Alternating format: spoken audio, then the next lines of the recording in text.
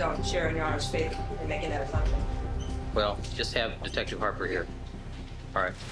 As to this case, we're in recess until 8:30 a.m. Monday. All right, we'll reconvene court at 1:30 on the sentencing matter. And you placed it on this table, is that correct? That's correct, sir. All right. And then it was filmed then by Mr. Ford, is that correct, sir? That's correct. And was also photographed by still photography also.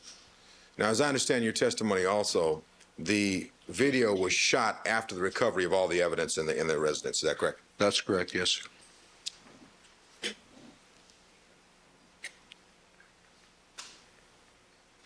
Now, did you make any notes, or do you have any police reports at all with reference to your receipt of the tape and placing it in your drawer and then later in the file cabinet? No, sir.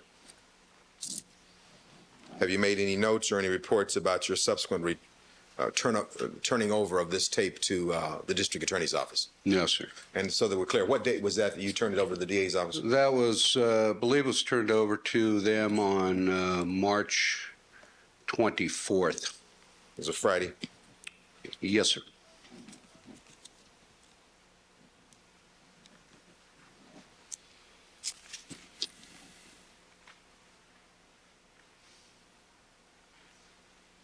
Very well, thank you very kindly. Ms. Lewis? Good morning, Detective Looper. Good morning. The glove that you recovered from the top drawer of that one of those chest of drawers in the defendant's, was that in the defendant's master bedroom walk-in closet? That's correct, yes, ma'am. And was that glove alone, or did it have a mate when you recovered it? It was a lone glove located in the left corner of the drawer. And is the fact that it was a lone glove what caused you to have some concern that it might match the other glove recovered on the property? Certainly was a consideration, yes, ma'am. Did you determine that that glove that, well, first the one that you recovered was a right-handed glove? Yes, ma'am. And you were aware that the glove recovered along the south pathway was also a right-handed glove? Or you No, I'm sorry. I'm sorry, I misspoke. You became aware of that after speaking to Detective Lang or Van Adder later on? That's correct, yes, ma'am.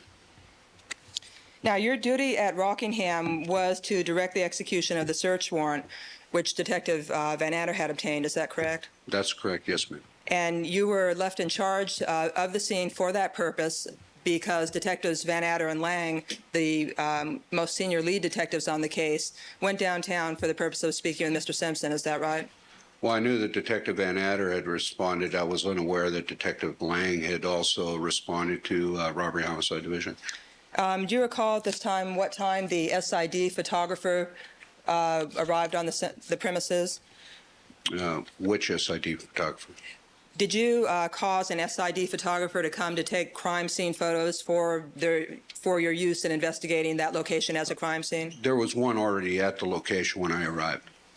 And do you know what time he or she had arrived? Without looking at the crime scene log, I couldn't be accurate, but it was in the morning sometime.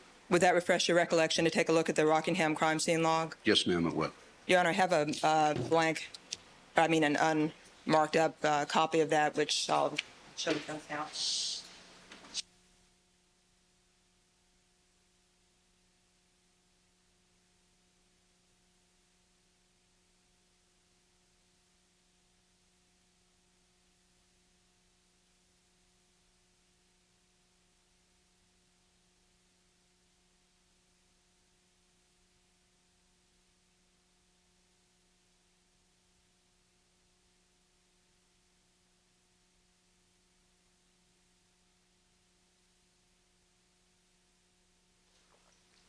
May this be marked, I'm not sure what exhibit number for purposes of For this the hearing. purposes of this motion, I guess the videotape is, 1068 defense.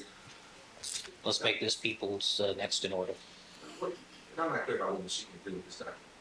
This is to refresh the recollection of the witness, is my understanding. Yes. As to the timing of when certain personnel arrived at the scene. Well, Your Honor, the problem is that he wasn't there. I'm not clear of his document. He's leaving the document for the first recollection. But he was there, was my understanding. Well, depends on what time. Which witness? Well, let's see that. And people's next in order would be, 158. I'm sorry, 1058? 158. People's 158. Excuse me. Detective Looper, what time did you personally arrive at that Rockingham location? Arrived about 12:10, 12:15 in the afternoon on the 13th. And you indicated that the SID photographer had indeed arrived prior to your arrival. That's correct, yes, ma'am. Now, how were you in the presence of the SID photographer when that photographer was taking photos at the scene? On the exterior shots, no. On the interior shots, yes.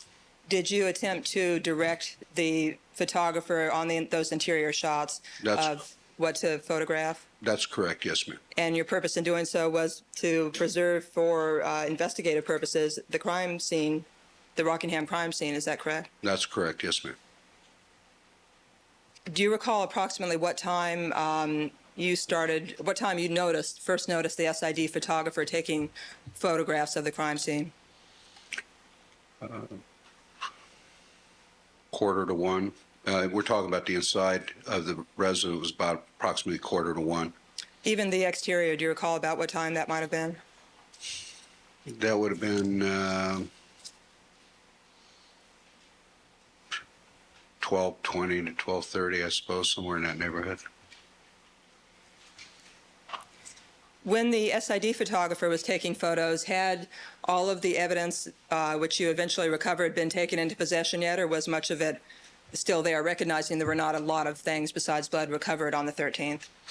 The purpose of the initial photographs was to record it as we found it.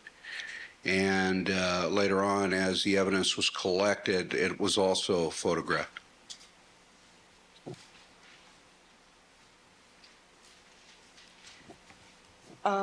Do we have Defense 1068, the videotape?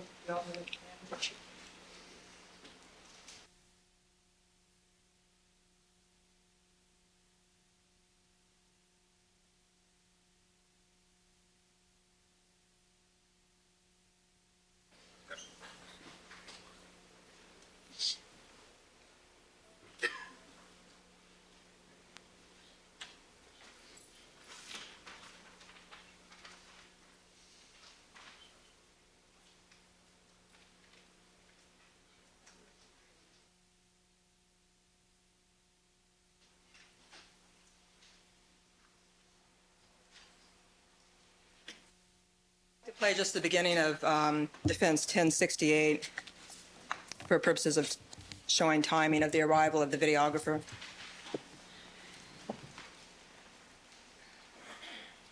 I tell you what, could you Tape. stop it and rewind it?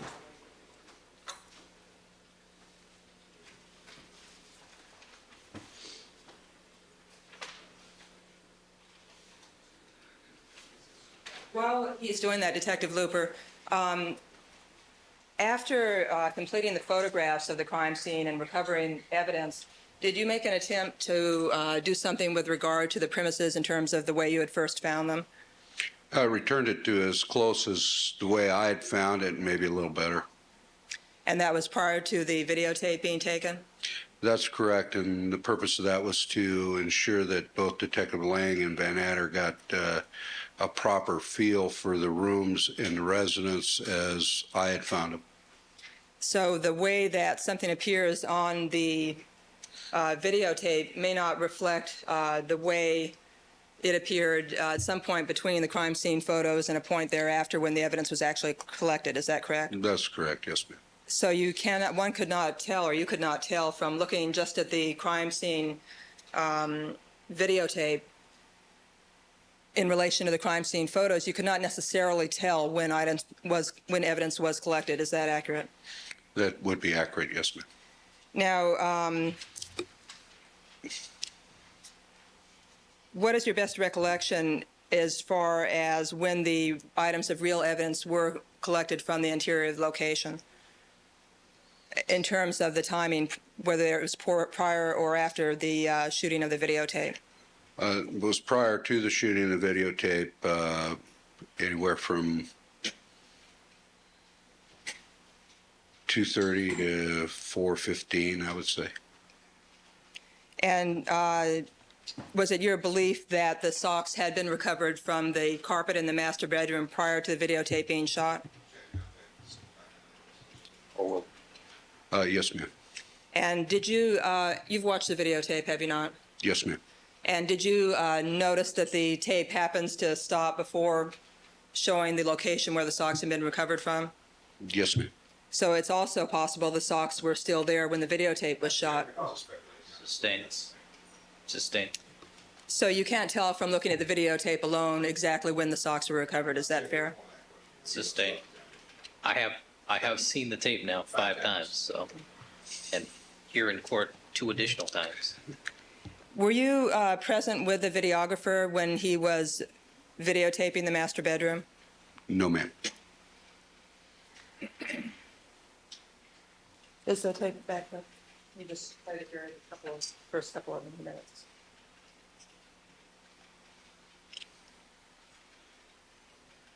All right, you notice, Detective Looper, as the tape is flowing, that shows 211 on the, apparently on the equipment itself. Yes, ma'am. And is that the arrival of Mr. Atkins, who testified earlier at the scene? Does it appear to be that? It would appear to be that, yes, ma'am. And that's Detective Jim Harper, who was shown just with greeting him? Yes, ma'am. All right, you can stop it now, please. And the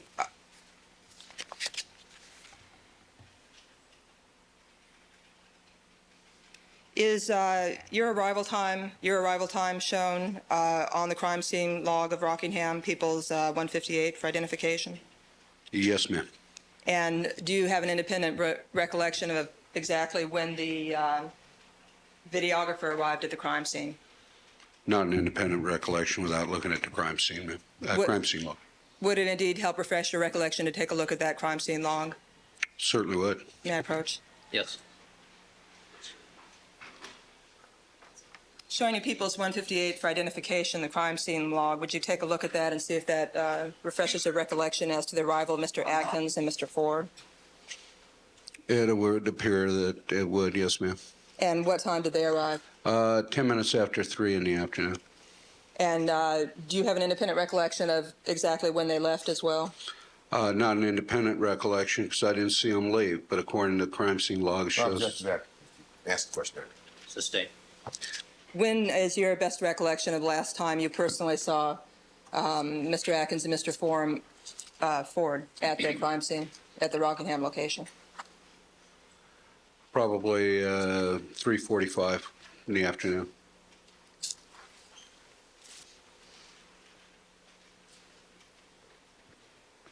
During the time that the video was being shot, was either Detective Lang or Detective Phillips there? No. Do you recall what time, do you have an independent recollection of what time Detective Lang and or Detective Phillips arrived at the, I'm sorry, Detective Van Atter arrived at the Rockingham location? They arrived approximately 10 minutes after 5, 20 minutes after 5, right in that neighborhood.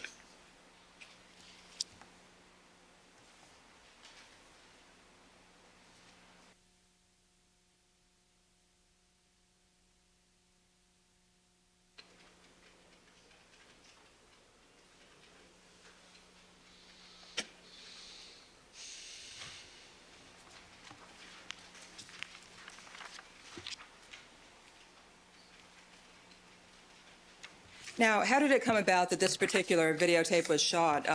You were in charge of the search warrant execution there at the crime scene. Did someone give you that idea at some point in time?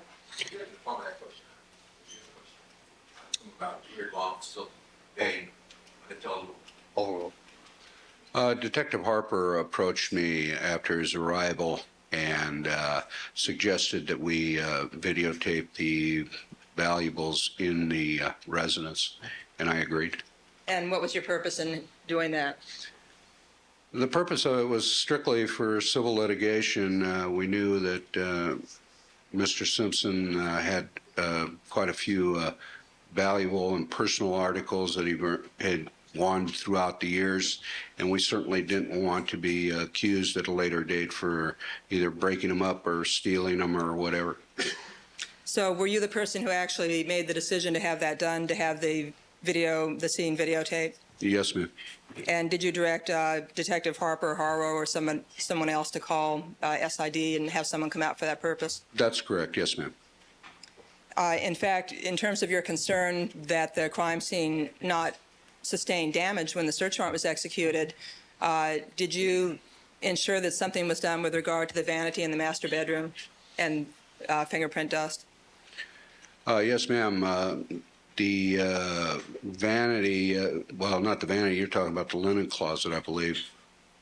Was there a location where newspapers were placed to ensure that the dust did not hurt the carpeting? Yes, ma'am. There's a linen closet or a cabinet at the top of the stairs that prior to being fingerprinted, I requested that newspaper be put on the ground so as not to damage the carpet. You've reviewed all of the crime scene photographs from Rockingham, Yes, ma'am, I have. and of course, you've also seen the videotape, as you told us. Is that right? Yes, ma'am. Is there anything shown on the videotape, any area, as best you can recall, that's not also shown on the photographs themselves? Yes, ma'am. And what area is that? That would have been the linen closet area at the top of the stairs. The one you just described? Yes, ma'am. And did that linen closet turn out to have any particular evidentiary significance? Had no evidentiary significance at the time, no, ma'am. Nothing was recovered from that closet? No prints were recovered, no scientific evidence was recovered, nothing. After the videotape was completed, was there a time when you personally obtained possession of it again? Or I should say for the first time, when you personally got the tape? I got it on the 14th in the morning. June? Yes, ma'am, June '94. Do you recall from whom you received it? I received it from Detective Harrell. And where were you at that time? I was in my office at Parker Center. And what did you do with the tape? Went upstairs to the electronics section, viewed it, and returned down to the office to prepare my employee report regarding the search. And I was informed that it wasn't necessary based on the fact that the captain had been at the scene. Was it necessary to do an employee report of the existence of the videotape? No, and a employee report regarding the execution of the warrant and how the premises were before we arrived, as well as how they were left. You indicated the captain, is that Captain Gartland? That's correct, yes, ma'am. You indicated he had been at the scene? Yes, ma'am. A couple of minutes ago, you informed defense counsel that there were 5 detectives at the scene, to the best of your recollection. Do you recall when Captain Gartland was there? He was there after I left, and I believe counsel was making reference to who was present during the taping of the residence. Now, where did you place the videotape after taking possession of it on the 14th? I put it in my desk drawer. And did there come a point in time when you moved it to the room at RHD, which was set aside for the Simpson case? Yes, ma'am. Where inside that room did you place it? It was placed in a filing cabinet, a locking file cabinet, along with several notebooks that I had in my possession. Have you been primarily involved, since that time of the execution of that search warrant, primarily involved with a certain aspect of the investigation of clues and other items related to this case? Yes, ma'am, I am. And what area of the investigation has been the focus of your involvement? Chicago. And have you made several or numerous trips to Chicago over the course of the last several months? It's vague. Roughly how many times have you been to Chicago as part of the investigation in this case? I've been there 4 times. And in addition to the Simpson case, have you had other murder cases which you've been responsible for investigating and solving? Yes, ma'am, I have 4 others. And in terms of when the murders occurred, how many of those did the murders occur prior to the murders here on June 12th? All but 1. So 3 of the 4 were murder cases which came into existence after the murders in this case. Is that No. right? The other way around. Okay, so 3 of the murders occurred, and then 1 came into existence, or 1 murder occurred, I should say, after the murders in this case. That's right, yes, ma'am. And have any of those 4 cases been completed in terms of through conviction or acquittal or some final disposition? Sustained. Your Honor, it just goes to show that he was. Sustained. So you have, is it fair to say that you've been working very hard, not only on the Simpson case, but on other murder cases as well? Yes, ma'am. Did there come a point in time when you recalled the existence of the administrative civil liability videotape? Or well, I'll decide what it is. Yes, ma'am. And I think you told us Friday, under Mr. Cochran's questioning, that Detective Van Adder alerted you that you would be testifying with regard to the search in this case. Is that right? Yes, ma'am. And subsequent to that, you started to think of crime scene photos and anything else that might be around in that regard. Is that correct?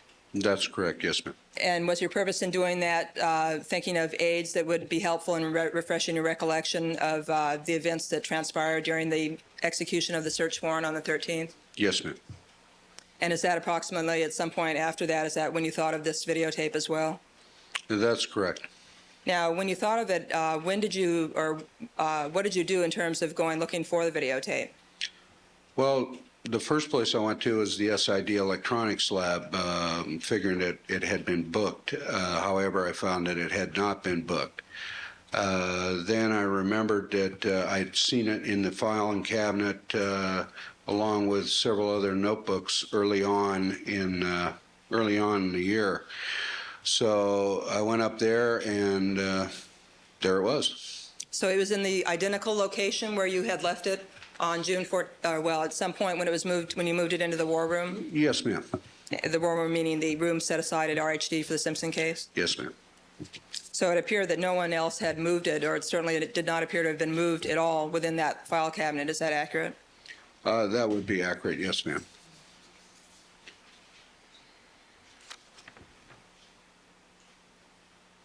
How was this tape marked? It was marked with the standard label, just OJ Simpson's house.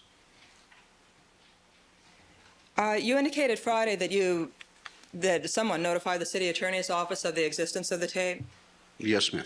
Did you do that yourself, or did someone else? That wasn't done by me, no, ma'am. Are you aware of what the purpose was in doing so? Not really. Oh, well, he said not really. Is the, I'm sure the court knows this, but for the record, is the city attorney's office, do the city attorneys represent the department when it's sued for things such as destruction of property during search warrants? That's right. Yes, ma'am. They're the department's lawyers, so to speak. Yes, Not just so ma'am. to speak, but they are. Yes, ma'am. May I have just a moment here? Certainly.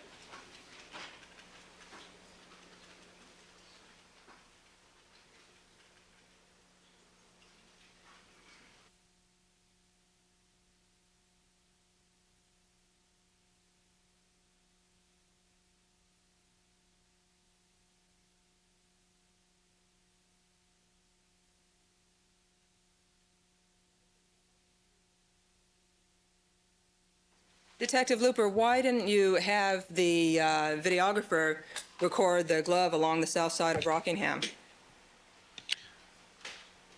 Well, the purpose of the tape was not to record where evidence was located. It wasn't a crime scene per se tape. Had it been, we would have been recording the inside of the Bronco and other areas, and just that wasn't the purpose of it.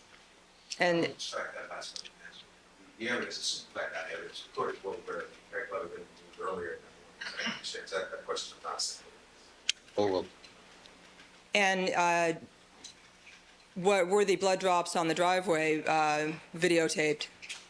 No, ma'am. Now, did you notice that apparently a couple of blood drops on the foyer of the interior of the house were videotaped? That's correct. Yes, ma'am. I saw that. And did you notice that the wood where those drops appear also appears to be light-colored wood? That's correct. Yes, ma'am. So those blood drops would represent, in addition to perhaps crime scene purposes, damage to the property, whether caused by LAPD or someone else, but they would represent some minor amount of damage. Is that correct? That's correct. Yes, ma'am. Thank you. I have no further questions.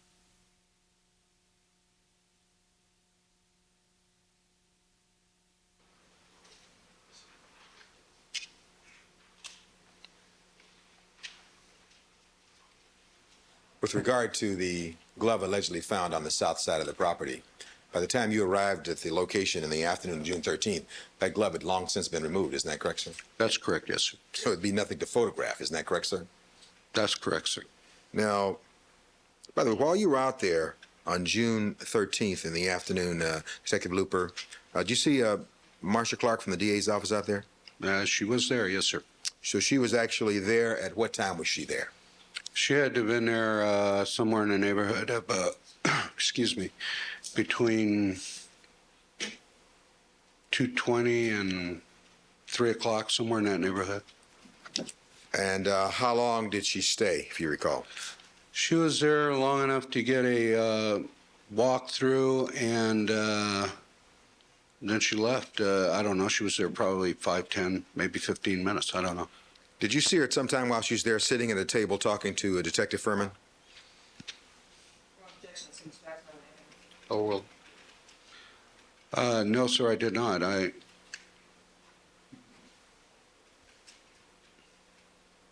You did not see her being briefed by Detective Furman at all? No, sir. Who gave her this walkthrough? I did.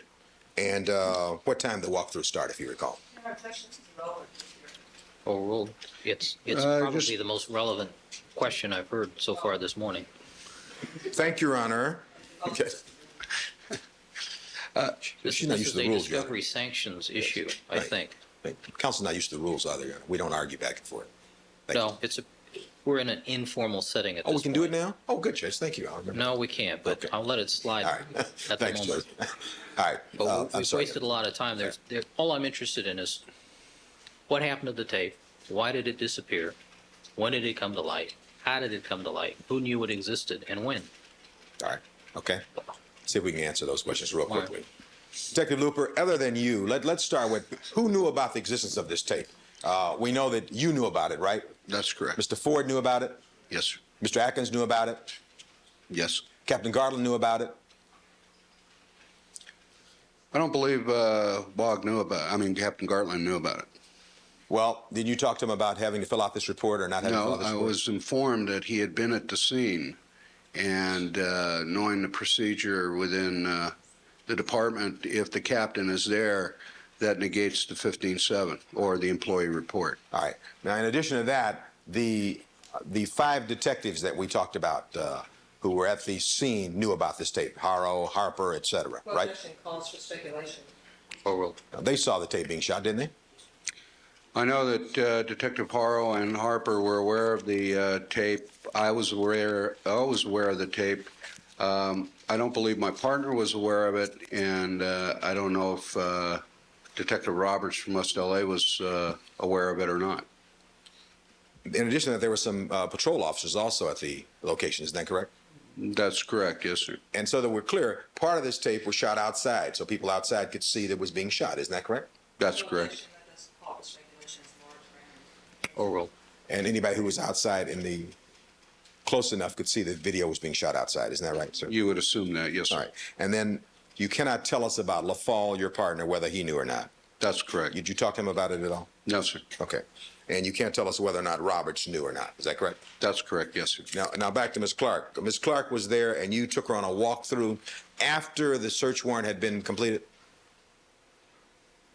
After the evidence had been located, yes, sir. Right. So the search warrant had been executed at this point. And you took her, tell the court briefly where you took her. You went through this walkthrough. I took her through the bottom location of the residence of the first floor to show where some of the presumptive tests I wanted done. Took her upstairs, showed her the linen closet, and showed her socks and the blood evidence that had been found in the bathroom. And took her, I think, to the side of the house, showed her a wire that I wanted checked, and what was in the trash can there by the entryway to the office. I believe it was an airline ticket. And then on the exterior, there was a bench seat right there by the front door that had a luggage tag thrown on one end of it. and that was also pointed out to her. Did you make a report of all of your observations with Ms. Clark? No, sir. You know, have you seen any report with reference to your taking her through the premises and noting these objects? No, sir. You never made a report like that, did you? No, sir. Did Marcia Clark sign in on the log when she came to that residence? You won't find her on that log, no, sir. Why won't we? Good question. I don't know. Well, was there any other log that she signed in on when she came there? To the Rockingham location? Yes, the Rockingham. No, sir, not that I'm aware of. So you have no reports which tell you exactly what time she got there. So you have to give us only your independent recollection. Is that correct? That's Without correct, yes, reports. sir. So you're not sure of the exact time she got there and the exact time she left, are you? I'm as sure as within 45 minutes of when she did arrive and when she might have left, based on the sign-out log of Bundy.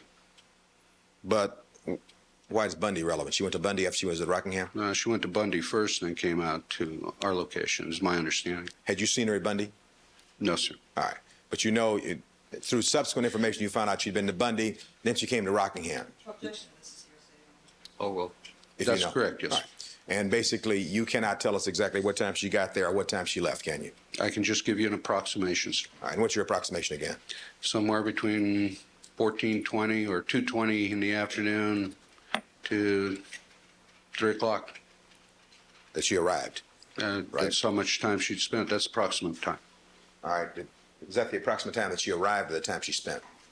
The entire time, when she's arrived, spent, and left, is just an approximation on my part. Was Ms. Clark accompanied by anyone else when she arrived there, sir? No, sir. She's by herself? That's correct, yes, sir. You didn't see any other deputy DAs there that time? No, sir. Did you see her talking with any other detectives other than yourself while she was there, Detective Looper? No. Now, you stayed until about 6:35 in the afternoon or evening, right? That's correct, yes, sir. Per the log. And you were still there when Lang and Van Adder came, isn't that correct? Yes, sir. And they came sometime after about 5:15 or 5:20, right? That's correct, yes, sir.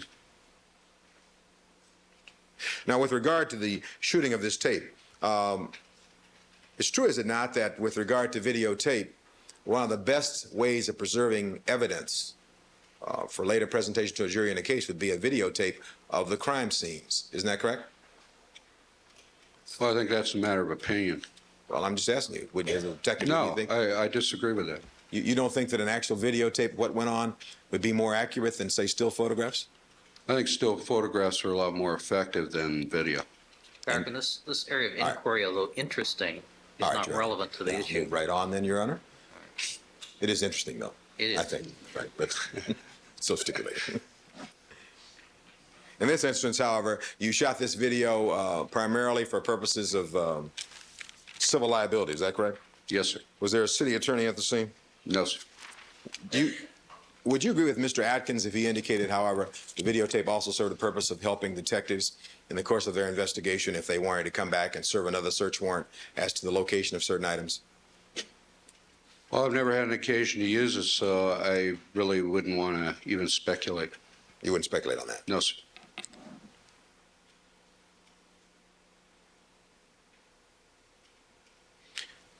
So that we're clear, you took Ms. Clark on a tour of the outside of the premises and the inside, is that correct? That's correct, yes, sir.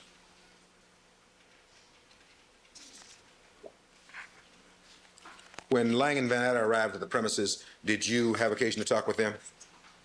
Yes, sir. And you and Detectives Lang and Van Adder all work out of robbery homicide, is that correct? That's correct, yes, sir. Thank you, Your Honor. Briefly, Your Honor. Detective Looper, actually, at that point in time, your only purpose in having that videotape taken was for civil liability reasons. Isn't that true? Yes, ma'am. And your best recollection is that Marcia Clark left the premises at about 3 o'clock or by 3 o'clock within that time frame. That in that approximate time frame, yes, ma'am. And the videographer arrived at approximately, as we know from seeing the videotape, approximately 3:11 or so. Isn't that true? That's correct, yes, ma'am. Thank you. Thank you. All right, Detective Looper, thank you very much, sir. Mr. Cochran. I have one last question. Sure. You call.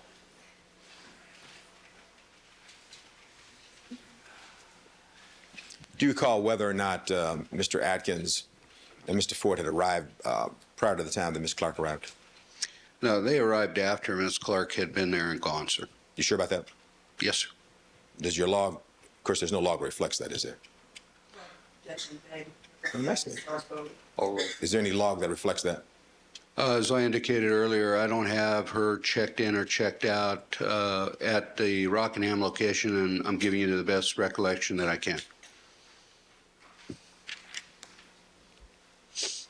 So one more question. So if you have them in at 3:10 in the afternoon, it's possible Ms. Clark may have been there as late as 3:10, isn't it? Well, I'm asking. It's possible, isn't it? No, because she wasn't there. She and I stuck together, excuse me, stuck together, poor use of the word. We were together through that time while she was there, and I did see her leave before they arrived on the scene, sir. All right, so you're sure about that, right? Yes, sir. All right, so when you told us that she came perhaps at 2:10, stayed till perhaps 3 o'clock or so, those were just estimates, weren't they? 2:20 to 3:10. That's my recollection, yes, sir. All right, but if you were to, you saw this log, and the log indicates they arrived by 3:10, isn't that correct? That's, Atkins and Ford. that's correct, yes, sir. All right, thank you. All right, Detective Looper, thank you very much. Your excuse, sir. You're welcome, sir. Mr. Cochran, any of the witnesses on this issue? All right.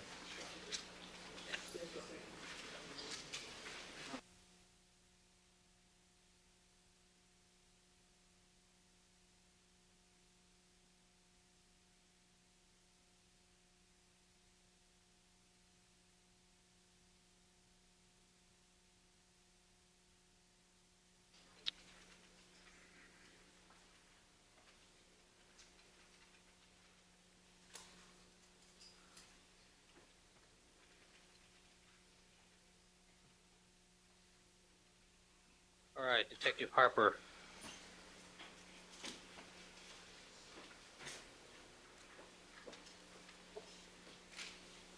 You do solemnly swear that the testimony you may give in the cause now pending before this court should be the truth, the whole truth, and nothing but the truth, so help you God. Please have a seat in the witness stand and state and spell your first and last name to the record. James Arthur Harper, Harper.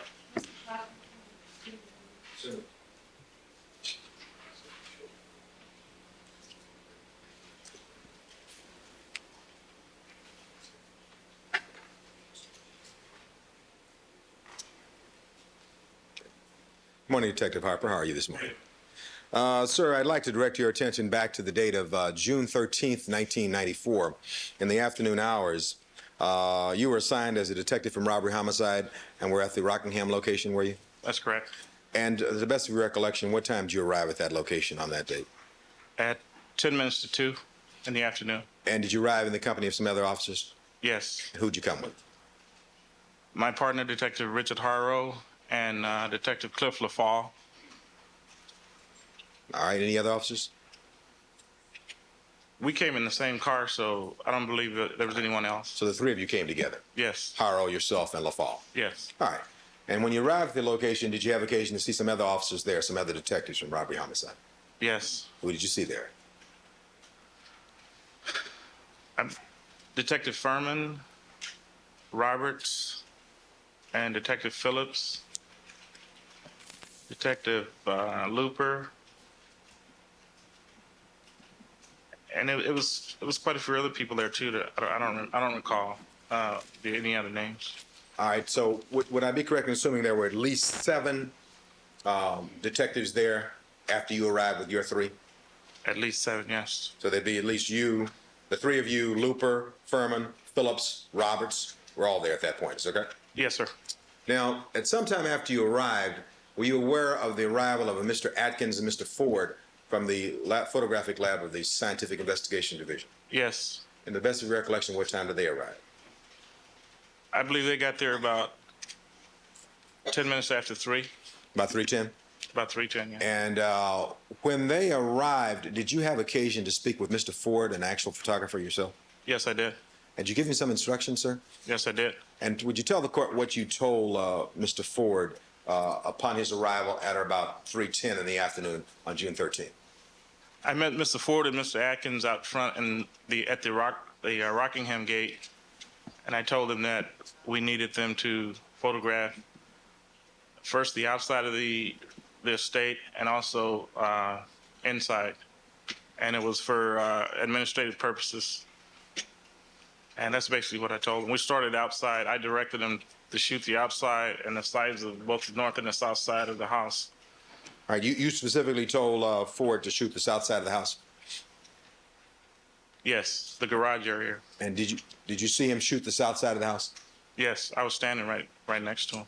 And that, as far as you know, that's on the video, the shooting of the south side of the Simpson residence. I believe so. And with regard to this administrative purposes that you spoke about, the police didn't do any damage to the outside of the house, did they? No. As you just had the outside of the house shot, though, is that correct? Yes. North and south sides? Yes. Do you know whether or not there's a walkway down the south side of the house? Was there any shots made of that particular part of the house? The walkway on the south side? I believe it was done from a distance, from the street, Okay. as he was walking toward. He was shooting as he was walking toward the house. Okay, and that was done by Ford. Yes. All right. And then, how long, if you know, did he spend shooting the exterior of the Rockingham residence? Probably. He was there a total of probably maybe an hour and 10 minutes, but I think it was only like 25 minutes of actual film from when I remember watching it. It was only like 25 minutes long. Is that 25 minutes of outside and interior? Or Yes, the whole shot. the whole thing? All right, now, while Mr. Ford was there and shooting, Marcia Clark came, did she not? I believe I remember seeing her there at some point. And you recall that while she was there, was Ford shooting video during that period of time? Do you recall? I don't recall if he was or not. All right, and tell us what time is your best recollection that Marcia Clark arrived on the scene? We got there at, like I said, we got there at 10 minutes to 2. We left at 4:30, I believe. So she got there sometime between that time. I don't recall. I just remember seeing her briefly. Between 1:50 and 4:30. Yes.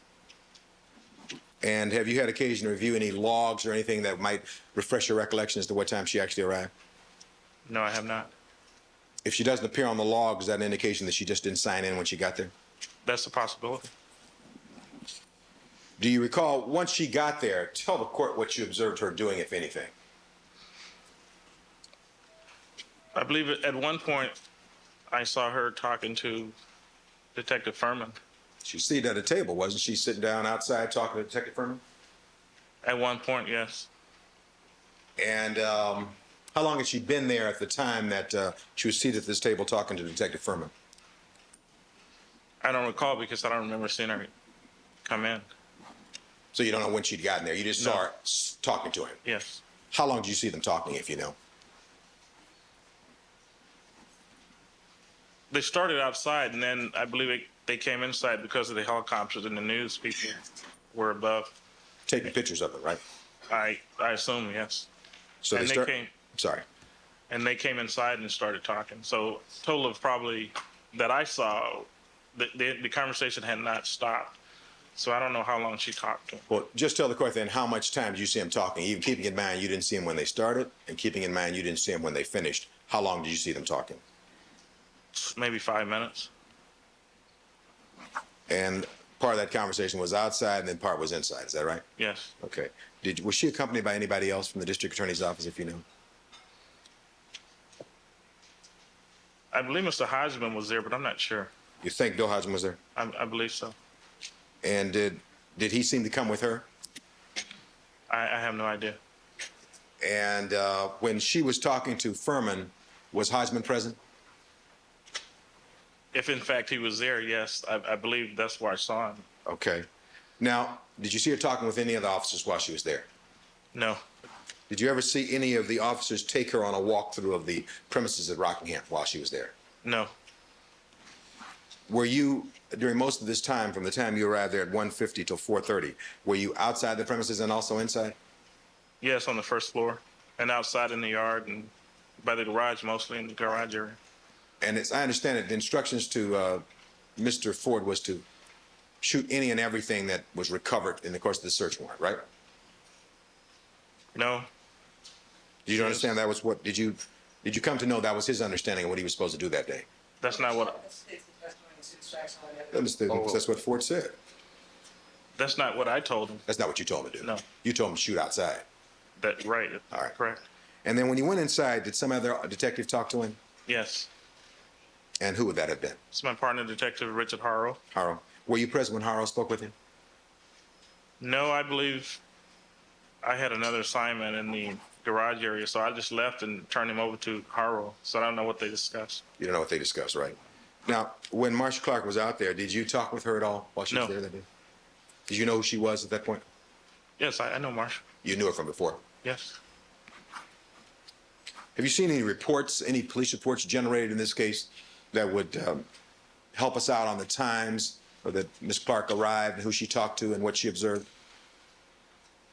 I have not personally, no.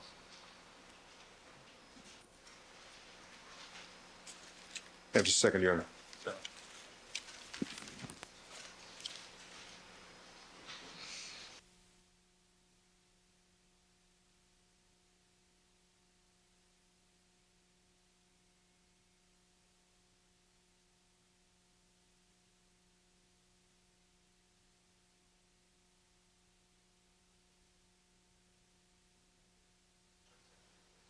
As I understand your testimony, Detective Harper, you never, while you were there, you don't recall seeing Marsha Clark leave the time she left.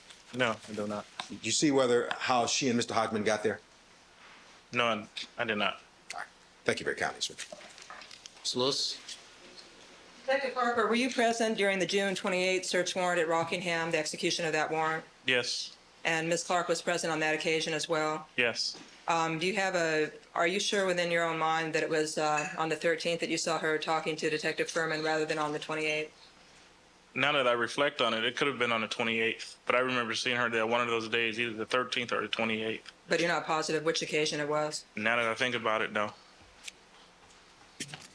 Your Honor, I believe the Bundy crime scene log has already been marked as an exhibit in this case. What is it?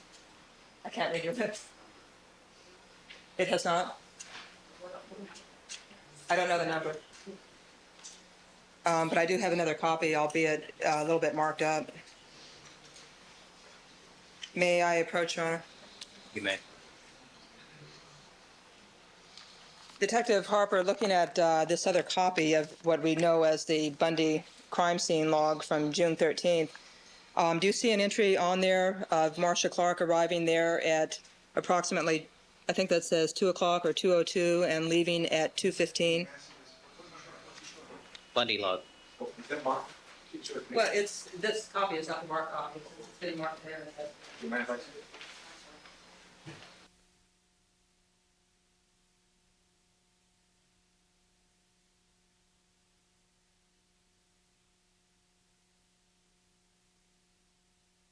It has the the court's copy.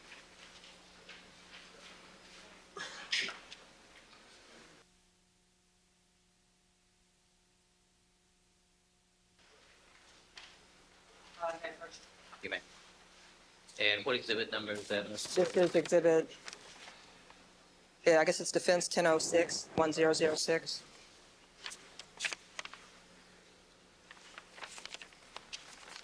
And showing you this one, Detective Harper, it shows the same as the copy I just showed you, that Ms. Clark arrived at Bundy at 2:02 and left Bundy at 2:15. Is that Bundy or Rockingham? Bundy. I was never. That's what this shows, though, right? Yes, it does, but I was never at that. The record speaks for itself. It doesn't help you step there. All right, I already have it here. Yeah, the court has heard previous testimony with regard to the Bundy crime scene log, so I'd ask the court to consider that evidence in conjunction with this hearing as well. All right. And to your knowledge, is it approximately a 5-minute drive from Bundy to Rockingham? That's correct. All right. I already have it here. Yeah, I already have it here. Okay, thank you. All right. I have it here. That's correct.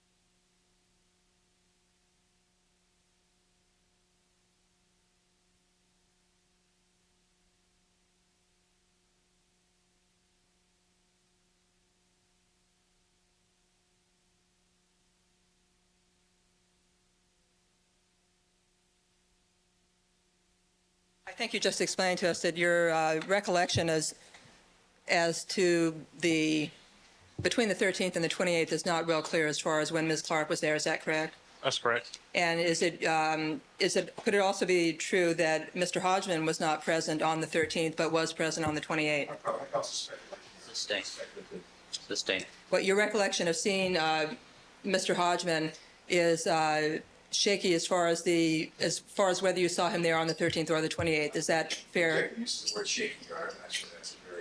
I understand what shaky means. I understand what it means. Is that a fair statement, Detective? Yes.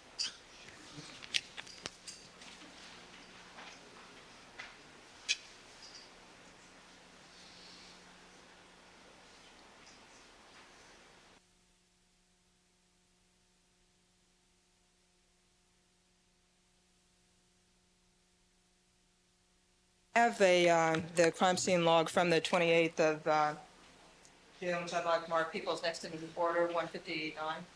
That's relevant to talk about 13. Overruled.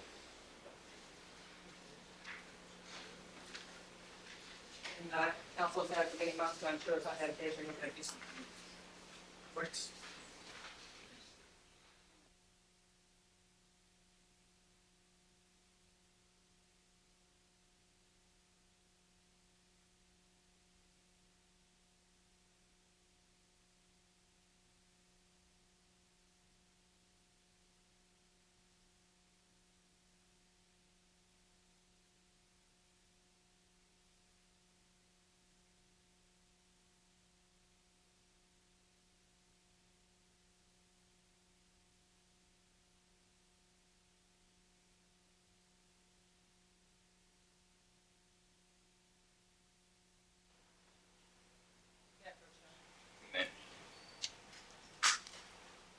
Detective Harper, showing you the log from Rockingham on June 28th. It shows your arrival time on here as 1500 hours or 3 o'clock in the afternoon. Is that an accurate assessment of the time that you arrived? Yes. And it shows you're leaving at 1816, I believe, which would be 6:16 p.m. Is that correct? Yes. And that's the time that you actually did leave on the 28th. Yes. So the time that you were there on the 13th roughly corresponds to the time you were there on the 28th in terms of both being in the afternoon hours. Is that correct? Yes. And could that be one cause for your lack of perfect recollection as far as what took place on which occasion, as far as who was present? That's true because I know I was there on both days and maybe I got them confused. So obviously I did. Thank you. No further questions. Just finally, as you sit here now, your best recollection is that Marsha Clark arrived sometime in the afternoon hours at the Rockingham residence. Is that correct? On June 13th. I'm not sure if it was the 13th or the 28th now that I think about it, but I know one of those days she was there, and it was in the afternoon after I got there. All right. So yeah. Before, on direct examination, you were fairly clear that she had arrived. You just weren't sure about Hodgman. Is that correct? That's correct. Because you remember that on the 13th, she had this conversation with Detective Furman. Remember that? Objection stays to the testimony. Overruled. Remember she talked to Furman on the 13th? If one of those days, either the 28th or the 13th, and I'm not sure which day. Was Furman there on the 28th? I believe so. I saw him both days that I was there, the 13th and the 28th. And was Roberts there on the 20th? You know? The 28th? Yes, sir. I'm not sure about that. At any rate, now I want you to think back so we can give the court your absolute best recollection. On the 13th, the day this video was shot, the day after these bodies were found, you recall that Miss Marsha Clark was there at the Rockingham location between 2:30 and 3 o'clock or so in the afternoon. Do you recall that? Objection.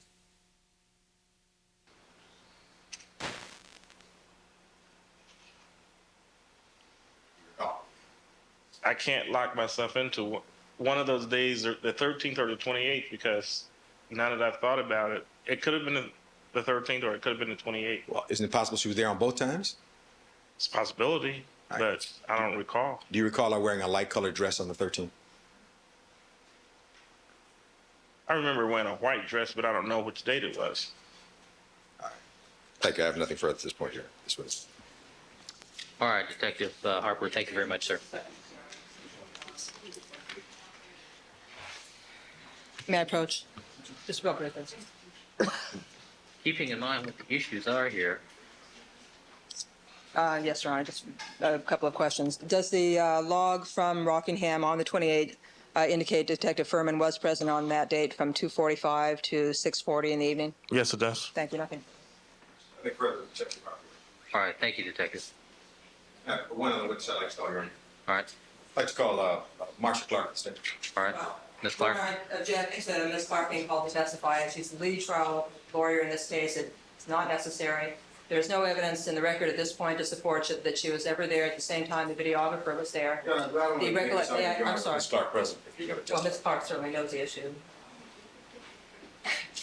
The testimony is that she left at approximately 2:50, I believe, or 2:50 or 3. No, I would object to her making the statement. Ms. Clark's going to be called. And the videographer arrived at about Object. 3:10. Noted. Overruled. All right, I don't need Ms. Clark's testimony as a witness. I simply need her statement to the court as to her recollection as when she was there, and more pertinently, when she found out this tape existed. And I accept that representation of any counsel here as officers of the court. I don't need it under oath from the witness stand. Good morning, Ms. Clark. Morning, brother. I thought I had a day off. Yes, I can tell the court exactly when I arrived at Rockingham. And I would like to address this statement to Mr. Levin as well. But I arrived at Rockingham at about 12:30 or 12:45. I had earlier spoken with Detective Van Adder, who indicated he was going to seek a search warrant. Is this the famous Harvey Levin miss time-stamped? Exactly, All right. exactly, Your Honor. And Detective Van Adder had briefly told me what he had in terms of probable cause. I said, it sounds like you've got it. He said he'd present it to the judge, and he asked me to meet him at Rockingham. I said, well, there's no point in my going out there until you have the warrant signed and delivered. Please let me know when that's done. He called and he told me that, and that was at about 10:45, I believe. I was working on another case, and I didn't leave the office till about 12. And I arrived, I believe, 12:30, 12:45 at Rockingham. I met Detective Looper there. There were very few people there. It was everything very quiet. And apparently the defendant had already come and gone by the time I got there. Detective Looper walked me around a little bit. I think Detective Roberts did. I think Detective Furman did. On the 13th, I never sat outside at a table with anybody. I was there briefly. I made requests of them concerning what to photograph and in what sequence, and these are still photographs, in what sequence to photograph so that it would be understandable and clear, and asked them to make sure that they picked up certain items in the search. And he indicated to me, Detective Looper, that there was no search team available at the time. They were in a holding pattern for a while. I had other work to do, so I didn't wait for the search team, and I left Rockingham at about 5 minutes to 2. I had to go back down to the 10 freeway going east, so I took Bundy down, and the crime scene was on my way. And as is my habit, I always visit crime scenes to get a feeling for the spatial connections of everything and the dimensions. And I stopped by Bundy on my way back to the office at about 2 o'clock. I met with the officer who had the perimeter at that time. I don't remember his name, but the tape was still up. And he indicated no one was allowed inside, and I said, fine. And I left very shortly thereafter. And I think the crime scene log reflects that I left Bundy. I was at Bundy from 2 to 2:15, that's correct. And I left Bundy at least at 2:15, if not 2:10. Went back to the office. At no time did I see a videographer present at Rockingham. I could assure the court that if I had, I would have been delighted, and I would have asked them to do one at Bundy as well. But I didn't know they were doing that.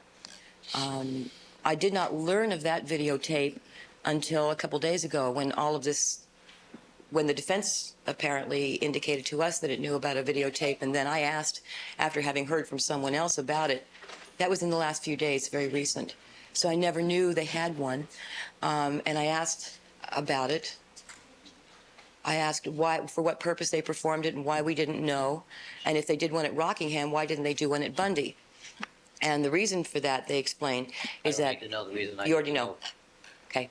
So I learned it was for administrative purposes, and that's all I knew. So I went to Rockingham first, and then I went to Bundy, and the crime scene log shows when I was at Bundy and indicates very clearly that I was not around when the videographer was there.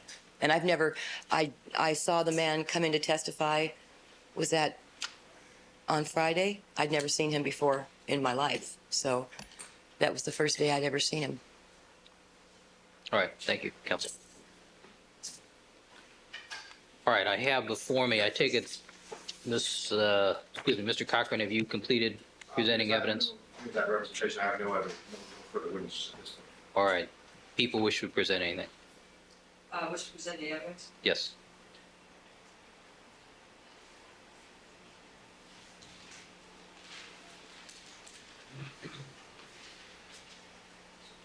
No, Your Honor. All right, I have before me a defendant's request for sanctions, and including monetary sanctions and instructions to the jury. I'll hear argument. Your Honor, I do want to make note that I just received this at 8:45 this morning. I barely had time for me to go along and confer with other counsel on the case in terms of responding to this. I would request an opportunity to respond. I have no I mean, it's objection. a period of time during which to confer with my colleague before responding. I have no objection. It was filed this morning. All right.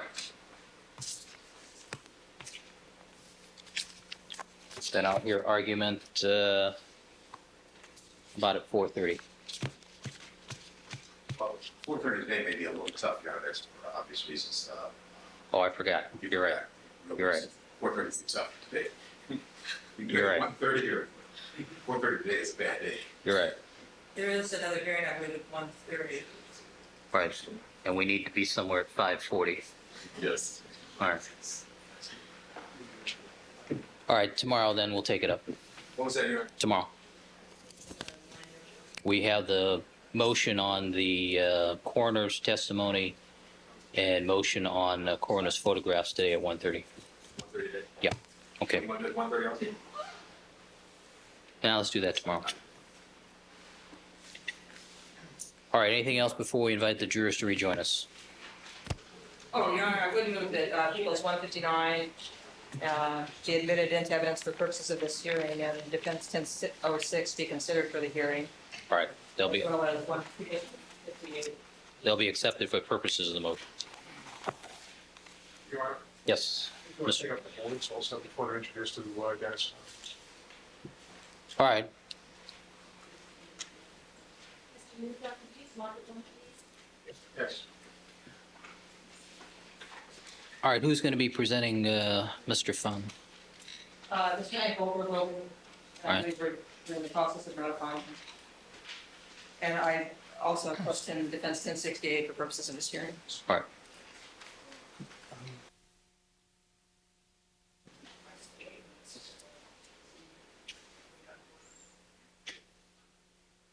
They're in their wards are on their way out. What's the ETA? With the time the elevators take, which can be 5, 6, 7, 8 minutes. All right, Madam Reporter, do we need to change? All right, let's change court reporters, and we'll start with the boards.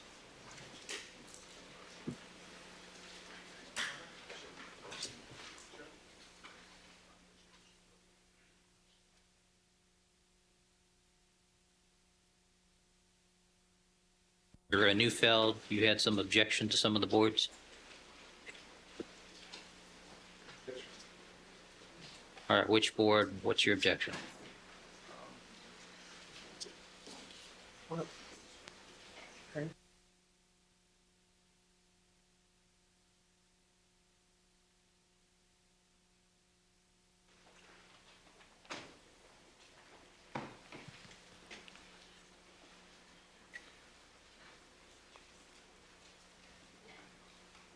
Your Honor, as you may recall, there was a ruling by Your Honor that the luminol testing and other presumptive tests would not be admissible as evidence for the presence of blood in this case.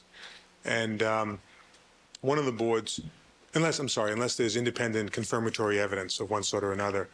One of the boards depicts Mr. Fung standing next to a drain in a sink, holding up a Q-tip with a pink color on it to suggest that this was a positive result from a phenolphthalein test, the presence of blood. Number one, there was no confirmatory test on either of those items. Number two, as it's been already brought out to the court, and I think was the basis for the court's ruling, there are many other things which could test positive on those circumstances, particularly for the two drains, Your Honor. There is a vast body of literature which suggests that just normal bacteria and other microorganisms, the kinds of things that collect in wet drains and damp drains, would test positive. And it just has no basis being introduced or brought into this case at this time. The correct procedure would have been to take the contents out of those drains and bring them back to the laboratory and do some kind of test to confirm the presence of blood or to reject the presence of blood. And to our knowledge, that was never done. And I believe a lot of this you already know about from your initial ruling. So I would simply ask the court to instruct the people to remove those two photographs from the board. Those are your objections? Well, as to that one board, yes. All right. Which board is that?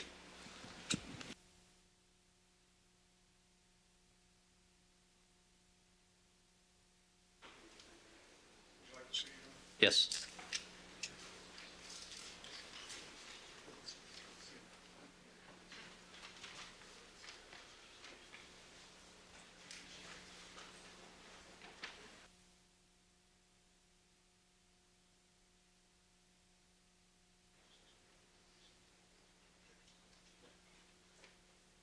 Somebody want to give Mr. Fairtlow a hand here so we don't waste all our time?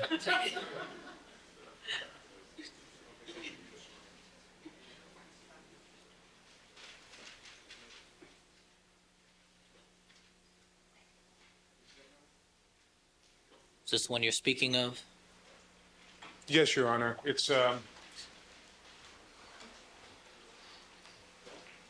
photograph here. Doesn't have a number on the photograph, so I can't say it directly, but it's in the lower right-hand corner, and it's he's holding up a Q-tip next to a drain in the sink. I'd also point out, Your Honor, that the Q-tip itself has a reddish color, which would suggest blood, but it's not. The reddish color is the chemical reaction from the hydrogen peroxides. So it's even more prejudicial for that reason as well, Your Honor. So it's the drain shot here, and then it's a second drain shot. As you can see in the lower, there's two drain shots actually in the lower left-hand corner. And I would ask that all three of those be taken out. Number 14, which is straight down at the bottom of the diagram, is in a different category because in 14 they actually did do follow-up testing at the laboratory, and so I think number 14 would fit within your Honor's exception, but the drain pictures do not. All right. Mr. Goldberg?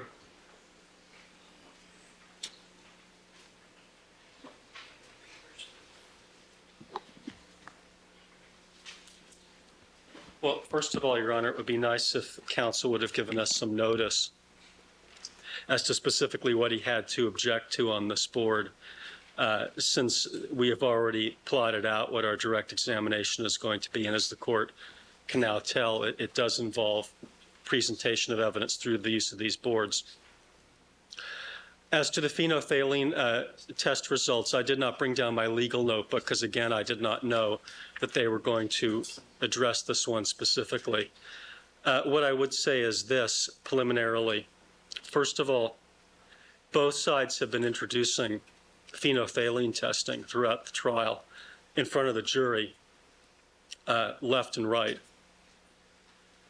I'd point that out to the court, and that's why we are a little bit surprised by counsel's now objecting to it when I think both sides elicited that kind of evidence from the detectives.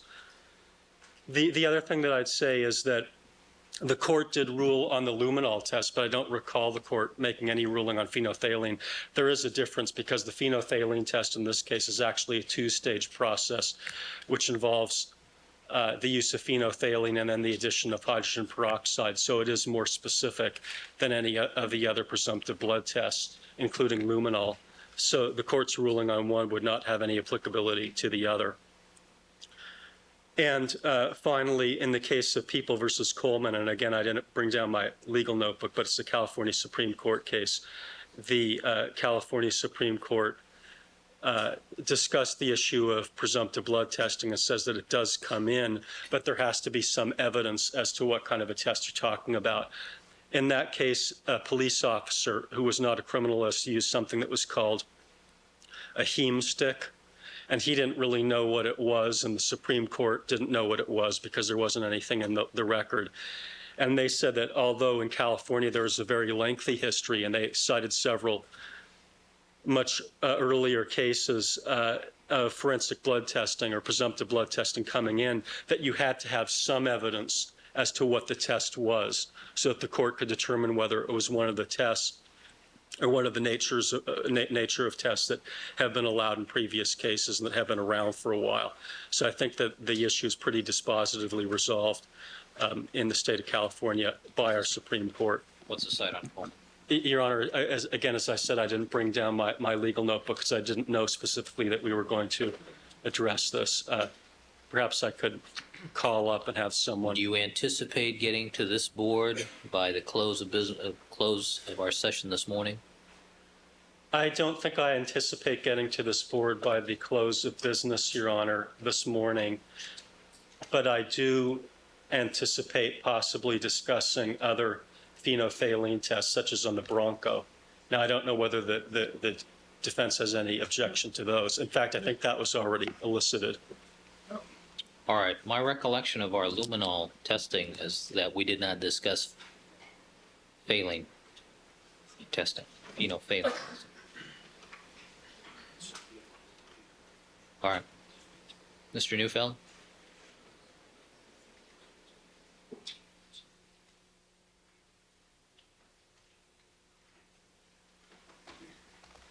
Your Honor, we're not opposed to a reference to the fact that phenolphthalein testing was done. We're opposed to them introducing any of the results of that phenolphthalein testing. That's the difference here. To simply say that they tested various items, I mean, that goes without saying. That's one of the things they did. I don't understand the gentleman's point on the issue of the power of this presumptive test. It is widely known in the literature that this particular test is no more powerful or sensitive because it's a two-stage test. That's just the nature of the test, that the second thing you do is subject it to hydrogen peroxide to get a reaction. There is literature that not only talks about the presence of bacteria readily setting off a positive result, which is why most practitioners would never dare to use it in connection with a drain. But more importantly, Your Honor, there is additional literature which suggests that copper pipes, for instance, will give you that same kind of positive hit. It's very different to use a phenotest with drains and drain pipes than it is to use it with the wooden floor, for instance. We don't have that same risk involved, where you see the small reddish smear that you see in number 14. We don't have that situation here. My recollection was, and I'll have to check with the transcript, but that Your Honor did rule on the pheno test as well as the luminol test. And I may be mistaken about that, but that's the information I had before I stood up this morning. All right. That does not comport with my recollection. However, my recollection could be inaccurate on that. But since Mr. Goldberg indicates that he won't get to that by the noon hour, we'll have the opportunity to check. All right. Mr. Goldberg, I'm going to direct you not to use this board until we have had the opportunity to resolve both the record and checking the Coleman case. And Mrs. Robertson, would you ask one of the law clerks to locate the Coleman case for me, please? All right. You are also shown another board dealing with serology results. And not to waste the court's time at this point, if Mr. Goldberg can assure us that we're not going to get to the serology result board this morning, I can take that up later also. There are a variety of problems with certain specific results, and more broadly with the fact that he includes in the board inconclusive results. And since I've been practicing law, I've never seen a scientist report out results that he or she themselves deemed inconclusive. In fact, even in the reports in this case, technicians such as Yamauchi, for instance, will say, since the results were inconclusive, I will not make a statement about them in his reports. Yet on their board, they'll say things like inconclusive and then have in parentheses what the tentative results were. And I don't believe that tentative results, which are inconclusive to the technician, should see the light of day in a courtroom in front of the jury. All right, Mr. Goldberg. Which board is this? They're bringing it out now. It's called the Sorority One of the- results. All right.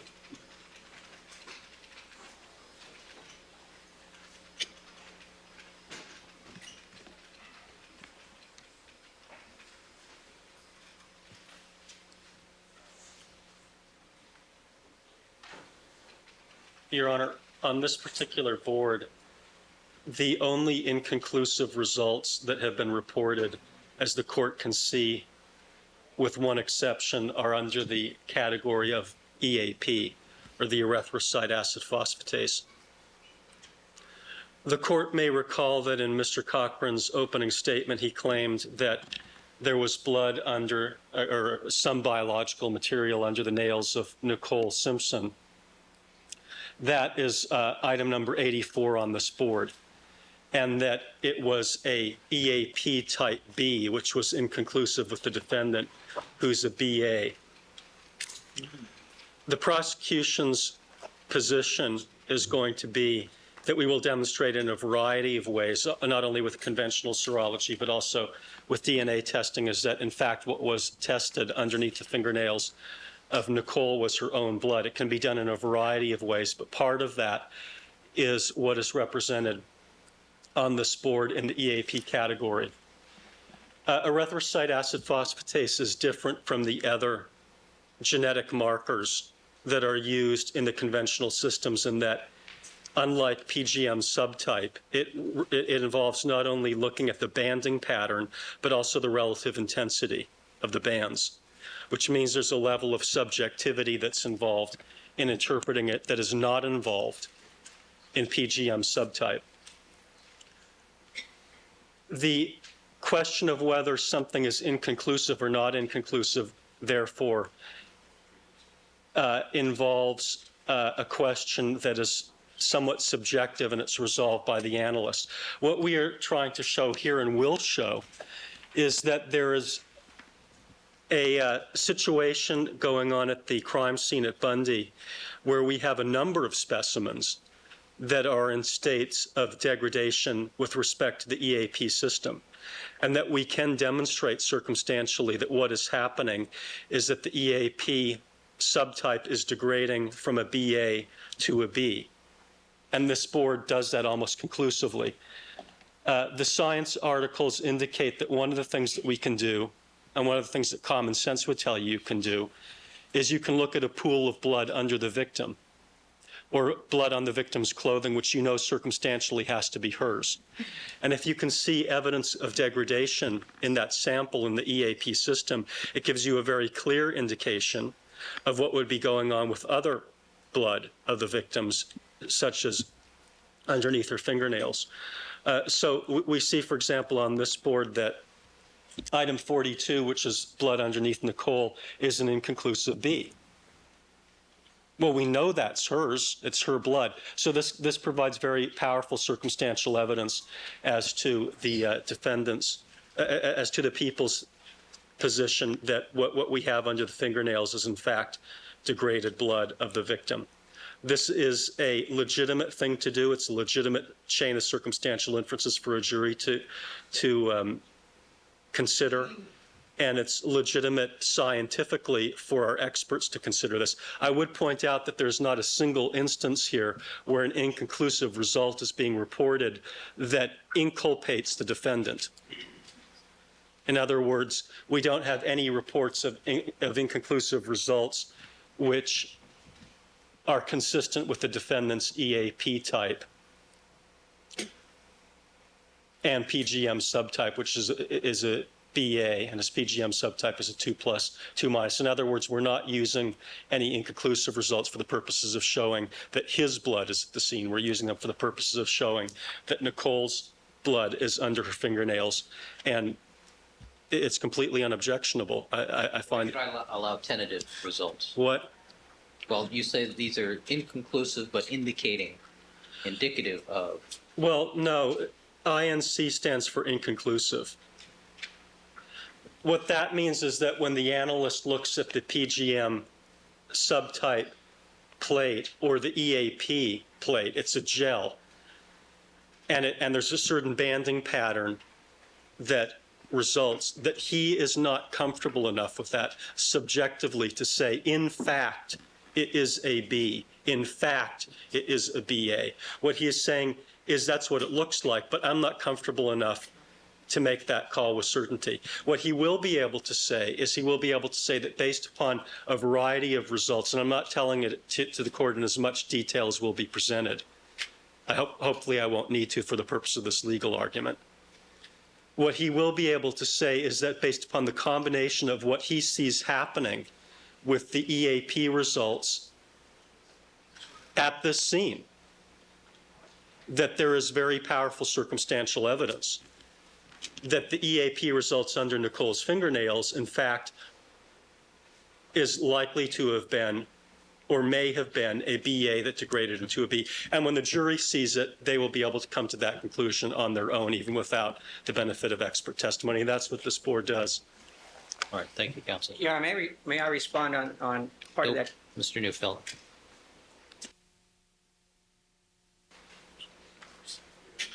Your Honor, one second. He's missing a fundamental point here, and the fundamental point is that scientists do not make a habit. In fact, they never report out in a court of law, and I'm sure this is your own experience as well, on results that they can't stand behind. Period. Whether it's to some degree of reasonable scientific certainty or some other comparable standard, they don't report out items which to themselves are inconclusive. It's not a question of even being tentative. Let me give you just as an example. I'll just pass up. Mr. Neufeld, but let's talk about the specific here. Don't we have a problem created by the fact that in the defense opening argument, this particular piece of evidence was argued to be something,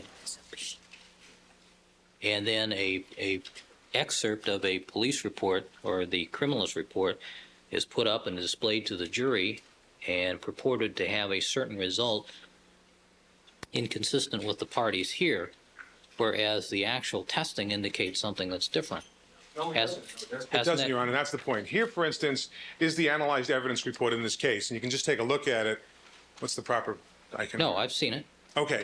And what it says is that the serologists themselves called the blood scrapings underneath her fingernails a B. Not an inconclusive, not a tentative, a B. Whereas all these other items, they didn't call at all. And they said, we will not make a statement on them because in our opinion, they are inconclusive. So there's a very significant distinction between the serologist's professional approach to calling the blood scrapings beneath her fingernails as a B and all these other characterizations which are inconclusive and for which the serologist did not want to make any call at all. But shouldn't the jury know that these items were tested and the results are these, they're inconclusive? Isn't the jury entitled to know that? Oh, the jury is entitled to know that they were inconclusive. I'm not disputing that. They can just say inconclusive. Our dispute, Your Honor, is a suggestion they were inconclusive but looks like an A, inconclusive but looks like a B, inconclusive but looks like a BA, as is reflected on that board. The fact that the examiner said it's inconclusive means that he or she is not willing to report out the actual result other than to say it's inconclusive. That's how scientists work. That's how technicians work. And this document belies that professional approach, which is used nationwide by all technicians and scientists who do this exact kind of testing. That's the difference. In fact, in the actual report here, they don't say it looks a little bit like a B or it looks a little bit like an AB on the inconclusives. They give no answer. They just say inconclusive. Whereas for the typing of Nicole Brown Simpson's fingernails, they say specifically and unequivocally at this point in this statement, it's a B. That's the difference. So we don't have a problem with them simply saying inconclusive. The problem is them trying to hook the inconclusive with a tentative result, when the scientists themselves would never do that and don't do that.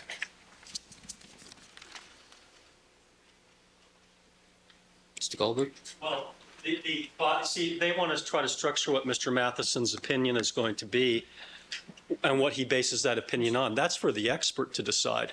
That's not really a legal issue. It is a scientific one. What they want, why are they so upset about this? Because this almost conclusively proves that our theory is right and theirs is wrong. Because the mere fact that these are inconclusive Bs or BAs shows that there is degradation, which is the very thing that we want to show. So saying it's inconclusive, that doesn't show anything. It doesn't demonstrate. When do you plan on using this?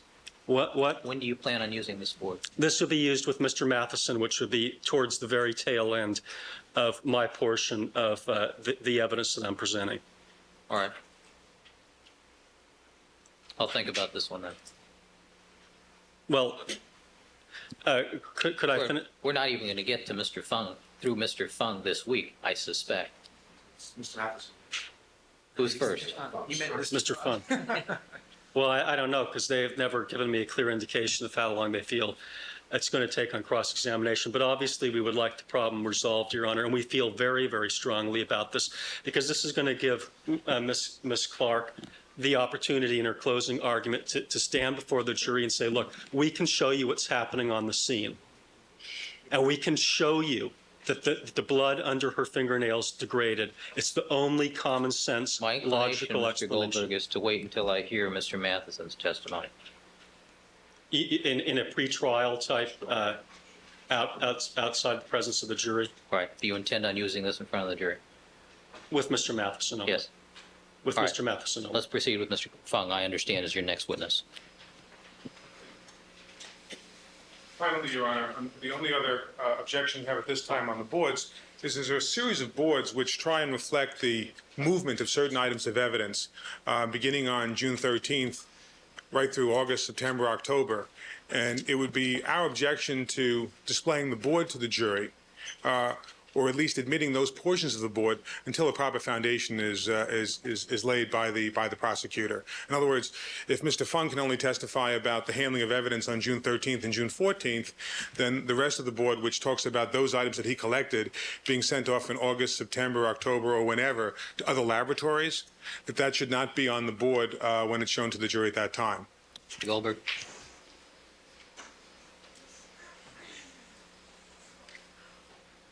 I don't understand the legal basis of the objection. Is this like the peekaboo rule in the evidence code? Your Honor, perhaps we can show the court the board that counsel is referring to. There is absolutely nothing that is remotely prejudicial, or for that matter, even terribly interesting about these boards. It is simply a way of being able to establish something that would otherwise be extremely tedious, boring, and time-consuming, and this way is only going to be slightly tedious, boring, and time-consuming. And that is when the evidence came in and when it went out. And we just have photographs to depict all the evidence indicating its original packaging when it was received and the transmittal envelopes. All right, I'm looking at a large display board entitled LAPD Evidence Disposition Summary. This board is probably going to be testified to in part by a number of different witnesses, including Mr. Fung and Ms. Mazzola, who will be testifying mostly to the items or exclusively to the items in the left-hand side of the column next to their names. Then Mr. Matheson would be testifying to certain items. Mr. Yamauchi would be testifying to mostly the items in the cell marked DOJ and FBI columns, which were the ones that he prepared. And then subsequently, when the witnesses come in from those laboratories, they will be testifying off the board. So it's sort of a board that in order to lay the foundation for, there are a large number of people that have to do it. But I see no reason to cover up those parts that pertain only to the witness that is testifying at the given time while we do it. The jury can't even see what's on the other photographs. Mr. Goldberg is suggesting that there's a tedious exception to the hearsay rule. All we're simply saying is that under the laws of California, one has to lay a proper foundation before evidence can be introduced and exhibited to the jury. And obviously, Mr. Fung and Ms. Mazzola are not the witnesses who can lay the proper foundation, suggesting this continual chain of certain items to these other laboratories. As Your Honor is well aware, the defense is going to vigorously challenge the chain of custody in this case, has so in prior proceedings, and will continue to during this trial. And this exhibit makes it all seem like it happened in a very straightforward fashion, but obviously the initial witnesses are not competent to testify to the subsequent chain of custody and transfer of various items at a time and place where they weren't involved. All right, thank you, counsel. The objection is overruled. At this time, the prosecution can use this exhibit with the understanding that there'll be a motion to strike if they don't tie it all up at the end of the conclusion of the trial. Let me address one more issue, unless counsel had more questions on the police. No, he sat down, so I assume that means no. Okay. And also, before we start with this new phase, Mr. Shapiro and Ms. Clark, I would suggest that you reintroduce to the jury the new members of the teams, so to speak, sitting at counsel table so that they know who they are and what their purpose is for being here. All right. Mr. Goldberg. Thank you.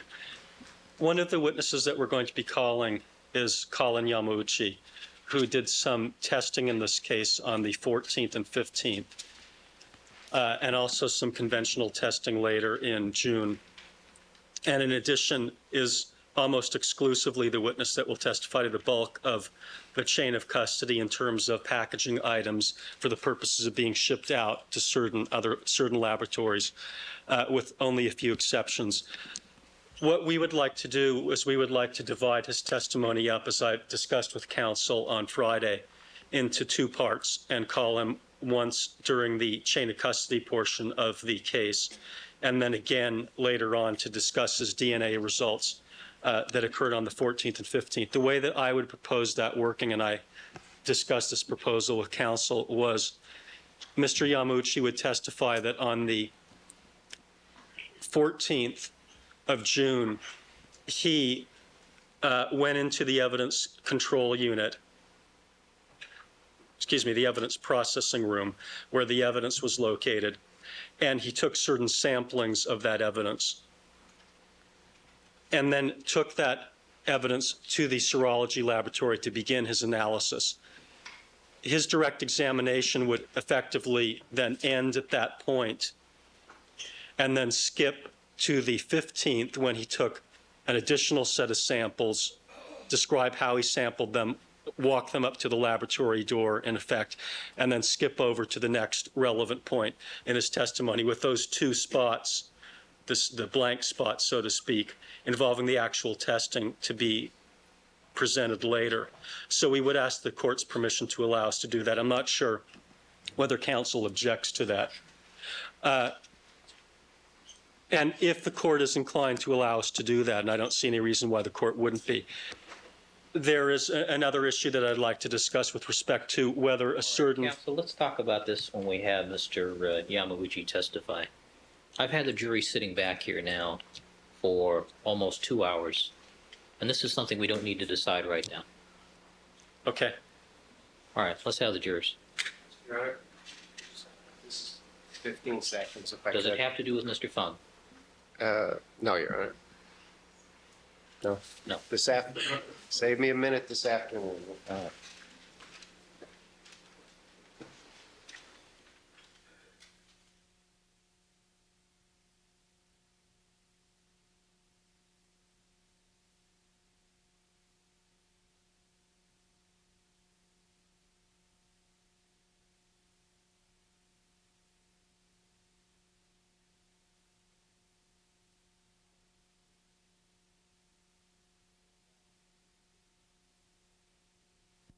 My apologies to you for having kept you so long. As I indicated to you last week, we are going to now change the focus of the case to the actual collection and testing of the evidence in this case.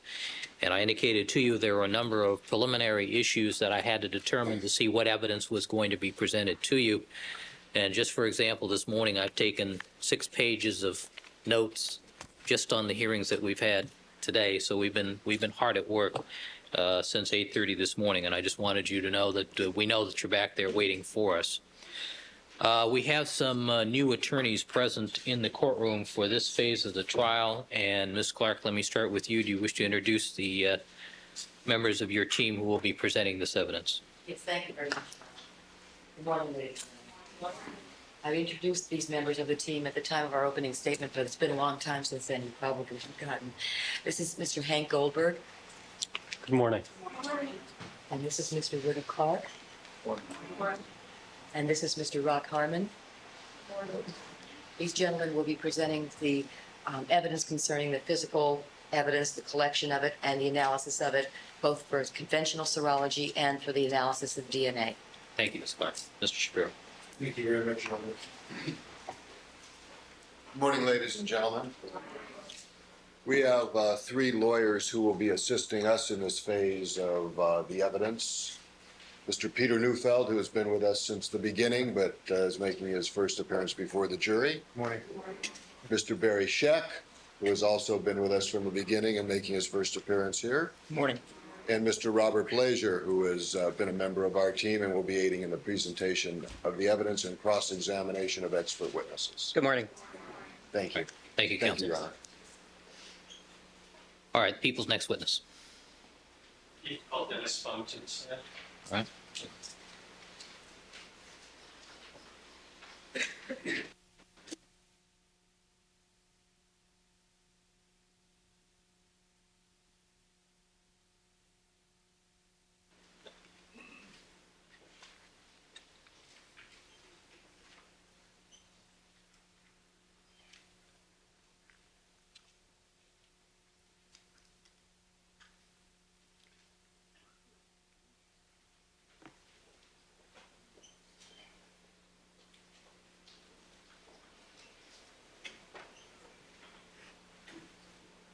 Raise your right hand, please. You do solemnly swear that the testimony you may give in the class now meeting before this court should be the truth, the whole truth, and nothing but the truth, so help you God? I do. Please have a seat in the witness stand and state and spell your first and last names for the record.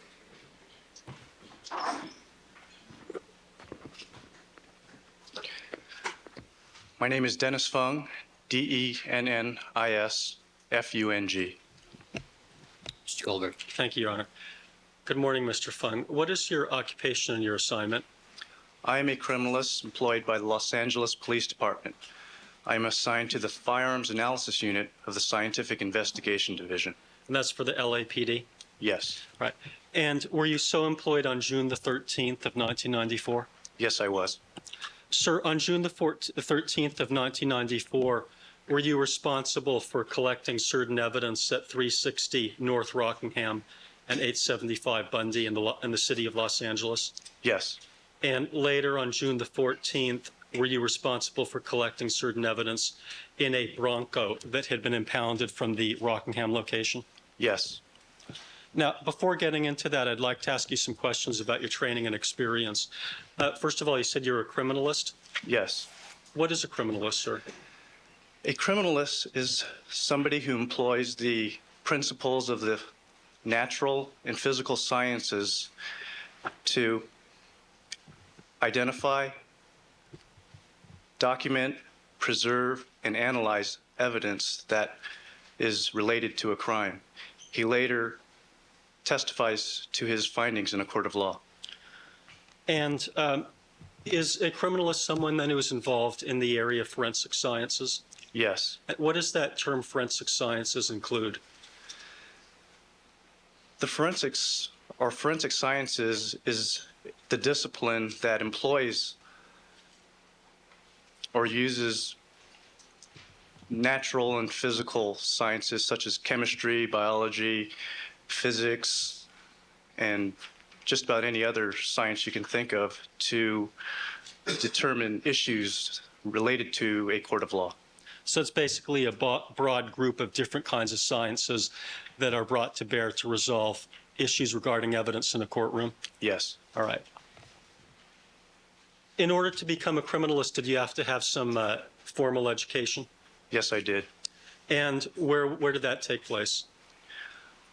I received a Bachelor of Science degree in criminalistics from the California State University at Long Beach. So that's a 4-year degree? Yes, it is. Okay, and did you receive any other bachelor's degree at the California State University, Long Beach? Yes, I did. I also received a Bachelor of Arts degree in chemistry from the California State University at Long Beach. And when was that? That was in 1985. When you were going through college, particularly during the criminalistics portion of your formal education, did you process mock crime scenes? Yes, I did. All right. And while you were going to college, did you have any internship that you went through? Yes, I did an internship at the Orange County Sheriff's Office Crime Lab. Approximately when was that?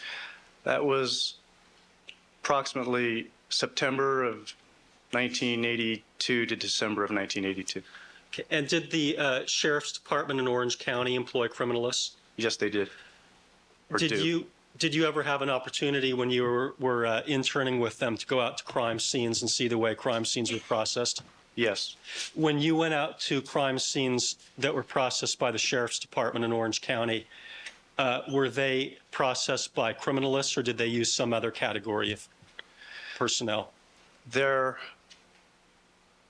crime scenes that were not homicides were processed by forensic specialists. Okay, is that what they called them? Yes. And what is a forensic specialist? A forensic specialist is somebody who goes out to crime scenes and takes photographs and collects evidence and documents the evidence also. Do they have the same formal education that you have in order to become a criminalist? I don't believe the requirements are the same, no. Okay. Is there any similar category of person that's employed by the Los Angeles Police Department? No. Okay. So LAPD is using criminalists at their crime scenes? Yes. Now, within the local law enforcement community here in Southern California, are there also people that are called evidence technicians? Yes. And what are they? Evidence technicians are people who will go out to crime scenes and collect evidence and document the evidence also. Okay. When you were at Orange County, did you have the opportunity to see criminalists working in the laboratory setting? Yes. Right. But you just didn't see them working in the field?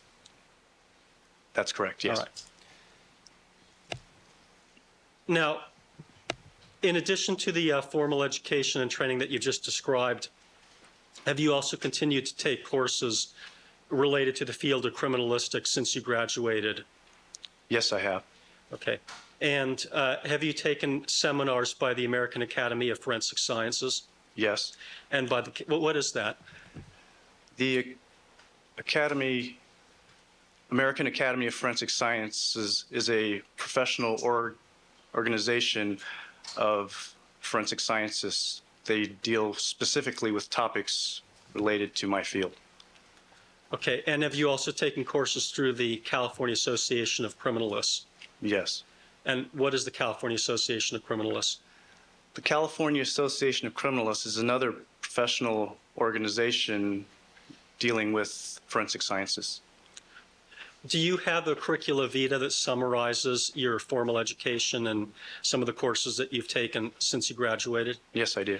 And do you have memorized all the courses you took and when you took them, or would you need to refer to that to give us some more specific information? I would have to refer to them. Can you please do so? Yes.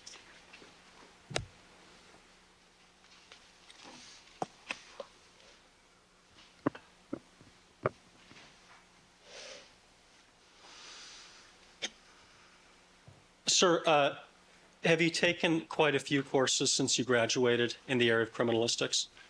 Yes. I'd like to ask you about just selected courses from your curricula vitae and have you give a little information about these, the ones that are relevant to crime scene investigation. In 1985, did you take a course in blood spatter interpretation at LAPD? Yes, I did. And what was that? That involved the recognition of different blood pattern interpretation that we might find out at crime scenes. Like blood drops and blood spatters and the like? Yes. And for what purpose do criminalists look at that kind of information? A criminalist would look at that type of information to determine the direction from which a blood was traveling, or whether it was made by a gunshot or maybe a a gunshot, or was made by an object swimming and having the blood fall off of that object. Okay. And in February of 1985, did you take a course in forensic microscopy? Yes, I did. What was that course about? That course dealt with the trace evidence, such as fibers and minerals and explosives. Okay, and what's trace evidence? Trace evidence is small particles of evidence, such as hair, fiber, soil, and glass, that type of evidence. What purpose do criminalists look at trace evidence? Are you comparing it to something, knowns to unknowns, or? Yes, it's comparing knowns to unknowns, Okay. or identifying what something is in certain other cases. Okay. And then in 1989, you took an advanced course in forensic microscopy, is that correct? Yes, So that would be a continuation of what you just described in terms of learning about trace evidence. yes. Okay.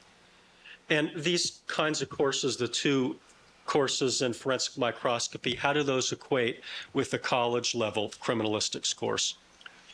They're just as rigorous. So how many unit equivalent would you say, if you can give us that kind of information, would these courses be to the ones that you took at Cal State Long Beach? 4-unit class. How many? 4-unit class. Okay. And in 1987, you took a course in footwear identification. Yes. What was that course about? That was a course to identify shoe print impressions to a known source. If, for instance, if I had a shoe print at a crime scene and a known shoe or an unknown shoe that came into the lab, I would be able to identify that shoe as having made that shoe print. Or being consistent with it? Yes. All right. And you also took some seminars with the American Academy of Forensic Sciences. One of those was in 1991. Is that true? Yes. And did that particular seminar discuss, to your recollection, crime scene investigation? Yes. All right. And in 1990, you took a seminar at the California Association of Criminalists. Yes. Did that discuss any aspect of crime scene investigation, do you recall? Yes, it did. Do you remember at all what was discussed there? The 1991? 1990? 1990. I believe that was one that was involved with the Night Stalker case that was discussed at that seminar. Okay, and then in 88, you also attended a California Association of Criminalists meeting. Yes. And did that discuss crime scene processing that you recall? Yes, it did. Okay, now with respect to the other meetings that you also attended of either the American Academy or the California Association of Criminalists that we didn't specifically mention, but that are listed on your curricula vitae, do you recall one way or the other whether they discussed crime scene investigation particularly? No, I don't call one way or the other. What kinds of things in general are discussed at these meetings in the seminar portions? In the seminars, analysis of different types of evidence are discussed, as well as legal issues, and sometimes crime scene investigation is also discussed. Okay. And are you a member of the California Association of Criminalists? Yes, I am. And when did you become a member? I became a member in late 1984. Are you a member of any other professional associations? Yes, I am. Which one or ones? I am a member of the Association of firearm and tool mark examiners. How many years have you been a member of that? Since 1992.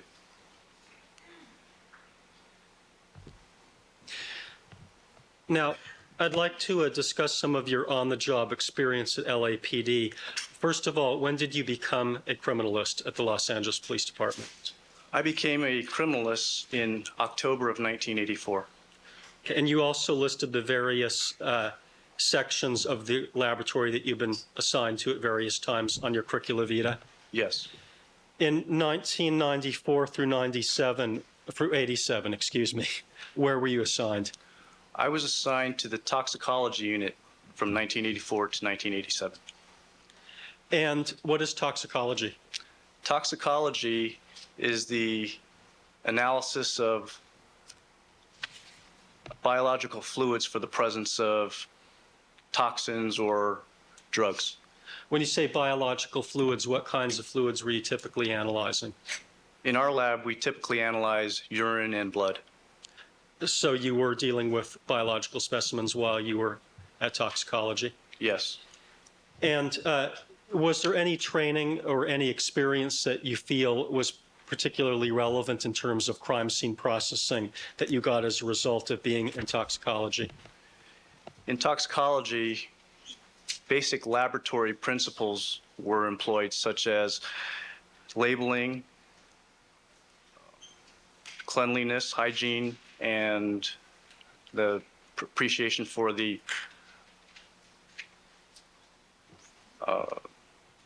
being aware of cross-contamination issues. When you say cross-contamination, what are you referring to? That refers to mixing one sample with another or contaminating one sample with another sample. You mean like one blood sample with another blood sample? Yes. Okay. And in 1987 through 89, you were assigned to trace, Yes. and you've already described to us what trace evidence is. Yes. Is there anything about being assigned to the trace evidence section of the laboratory that you feel was relevant in terms of your experience in investigating a crime scene? The trace analysis unit gave me an appreciation for what trace evidence can do for an investigation, such as hair, fiber, and paint. That type of evidence can be very helpful sometimes in an investigation. Do you also have to be aware of the proper packaging and labeling of Yes. specimens? Would that also be true of toxicology, that's important? Yes. Okay. What about cross-contamination of samples? Is that an issue in trace? Yes, it is. Okay. And after you were assigned to trace, you then went to firearms? Yes. Is that where you are now? Yes. What is your exact title position in the criminalistics laboratory? I am the Criminalist 3 assigned to the Firearms Analysis Unit. Okay, and are there also criminalist 1s and criminalist 2s? Yes. When did you become a criminalist 3? I became a Criminalist 3 in January of 1994. What are the LAPD requirements for becoming a criminalist 3? The requirements are 3 units of expertise in the field of criminalistics and 5 years on the job. Well, when you say 3 units of expertise, what do you mean by that? The lab is broken up into different sections, and to be a Criminalist 3, you have to be qualified in 3 of those different sections. So in your case, was it toxicology, trace, and firearms? Yes. Okay. And is there any test that's required or examination process that's required in order to become a criminalist 3? Yes, there's a written and oral examination given by the laboratory. What is the difference between a criminalist 3 and a criminalist 1 and criminalist 2? A Criminalist 1 is a entry-level position. A Criminalist 2 is a journey-level position, and a Criminalist 3 is a lead position. Okay, so when you first come to the laboratory, you're a criminalist 1. Yes. On the date of June the 13th, you were working with Andrea Mazzola. Yes, I was. And was she a criminalist 1? Yes. Okay. In terms of the duties of criminalists at crime scenes, what is the difference between a criminalist 1 and a criminalist 2 and 3? A criminalist 1 knows the technical aspects of crime scene investigation. However, in our laboratory, a criminalist 1 will go out with a criminalist 3, and if any discretionary calls are needed to be made, a criminalist 3 will make them. So a criminalist 1 has to be paired with a criminalist 3 at crime scenes under the current policies of the Los Angeles Police Department. Yes. When you were first starting out and you were a criminalist 1, was that also true? The structure was a little bit different then, but I was always escorted by either a supervisor or a more experienced criminalist in the laboratory. Meaning someone 2 or higher? Yes. All right.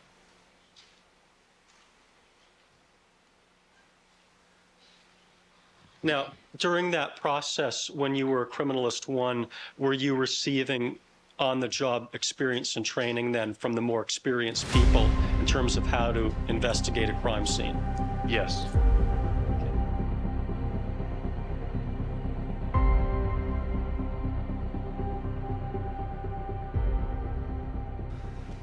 The quality of it and the quantity of it.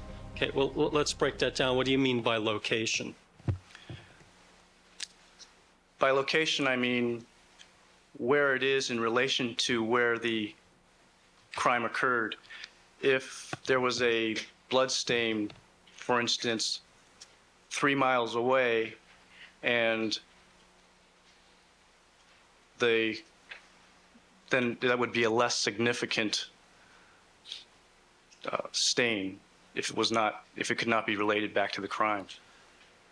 Okay, so you're trying to look for stains that would appear to be more relevant than other stains when you're talking about location? Yes. Okay, what about when you're talking about quantity? What are you referring to there? By quantity, I would be looking for something that we would be able to analyze.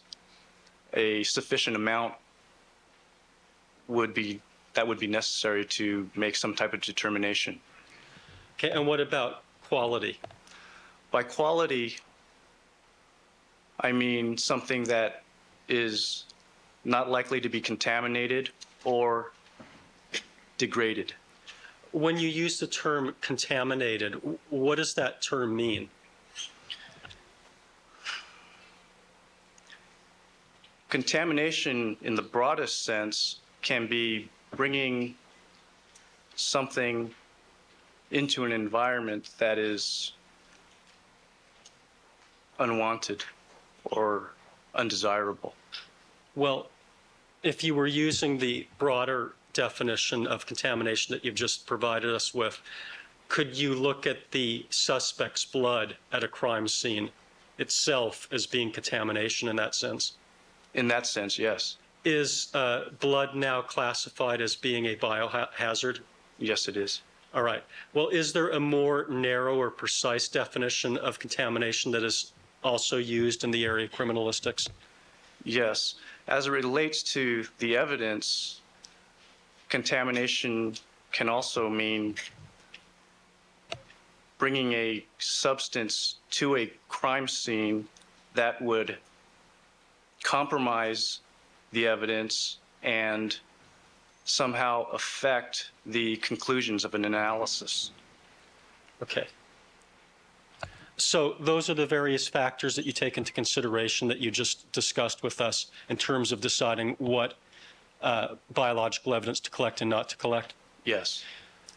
If you have a trail of blood drops, do you necessarily collect every drop in the trail? Not necessarily, no. Okay, so then do you use the representative sample rule that you discussed earlier? Yes. All right. And what about debris at a crime scene? How do you go about deciding what types of debris to collect or not to collect? With debris, I will try to collect things that are foreign or out of place to the location. So you wouldn't pick up every single piece of trash that happened to exist at a crime scene? No. Or do you draw a certain diameter around the body and pick up every piece of trash within a certain diameter? In certain instances, I may, but not necessarily, no. So if it's something that looks out of place, you might collect it? Yes. What about clothing? How do you go about deciding what clothing to collect or not to collect? With clothing, I will try to identify items that seem out of place or in a strange location or may have some help in the investigation of a crime. Okay, so again, it sounds like these kinds of decisions are common sense type decisions. Would that be correct? Educated guesses, yes. Okay. Directing your attention now back to June the 13th of 1994. At approximately 5:30 or so in the morning, did you receive a call? Yes, I did. Where were you when you received that call? I was at home. Okay. And what was the nature of the call? It was a call from Criminalist Missoula informing me that there was a homicide we were requested to respond to in the West LA division. Okay. And what did you have to do after receiving that call? After receiving the call, I made arrangements with Criminalist Missoula to meet me at the laboratory. Okay. If you're the supervisor, why did Criminalist Missoula call you? Criminalist Missoula was the primary criminalist on call that weekend. Incidentally, is that her official designation, criminalist? Yes. Okay. And is she a trainee? No, she's a criminalist. Okay, so when you join the lab and become a criminalist, you're a full-fledged criminalist? Yes. All right. Now, where did you meet up with Criminalist Missoula? I met Criminalist Missoula at the Piper Tech laboratory that morning. Where is Piper Tech? Piper Tech is at 555 Ramirez Street. It's about a mile away from Parker Center. And why did you have to meet there as opposed to going directly to the crime scene, did you say? I met her there so that we could meet and get the crime scene truck to respond to the location. Okay. How many crime scene trucks does the Los Angeles Police Department have? For the homicide criminalist, there was only one truck. All right. Your Honor, at this time, I'd like to mark people's next in order. 160. 160, and it is a picture of the what would appear to be the Los Angeles Police Department criminalistics truck, which counsel has a copy of.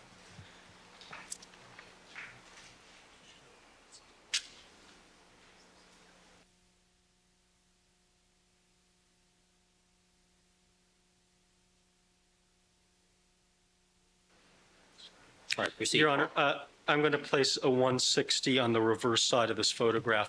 May I place this on the Elmo so that the Yes. witness and jury can see?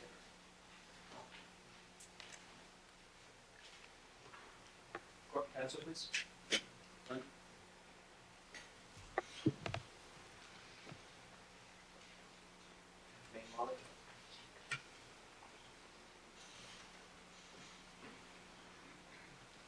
Okay, sir, directing your attention to the picture that's above you. I guess you can see that from where you're sitting? Yes. Okay. What is that? The truck to the left is the crime scene investigation truck. Okay. What about the one that's over to the right that says hazardous chemicals? What's that? That is another response team in the laboratory for hazardous chemical response. Okay, so the truck that you were taking with criminalist Mazzola was the one that's primarily featured on this photograph on the left? Yes. Okay. And where did you, that's fine, thank you. Where did you take that truck to? We brought that truck to 360 North Rockingham. Now, while you were in transit, was there any paperwork that you began filling out at the in the truck? Yes. What was that? That was the crime scene investigation checklist. Okay. Your Honor, at this time, I'd like to mark as People's 161 a document that's entitled Crime Scene Investigation Checklist. All right. 161. And for council's benefit, it's L10.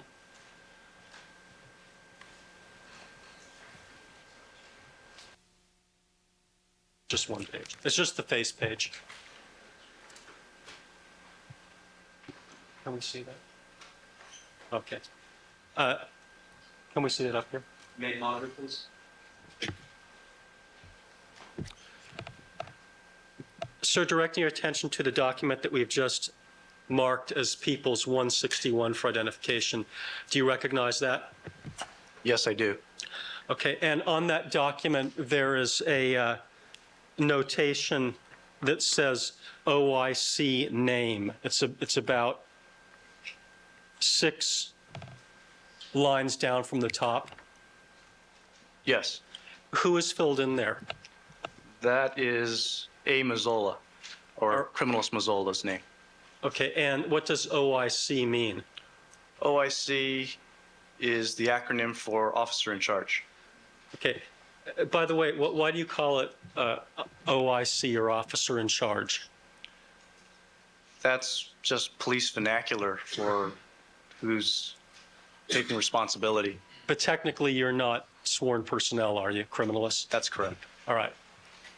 Now, why was Andrea Mazzola's name put in that location where it says OIC? Ms. Mazzola was the primary criminalist on call that weekend, and it was going to be her responsibility to take care of the paperwork and direct some of the SID people to perform their functions. Well, what other SID people would be at a crime scene that you would have responsibility for directing? The photographer and the print specialists are under SID. And did you anticipate while you were driving to the Rockingham location that Andrea Mazzola was in fact going to be the officer in charge in that sense? Yes. Okay. Thank you. Now, at some point, Mr. Fung, did that anticipation change? Yes, it did. When was that? After I had received the briefing by Detective Van Adder, it was determined that I would be the OIC at that crime scene, Okay. as far as the search team was concerned. What time did you arrive at the Rockingham location? I arrived there at 7:10 in the morning. Okay, and why did you decide that you were going to become the person in charge of the investigation as opposed to Andrea Mazzola? When I found out that it was a high-profile case and it was going to be a complicated scene, I decided that she should, in a sense, take the back seat. Now, just so I can understand the relationship between a criminalist 1 and a criminalist 3, let's say that you had arrived at a crime scene with criminalist Mazzola that was fairly simple, routine, very little evidence to collect. What would the relationship between criminalist Mazzola and yourself have been at that kind of a scene? Criminalist Mazzola would have determined the type of evidence that she would have collected and taken about the more procedural functions, such as directing the photographer as to what type of photographs he should take and directing the print examiners to the specific items to be printed at the scene. Okay, so if it had been a simple scene, you would have allowed Criminalist Mazzolo to make these kinds of discretionary type decisions that you described earlier in your testimony regarding what to collect and what not to collect? Under my supervision, yes. Okay, well, what if you saw her making a mistake? If I saw her making a mistake, I would tell her about it and correct her procedure. Okay. Now, let's say that we were talking about a very simple scene where there wasn't a lot of evidence to collect. You were working with Andrea Mazzola, and there was a dispute between the two of you. She says, why don't you collect that? You say, no, you collect that. No, you collect that. No, you collect. Or any other kind of a dispute. Who's going to win in that kind of a dispute? Criminalist 3 takes precedent, and the Criminalist 1 will have to do what the Criminalist 1 will have to do what the Criminalist 3 says. So even at a simple crime scene, are you still designated then as being Andrea Mazzola's supervisor in that sense? Yes. Okay. Now, at this particular crime scene at Rockingham, was there ever a time where Andrea Mazzola did direct crime scene photographers? No. Or print people? No. Or anyone else that you saw? No. And what about at the location at Bundy? No. She did not have any opportunity to direct anybody at that scene. At both scenes, were you telling her what items to collect and what not to collect? Yes. Okay.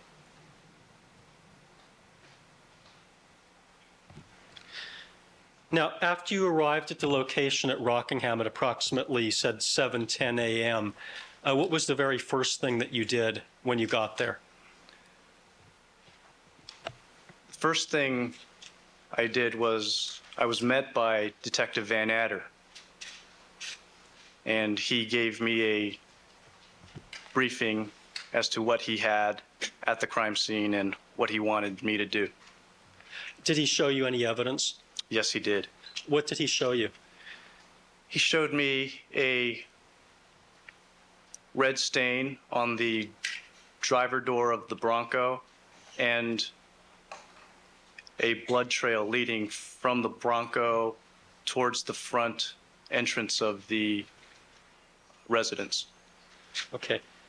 Did you notice anything about the temperature at that time, or the weather? It was fairly cool. What about the lawns? Did you notice anything that looked like it could have been dew on the lawns? I did notice that there was the grass was wet. All right. And after the items of evidence were pointed out by Detective Van Adder, how did you go about collecting them? Did you do it alone, or did Ms. Mazzola help you? How did that work?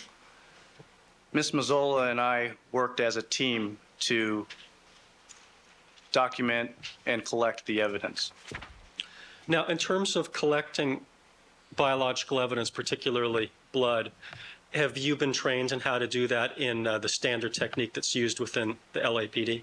Yes. Okay. And did you use that technique at the location of Rockingham for the purposes of collecting the evidence? Yes, I did. Your Honor, at this time, I'd like to mark as People's 162 for identification a board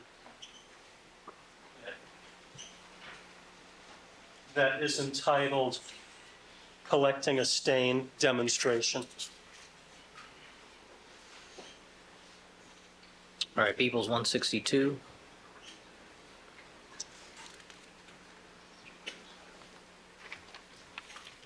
Yeah, which I'd like to put up.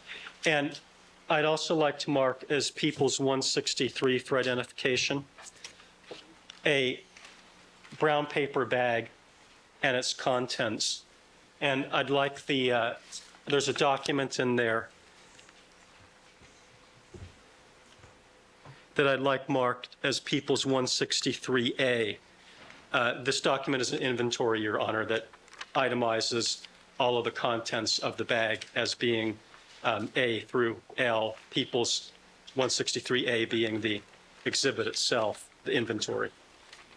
Yes.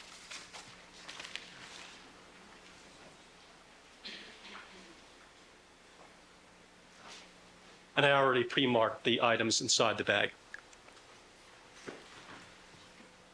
Mr. Fung, can you see this board from where you're standing?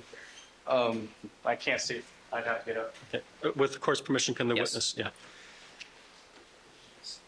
Okay, sir. Can I stand over there?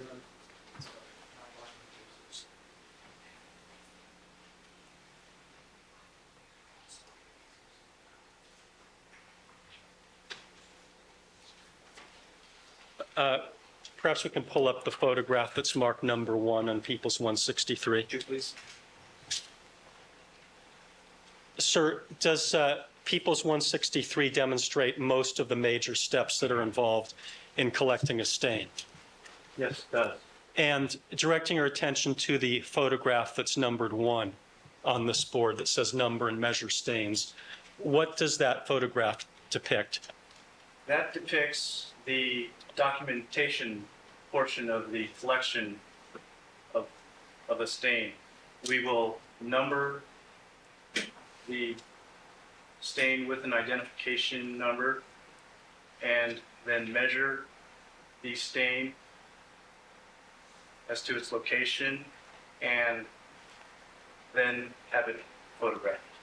And this particular demonstration, who is portrayed in the photograph that's marked, that's labeled as 2, and the rest of the photographs? That's Cremos Mazzola. Okay, can we see number 2? Directing your attention to photograph number 2, what step does this involve? This involves the collection of the control.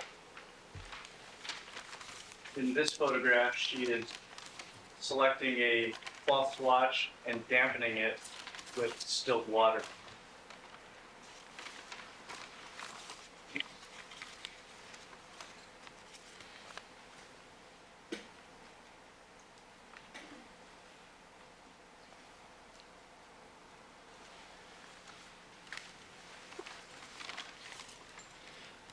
Sir, I'd like to show you what we've marked as People's 163E for identification. It's a coin envelope containing a bindle. Can you open up that bindle and tell us what's inside of it?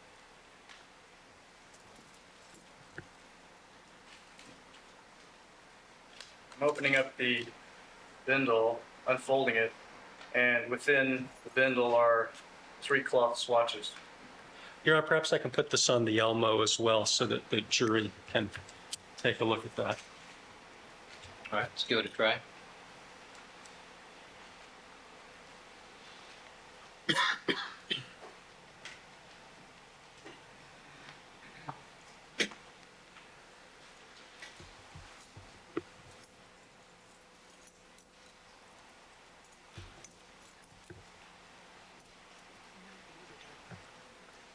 One, please. Yeah. Okay, you can kind of see them. Well, now I guess they look more like tablecloths than swatches. But Mr. Fung, what is represented here on the this exhibit? You can see 3 cloth swatches in that. I guess it's a projection. Okay. Your Honor, perhaps we could pass it around to the jury just so they could get a sense of how small the item is. Thank you.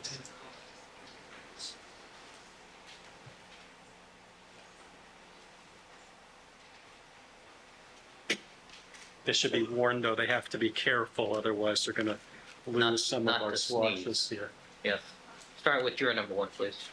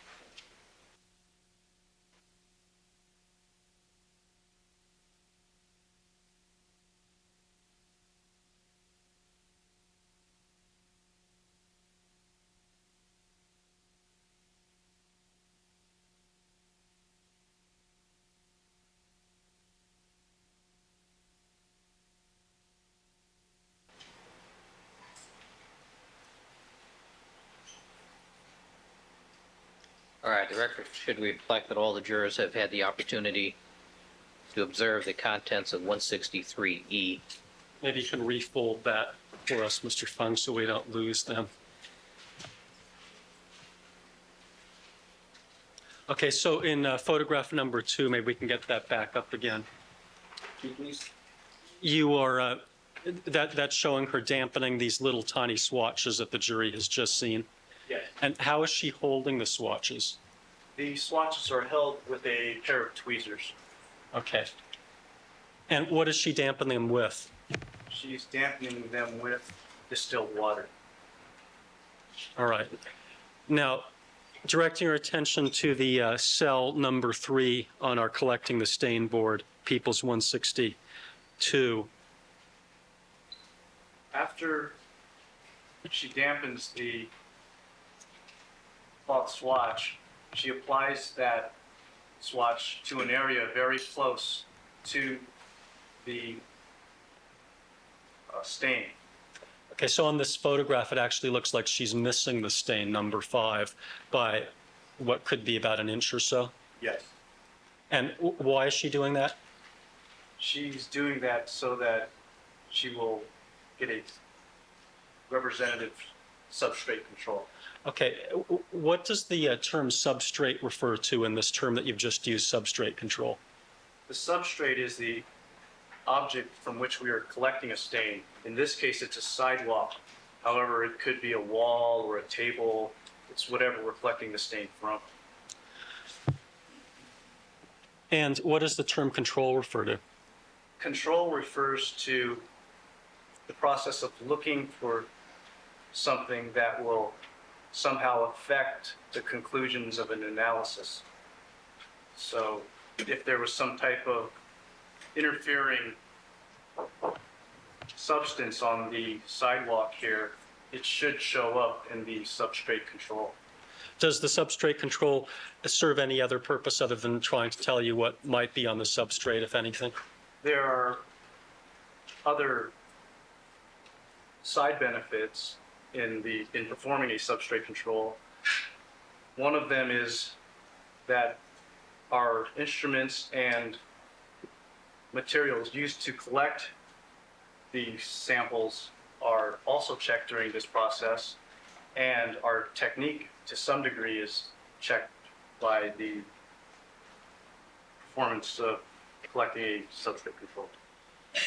Okay, so in other words, if the substrate control came up clean, that might provide some indication that your techniques in terms of collecting the stains were proper? Yes.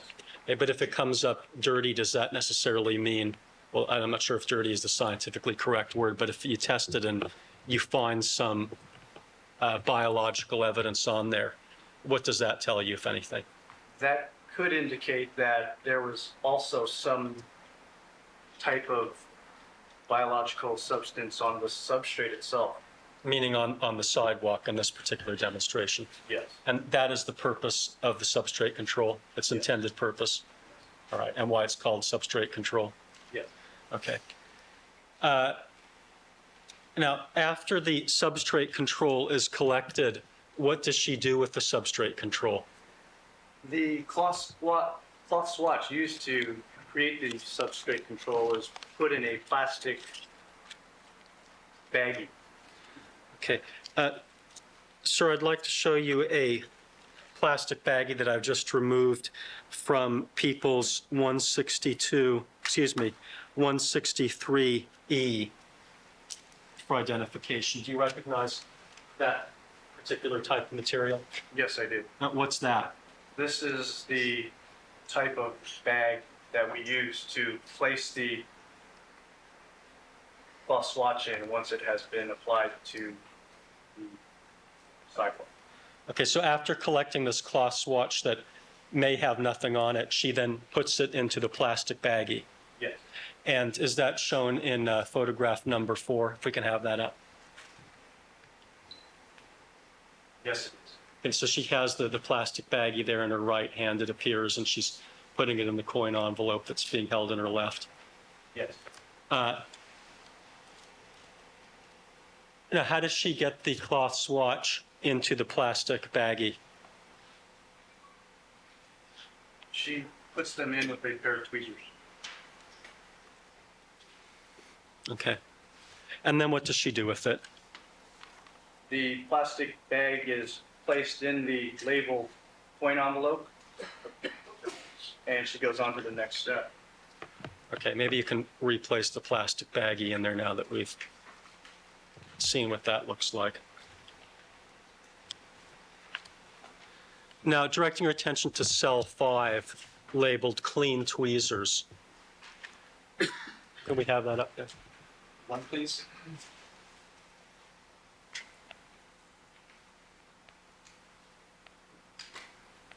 Name on it. What is depicted in this cell? That depicts criminal Mazzola cleaning her tweezers. And how does she clean them? She will wet a tissue with distilled water and wipe the tweezers on the moistened part of the tissue to wipe away any type of material that may be present on the tweezers. So why do you have to clean the tweezers now if you've only collected the substrate control? The tweezers are cleaned just as a matter of hygiene or lab practice, good lab practice. Are you handling the substrate control then in exactly the same way you'd handle a stain, just as if it were a stain? Yes. All right. Now, directing your attention to the cell that's numbered 6 that says take new swatch, then dampen it. What does that show? That depicts criminal Mazzola selecting a swatch which is approximately the correct size to transfer the stain onto it. She will select a swatch, dampen it, and with a pair of tweezers apply it to the stain and let the stain absorb onto the gloss swatch. Okay, now, in number 6, she appears to have taken a swatch out of a little, what looks like a pill bottle. Is that right? Yes. And you say that she has to select one that's the right size. What do you mean by that? When she's collecting, or when we collect blood stains, it's important not to collect a stain onto a swatch that's too large. Otherwise, the stain will be dilute and more difficult to analyze. Is that why you're using these little tiny swatches that the jury has just seen? Yes. Because you want it to be as concentrated as it can be? Yes. All right. Now, directing your attention to the cell that's labeled number 6 that says collect stain, and in parentheses has number card removed, if we could have that. What is Ms. Mazzola doing here? Ms. Mazzola is applying the gloss swatch to the stain itself. So now she's actually collecting the stain. Yes. And in this case, it's the one that was numbered 5. Yes. All right. And she does that simply by applying the dampened cloth swatch to the stain itself. Yes. Now, directing your attention to the photograph that's in cell 8, what does that depict her doing? That depicts her placing the cloth swatch in a plastic bag and then placing the plastic bag in the coin envelope. And does that go in the very same coin envelope Yes. that you already put the substrate control in? Yes. And so you have a coin envelope that has a stain in one plastic bag and then a control in another plastic bag. Yes. And the coin envelope would be numbered to correspond with the number card? Yes. Okay. Thank you. You may resume your seat.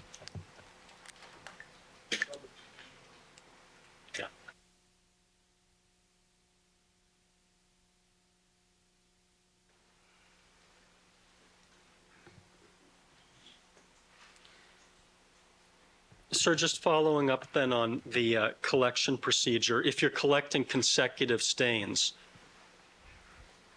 let's say 5, and then you went on to collect stain 6, using the standard procedure that you've just described, how many times are you going to clean the tweezers between collecting stain number 5 and stain number 6? All told, Yes.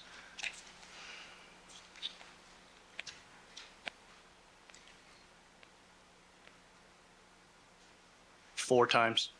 But no, between the two stains? Oh, between the two Yeah. stains, once. All right. Well, if you collect the, let's just see if we can get the sequence down, but between two stains. Let's say that you've collected the stain number 5. Yes, Okay. Then the next thing that you're going to do on number 6 is collect the substrate control. yes, Will you have cleaned your tweezers before doing that? yes, All right. And then you'd package up substrate control number 6, yes, and now you're going to collect stain number 6. yes, Okay, before collecting stain number 6, will you have cleaned your tweezers again? yes, Right. So it's twice under the standard practice that you clean the tweezers yes, between stains. yes. All right. If someone varies that practice by collecting the tweezers an extra time, I'm sorry, cleaning the tweezers an extra time, is that something that's over and above the standard practice that you're using in LAPD? Yes. All right.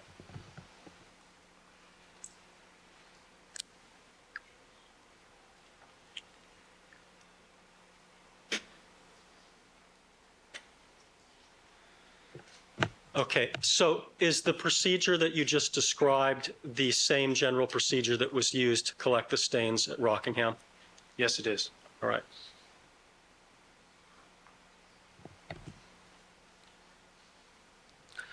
Your Honor, I'd like to mark as my next exhibit People's 164 for identification.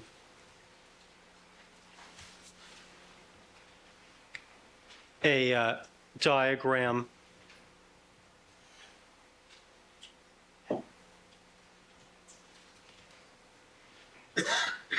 I'm sorry, it's already been marked. I'd like to use what's already been marked as People's 120, which is a diagram of Rockingham.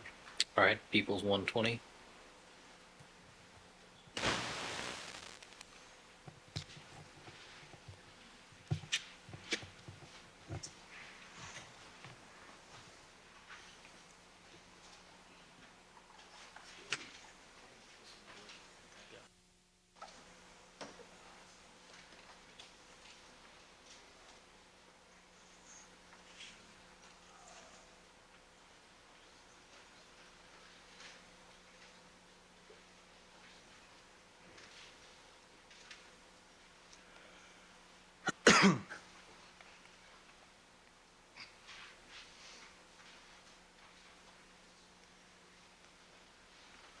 Mr. Fung, perhaps you can step down if you need to take a closer look.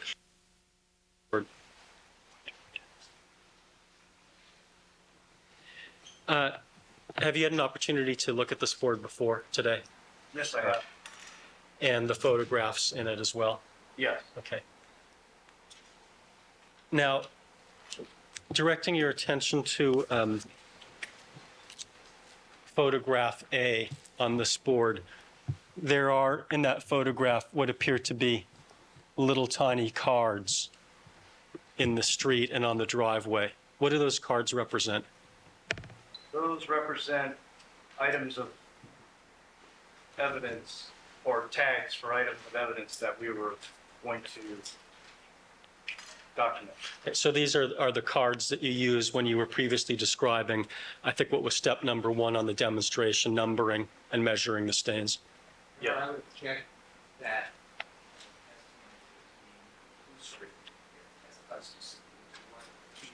Sustain, rephrase the question.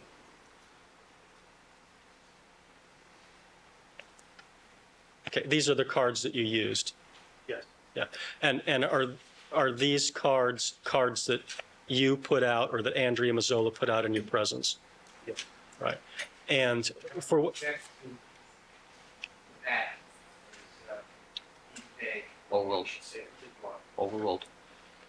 And That's for not- what purpose? Wait. It's not an appropriate objection. Proceed. Thank you. Sir, and for what purpose were these cards put out?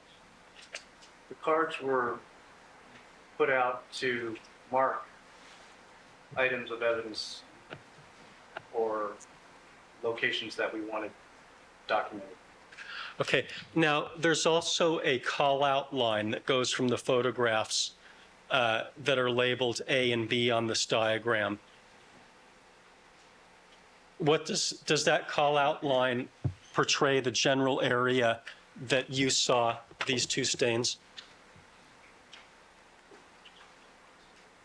The stains in A and B? Yes.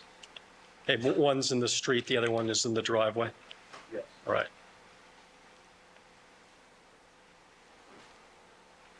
Now, if you look closely now at the photograph that's marked C on this diagram, here we can have that one.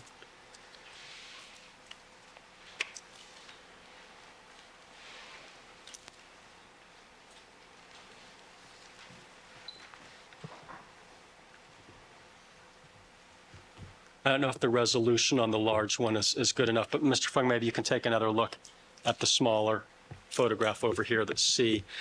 Can you actually see the numbers on the cards? Yes, I can.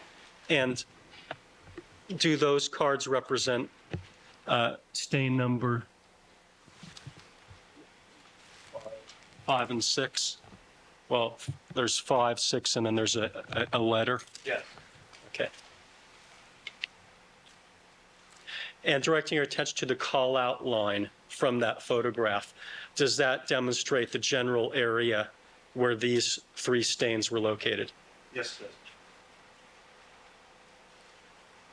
And with respect to the photograph that's marked D on this diagram,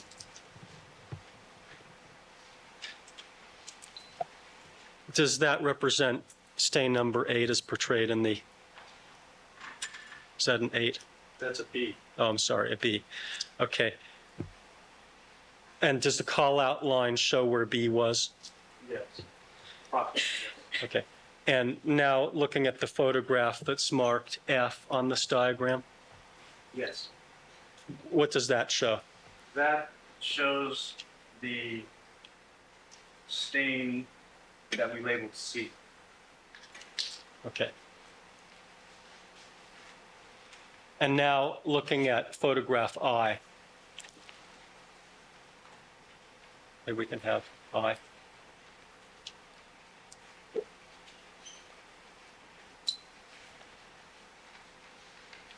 Which stain is depicted in I?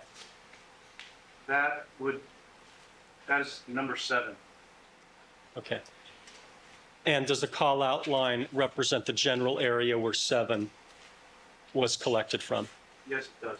And now directing your attention to photograph K.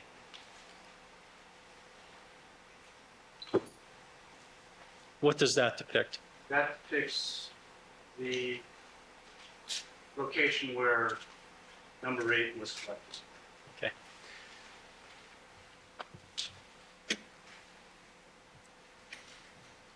And the call-out line on that? Yes. Okay. You can resume your seat. Now,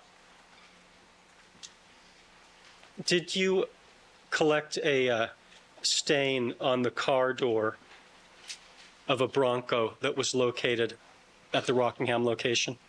Yes. Do you have to, in order to tell us times that various stains were collected, refer to something, or did you memorize that? I would have to refer to notes. What type of document would you have to refer to? There's an evidence collection sheet that we fill out. Is that the crime scene identification check, part of the crime scene identification checklist? Yes. That was the document that we put up earlier that had, that we were talking about in terms of who was in the box or the line locate across from where it says OIC, officer in charge. Yes. And when is that particular document filled out? Is it at the crime scene or after? The certain portion, well, most every portion is filled out at the crime scene. Okay.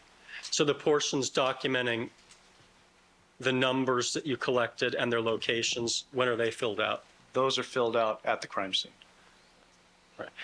Do you know who took the measurements of the various items here that are listed in the crime scene identification checklist? Both Criminalist Mazzola and myself were working as a team to measure these items of evidence. So you work together in that? Yes. And with respect to the times that are written down there, as to the evidence collection that occurred at Rockingham the morning of the 13th, when were those filled out? Those were filled out at approximately the same time that they were collected. So they are not exact? No, they're not. All right. Approximately how many pages of documentation, including the crime scene identification checklist, did you generate in this case in connection with the evidence that you collected, would you say? There were approximately 80 sheets of notes and reports generated. Have you had an opportunity to look those over prior to your testimony? Yes, I have. And are there some clerical errors in some of those reports and notes? Yes, there are. Okay. When you're at the crime scene, do you fill these particular documents out? Well, did you fill this particular document out? I'm referring to the Rockingham crime scene identification checklist in pen or in pencil. This, I believe, was done in pencil. And why would you use a pencil as opposed to a pen? If a mistake was made, then you could easily erase it and put in the correct information. So it's a document that you are filling out in the field? Yes. And if there's a mistake, you simply erase and then write over it? Yes. Okay. Now, can you tell us at approximately what time the item on the Bronco door was recovered?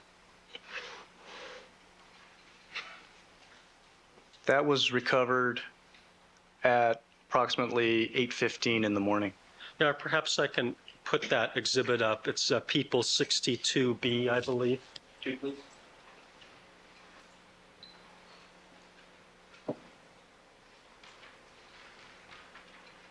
What does People 62B for identification depict? That depicts me pointing at the stain that was on the door handle or near the door handle. And that's what was collected at approximately 8:15 or so in the morning? Yes. Now, when you were at the Bronco that morning, could you see any other blood inside of the Bronco? I did see what appeared to be stains in the interior portion of the vehicle. Where were you standing when you saw those? I was standing at the front passenger window.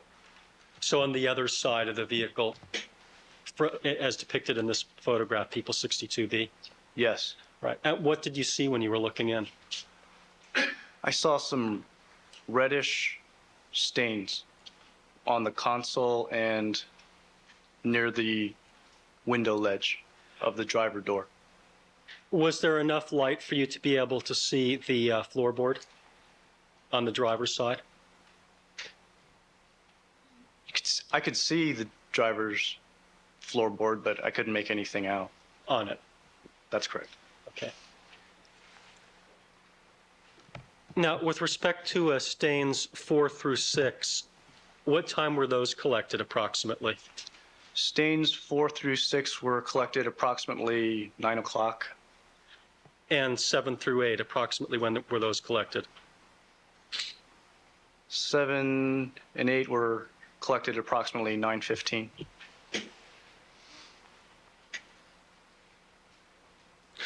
Now, when you were looking at the various blood dots that you previously described that are depicted on the diagram here that's been previously marked as Peoples 120 for identification. Did any of those blood dots appear to be stepped in? No, What condition did they appear to be in? they appeared to be dry, and they had a reddish tinge to them. They appeared fresh. Okay. All right, Mr. Goldberg, would this be an appropriate point? It would, Your Honor. All right. How about if you take that exhibit down for me, real quick? All right, ladies and gentlemen, we're going to take our recess for the morning session. Please remember all of my admonitions to you. Do not discuss the case amongst yourselves. Do not form any opinions about the case. Do not conduct any deliberations till the matter has been submitted to you. Do not allow anybody to communicate with you with regard to the case. Council, we will stand in recess until 1:30, and let me see council without the reporter at the sidebar. All right, Mr. Fung, you're your turn, 1:30. Defendants again present before the court with his counsel. People are represented. See, we have a new addition, Brian Kelberg. On behalf of the people, good afternoon, sir. All right, we have two motions on for this afternoon. One has to do with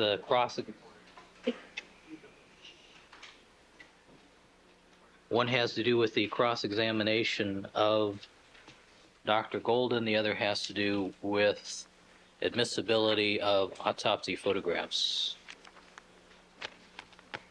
Mr. Kelberg. Your Honor, if it would please the court and counsel, I prefer to address the Dr. Golden motion first. All right. Two issues as to Dr. Golden. Correct. And I did receive counsel's response filed, I believe, on Friday. As I understand it, defense's response was not filed under seal. I've heard some public commentary regarding it. Ours was filed under seal, and of course, I assume the court has had an opportunity to review what we say in our brief. Let me begin by acknowledging what is a somewhat difficult position for me, and especially somewhat difficult because my colleague, Mr. Harmon, is sitting right behind me. I think the court probably recognized, if it reviewed Mr. Harmon's motion regarding the scope of cross-examination of experts, and review my motion concerning the scope of cross-examination of experts, that we seem to be talking about the same topic, but seem to reach very different views of what the law is in this area. And I think it's clear to say that Mr. Harmon didn't consult me when he filed his motion, and I think it's clear that I did not consult him when Mr. Lynch, who is sitting, I don't know if the court has met Mr. Lynch, but Mr. Lynch is my colleague who has assisted me ably on these motions, along with Ms. Lewis on the photographic motion, that we did not consult Mr. Harmon. I say this because I believe that in testing expert testimony, one should test it on the merits of the science or the medicine. And I believe the law supports that position. And as a result of my perspective, I do not believe that one's personal use of drugs when the person is not a percipient witness, and the question may be whether the person's perceptions or ability to perceive or recollect were affected by drugs, that becomes an issue. And I carry that over, and I realize that there is this dichotomy, and probably I won't ride in the same elevator back with Mr. Harmon after court this afternoon. He's given valued assistance to our office from Alameda. But the law is the law, at least as I see it, and it applies whether it's my motion, Mr. Harmon's motion, or a defense motion. So I have to begin with that caveat. It's a somewhat difficult position. I believe our position on the law is the state of the law on scope of cross-examination of an expert. Let me begin then with the alleged gun incident of Dr. Golden. The fact that just a week ago, the Academy Awards were given out and Tom Hanks won for the second year in a row caused me to review the movie for which he won the Oscar the year before, Philadelphia. And I think the court may have seen the movie and may recall a scene near the end when Tom Hanks is dying of AIDS. He's at his hospital bed, dying, when his lawyer, Denzel Washington, comes to report the success from a big verdict that the jury has rendered in his wrongful discharge suit. And at that time, Tom Hanks whispers a joke to Denzel Washington which as Denzel Washington is leaving the hospital, he enters an elevator where there's a patient in a wheelchair and a cervical collar, and he repeats the joke to that patient. What do you call 1,000 lawyers chained together at the bottom of the ocean? And before Denzel Washington can even give the patient the punchline, the patient, with a bit of a sardonic smile, provides it a good start. It is unfortunate, Your Honor, that the legal profession has a perception in the population at large that is something less than favorable. It is clear that we have perhaps only ourselves to blame, that we sometimes use trick and artifice, it seems, in cross-examination or direct examination, and cause witnesses to be made to look foolish when in fact it's a very credible and truthful witness. So we do have only ourselves to blame for this perception. And the incident involving Dr. Golden, even if the incident occurred in a way which is the most favorable to the defense, that is a real weapon and the threat being made regarding taking out lawyers, that does not show bias against these lawyers. After all, Mr. Hodgman, the prosecutor at the preliminary hearing, is a lawyer. We are lawyers. If anything, at its best, such evidence merely suggests what is a nationally held view, that you could take 1,000 and a whole lot more lawyers, chain them to the bottom of the ocean, and society might be the better for it. I have a different view. This court was a lawyer for many years. I've been a lawyer for many years. Defense counsel have been lawyers for far many years more than I have. And I don't think any of us would be in this if it were not an honorable profession. And I speak of that both from this side of the table and from that side of the table, because someone who is very near and dear to me practices law from that side of the table, not this side of the table. And so when the public has this concern about lawyers, it bothers me. But if the issue is, did Dr. Golden make mistakes in the way he performed the autopsy? How is this view of lawyering going to assist a jury in deciding whether mistakes were made or not? Let me tell this court, there is no question mistakes were made, and we're going to bring out those mistakes.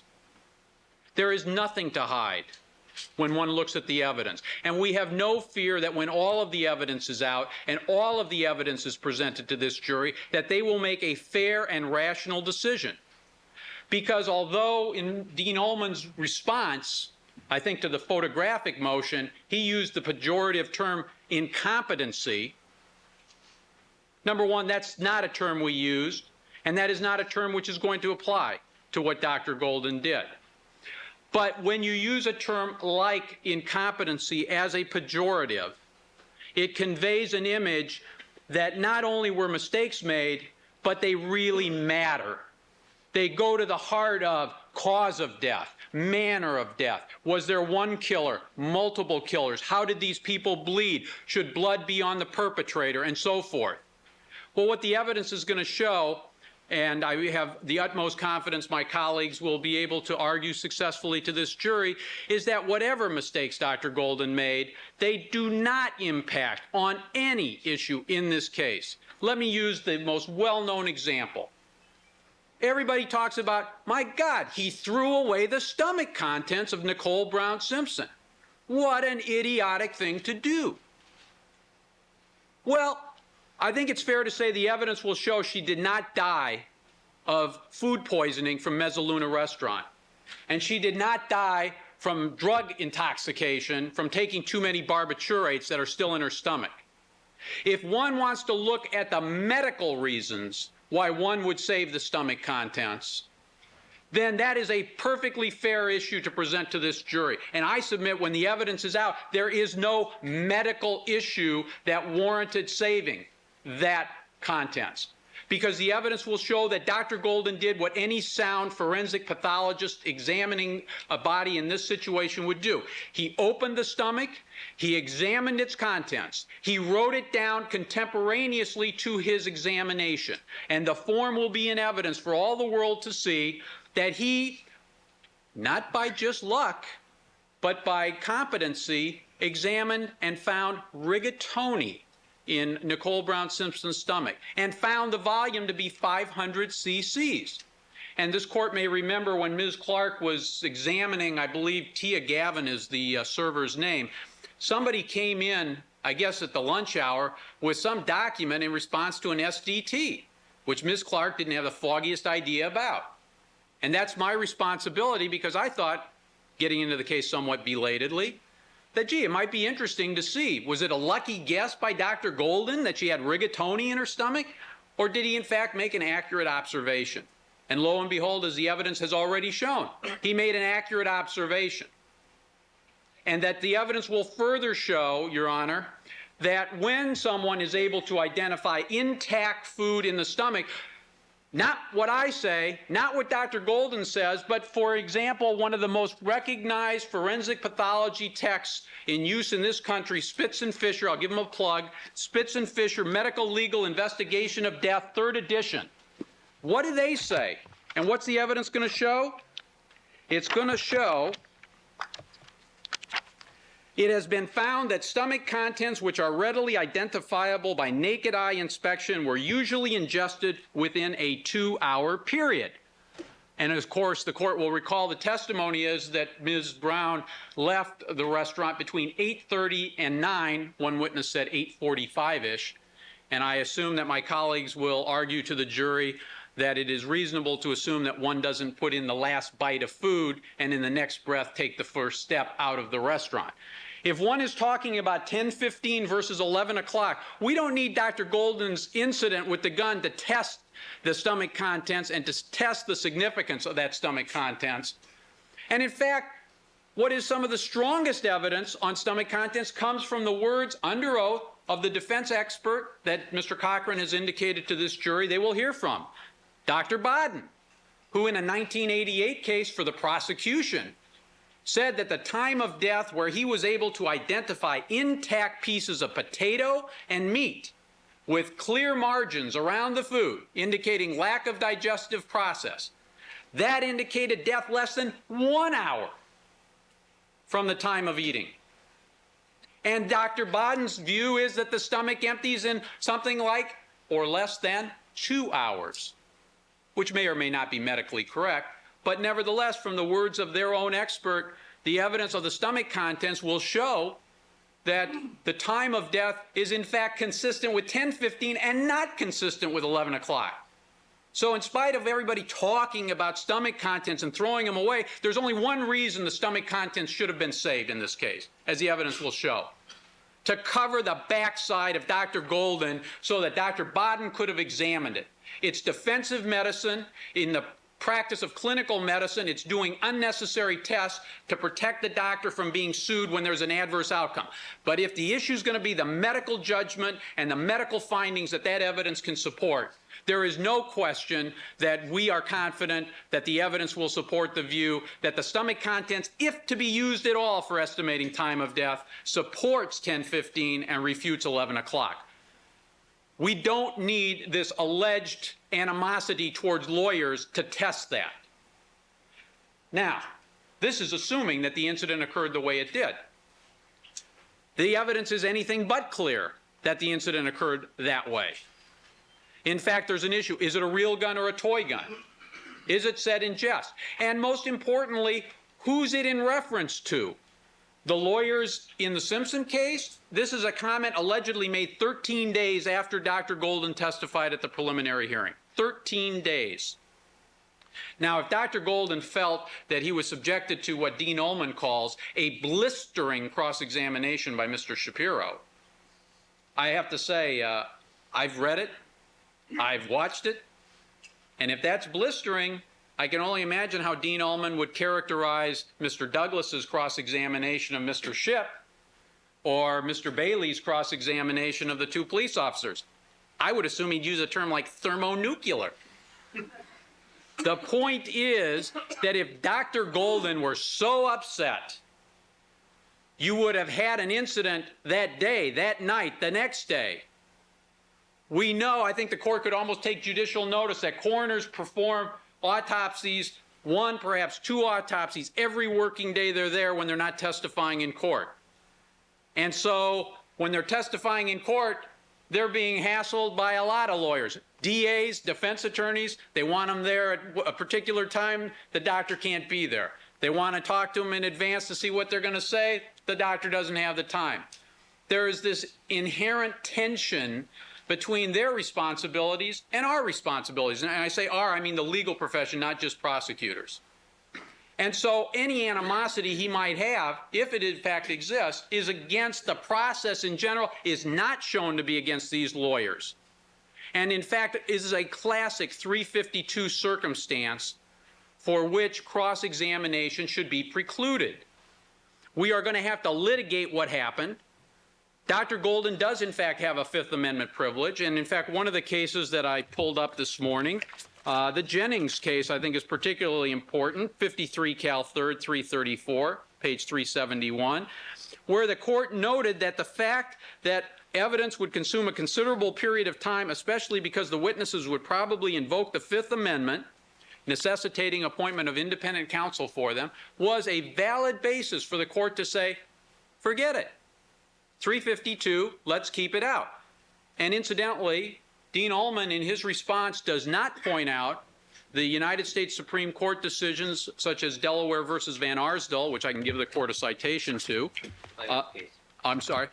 And the California Supreme Court cases which follow it, which say that there's nothing inherently inconsistent between a court exercising its discretion under 352 to exclude basically irrelevant, prejudicial in the wrong sense of the term prejudicial evidence, and having the defendant an opportunity for his cross-examination under the Sixth. There is no inconsistency whatsoever.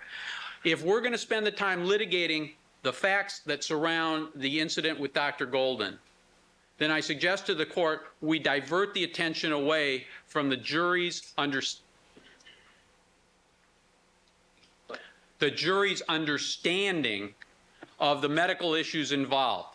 Now, perhaps the defense prefers that, but it seems to me where on direct examination, many mistakes will be brought out from Dr. Golden, and we will assess the medical and scientific impact of those mistakes, that this incident involving animosity is simply the kind of thing that should be excluded. And if it's not excluded, think what the court buys itself into. Prior consistent statement, 791-1236, because the contention is that the bias arose as a result of the blistering cross-examination of Mr. Shapiro. Therefore, his preliminary hearing testimony, his grand jury testimony, where they are consistent with his testimony at trial, and prior to the formation of the alleged bias that is the subject of this collateral matter, become admissible under 791 and 1236. I don't think it helps anyone to spend the time going over that. We should be talking about science and medicine, not talking about prior consistent statements about matters that really have nothing to do with the bottom line issues of the reliability and validity of the findings. That is my view on the incident involving the gun. Does the court want me to go on then to the other two? Yes, please go on to the other incidents. Okay. The other incidents, again, 1990 incidents, where Dr. Golden made certain mistakes. He misdiagnosed, I'm not sure is the correct word, he opined regarding entry and exit wounds in an incorrect fashion, and he was involved in a determination of distance regarding where a gun was at the time the shot was fired, which turned out to be erroneous. Our position on the law is very clear, Your Honor. These are specific acts of alleged conduct which do not reflect a course on credibility, moral turpitude. They are not prior felony convictions, etc. So they are not admissible because they only serve to create the impression that he has a character trait for being an incompetent physician, a negligent physician, and that he acted in conformity with that, the classic 1104 of the Evidence Code prohibition. Now, I thought it was interesting that Dean Ullman cites a federal case, and by the way, there's a subsequent Colorado case, I can give the court the citation, which refuses to follow it. But the interesting thing about the federal case is you've got an expert testifying for the plaintiff in a malpractice action, and the expert is going to be asked and is asked Number one, if he had inflated his invoices when being an expert witness, and he testified he had. Now that I have no disagreement with. If somebody does that, that's an act that reflects on truth and veracity under Wheeler. Specific act, not barred because of Prop 8, and it bears on truth and veracity. That's fraud.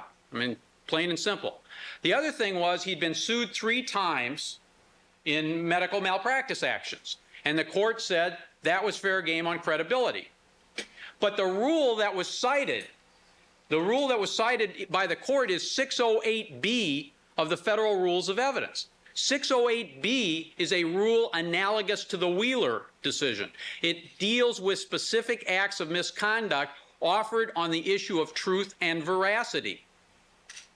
And what's interesting is this decision is, I think, 91. In 1986, the United States Supreme Court, in a case called U.S. versus Abel, which I can give the court the citation if it wishes, had to decide whether 608B and the limits on cross-examination with specific acts of misconduct on truth and veracity also barred cross-examination on specific acts that reflected not on truth and veracity, but on bias, which is the argument that Dean Ullman makes in his response papers, that in response to the first incident of the gun, that it reflects his bias. The decision in the federal case is dealing with the malpractice actions, and yet the court cites 608B. And I don't think anybody suggests that being sued in a malpractice action reflects a lack of truth and veracity on the part of the doctor. But by relying on that section, the court has, I believe, mischaracterized what the legitimate purpose would be if there were a legitimate purpose. Our position is that the case we cite, Hinson, addresses this clearly for what it is. It is mistakes that are made in the past create an impression that you have a character trait to act in a sloppy fashion. You acted in conformity with that character trait. Ipso facto, you must have been negligent in this case. Well, this stuff is so excludable under 352 for the very reason that Dr. Golden is going to admit to his mistakes, or that his mistakes are going to be shown. There's not going to be a question as to whether or not he made mistakes. You don't need this evidence. It's the very kind of evidence 352 is intended to exclude. It's not the issue for this jury. This jury is going to have to decide not whether mistakes were made, but the significance of any mistakes, if there is any significance.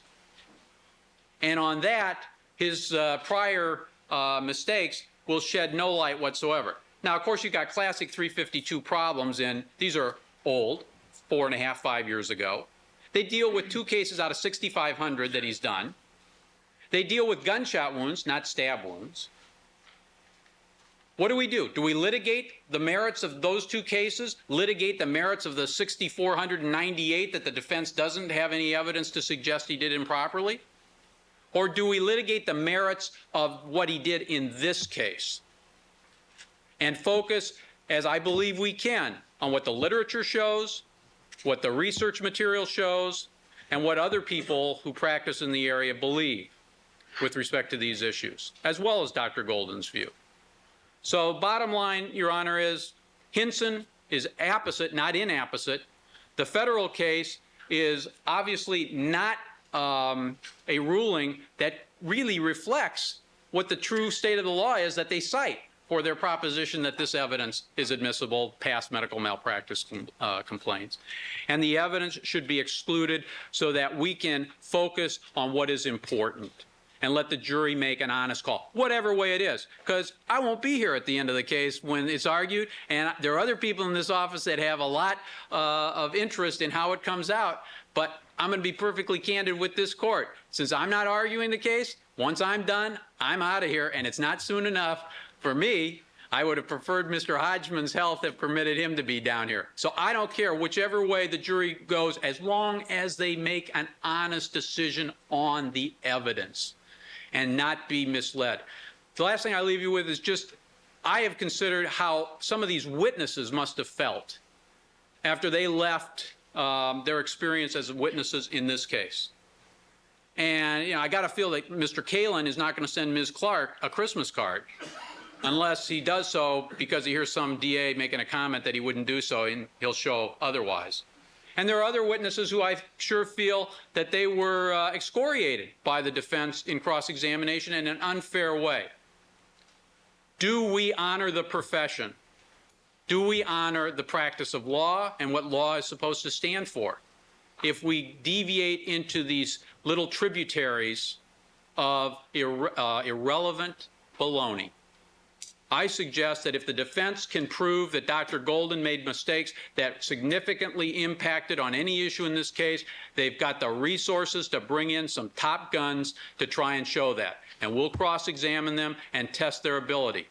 One last thing, I'm sorry that I forgot, because I think it's the Bible. I do not hold myself out as an expert on the Bible, but I believe there's a phrase that says something to the effect, let he who has not sinned cast the first stone. Dr. Bodden, our foremost pathologist, according to Mr. Cochran, has made a few mistakes of his own, as the evidence would show. Let me focus on one that I think may be relevant if the court believes Dr. Golden's mistakes are relevant. Dr. Bodden, when he was in New York as a medical examiner, signed off on a death of an alcoholic. Let me just interrupt you. I don't really want to go down that road. Okay, that's fine, Your Honor.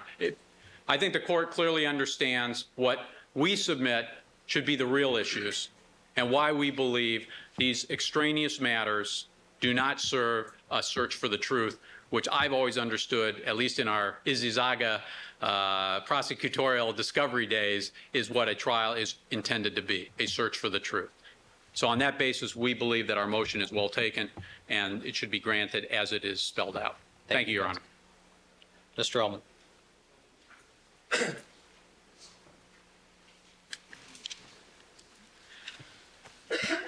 We, of course, are interested in a search for the truth as well, and we subscribe to the aphorism that the best engine in the search for the truth is cross-examination. And what this motion really addresses is what opportunity the defense will be given to cross-examine an expert witness as to areas with respect to his qualifications, his bias, the credibility, and the weight that the jury should give to his testimony.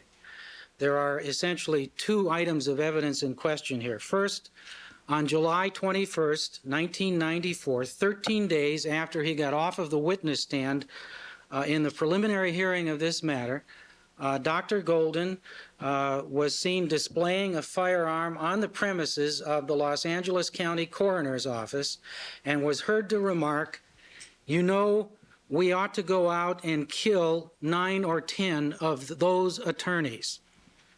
The other item relates to the fact that, and it's conceded, on 2 prior autopsies, Dr. Golden made serious errors in examining the character of wounds. In one case, mischaracterizing entry wounds and exit wounds completely backwards, and in the other case, indicating that a shot was fired from several feet away when in fact it was a contact wound. Now, with respect to all of this evidence, what we're talking about is the weight and the credibility that the jury is going to give to the testimony of Dr. Golden with respect to some very key issues in this case, including the time of death, including the nature of the wounds, whether the wounds indicate that they were made by 2 different weapons, as Dr. Golden indicated in his preliminary testimony. And when ultimately, what we were just treated to really was akin to what we're going to hear in closing arguments. I know Mr. Kelberg indicates he won't be here for the closing argument, but I think we got a pretty good preview of what we can expect when the jury is asked to weigh the credibility of opposing expert witnesses. And I assume that Your Honor will instruct the jury in conformity with Section 2.80 of the Calgic instructions that you may consider the opinion with the reasons given for it, if any, by the expert who gives the opinion. You may also consider the qualifications and credibility of the expert. You are not bound to accept an expert opinion as conclusive, but should give to it the weight to which you find it to be entitled. Now, the only guide that the jury is going to have to approach that function of determining what weight they should give to the opinions of the experts is what they heard in cross-examination of those experts with respect to their qualifications and with respect to their credibility. And the evidence code clearly recognizes that when we're dealing with expert witnesses, we have to test their credibility in ways that we don't test the credibility of normal witnesses. Section 721 of the Evidence Code provides that a witness testifying as an expert may be cross-examined to the same extent as other witnesses, and, in addition, may be fully cross-examined as to his qualifications, the subject to which his expert testimony relates, and the matter upon which his opinion is based, and the reasons for his opinion.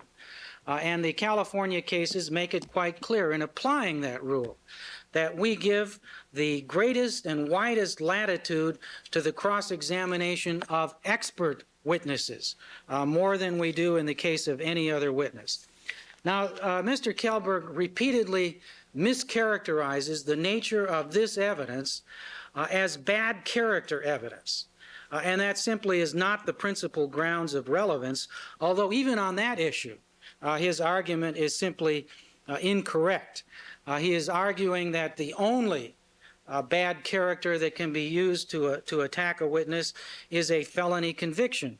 And that is simply not true anymore in the wake of Proposition 8, which provides that all relevant evidence is admissible. I think that's what I heard.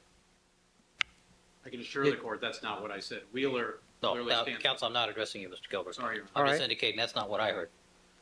Well, the theory on which this evidence is going to be offered is not that it is evidence of Dr. Golden's bad character, and that the jury should disbelieve him because he is a bad man who doesn't conform to the regulations about bringing firearms to his place of employment. Let's cut to the chase. What it's interesting about is an expression of bias against perhaps these attorneys and a demonstration of professional incompetence. Well, let me address those separately. First of all, the expression of bias. It is more than just an expression of bias. I think it's relevant to both 780F, which relates to bias and hostility, and 780J, which relates to an attitude toward the giving of testimony, which doesn't necessarily have to relate to a specific feeling of hostility or favor to one side or the other. 780J addresses a more general attitude about the giving of testimony. Now, what Mr. Kjellberg is saying essentially is we have an explanation for what Dr. Golden did. Our explanation is that all he was expressing is general animosity toward the legal profession in general, or perhaps he was making a joke. Well, that's an explanation that should come from Dr. Golden. We certainly have a good faith basis to ask him what he meant by a statement about we ought to go out and kill 9 or 10 of those attorneys. We think there is ample indication in the record that at the time that statement was made, it was shortly after Dr. Golden had been subjected to cross-examination. We have information not reflected in these statements that at the time this incident occurred, Dr. Golden mentioned Mr. Shapiro by name. We know that at the very moment this statement was made, Dr. Golden was being subjected to intense media scrutiny, that a television special was being prepared about Dr. Golden and his competence in a long series of cases. So there's ample reason for us, it's not paranoia, Your Honor, for us to believe that Dr. Golden was talking about us when he said, I ought to go out and shoot 9 or 10 of those attorneys, that those attorneys are the 9 or 10 attorneys who are engaged in representing Mr. Simpson in the defense of this case. But even if we can characterize this as some broader hostility about attorneys in general, we believe there is ample basis to conclude that that hostility arises from the role that Dr. Golden plays as an expert witness and his cross-examination in the course of presenting his opinions. What is your response to Mr. Kelberg's argument regarding 352 and Fifth Amendment problems? Well, first of all, we don't believe the Fifth Amendment is a serious problem for the prosecution. They have available to them immunity if Dr. Golden insists that he's not going to testify in this case because his testimony may incriminate him of a criminal offense. There are numerous ways that the people can deal with that, including a statutory grant of immunity. But that's completely within their discretion, and tactically I'd be astonished if they did that. So that doesn't help us much.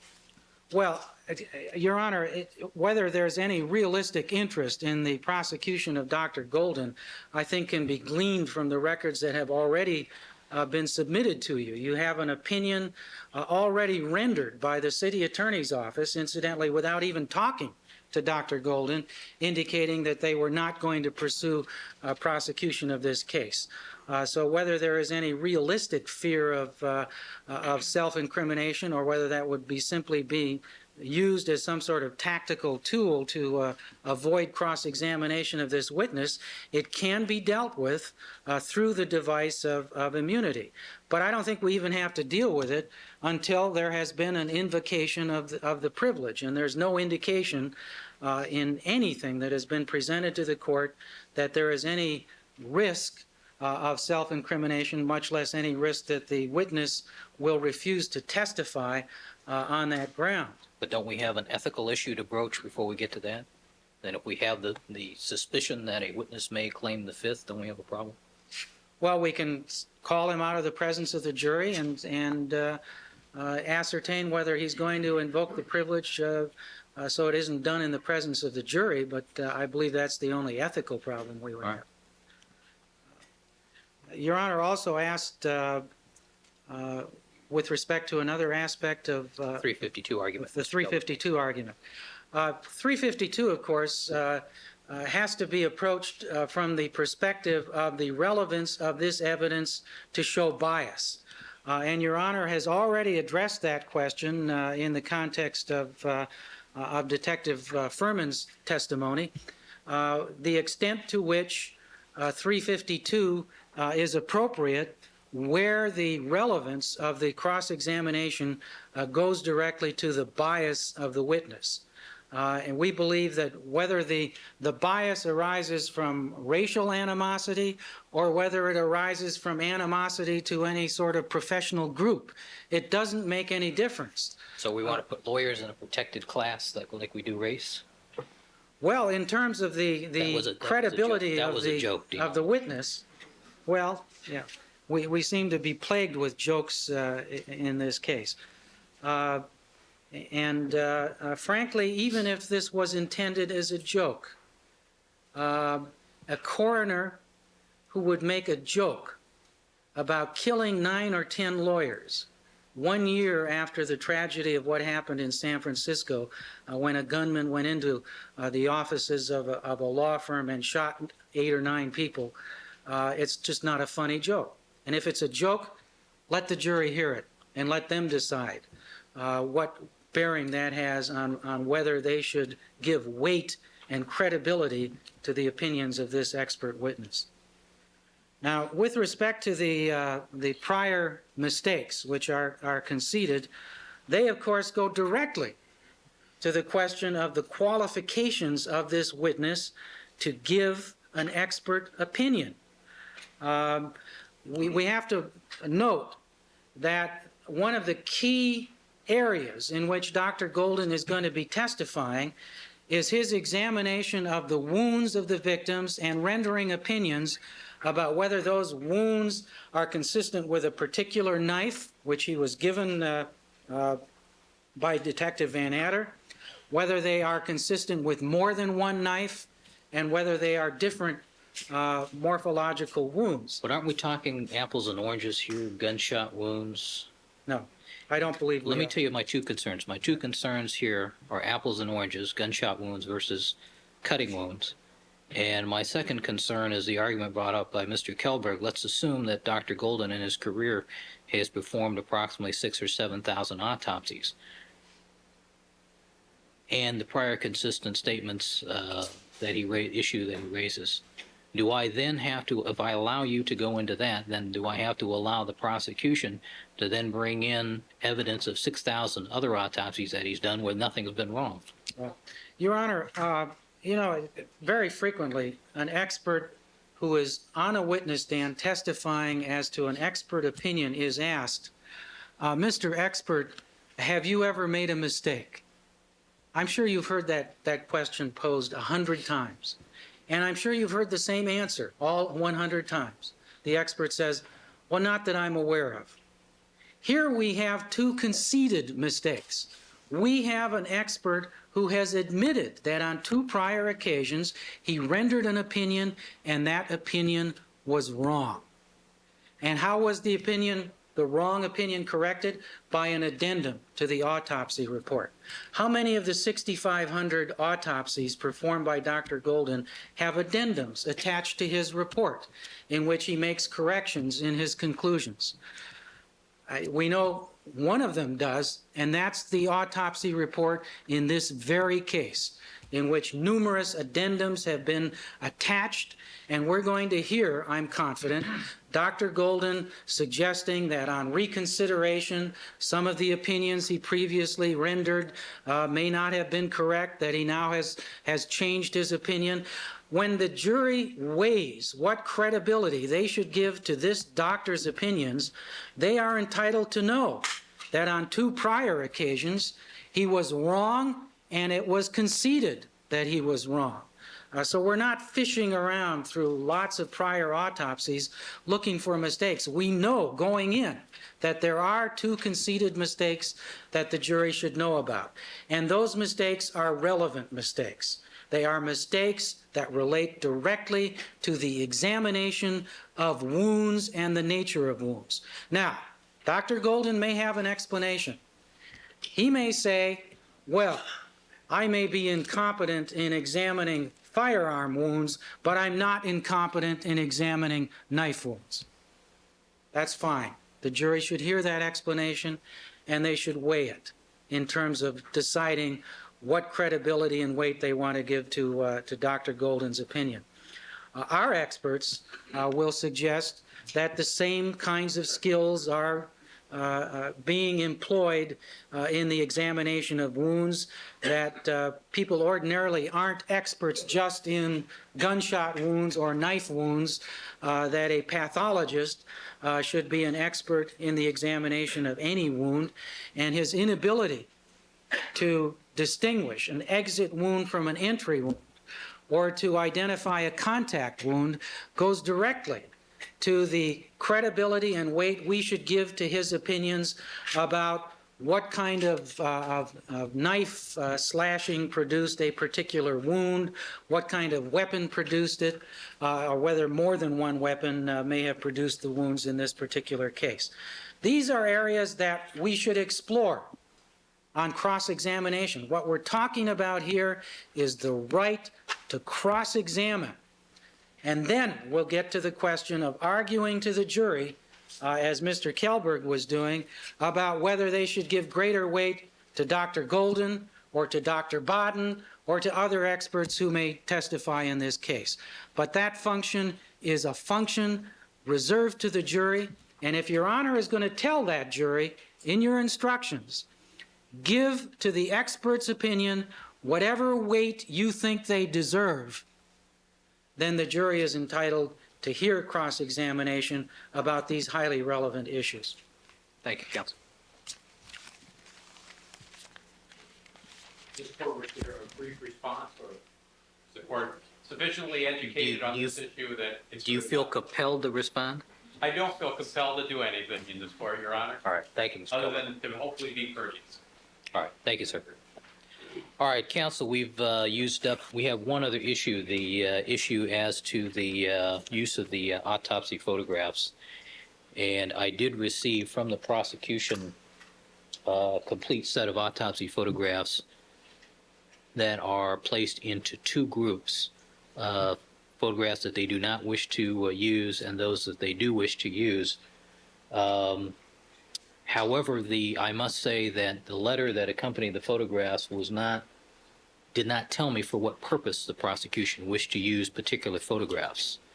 And my guess at this point is that we will not see the autopsy testimony for quite some time, perhaps 3 to 4 weeks, if I'm lucky. Do we agree on that? And Dean Allman, I understand you have to go back to Stanford. Well, I was going to argue the sanctions issue, so I may remain over until tomorrow morning to do that. All right. Do you want to address the sanctions issue? Can you do it in 5 or 10 minutes? Certainly. All right. Your Honor, if you recall, I had asked for time Yes. on that. That's why you set it for tomorrow morning, sanctions on the late disclosure of the videotape. Okay, I did do that. All right. I'll be able to remain until tomorrow morning.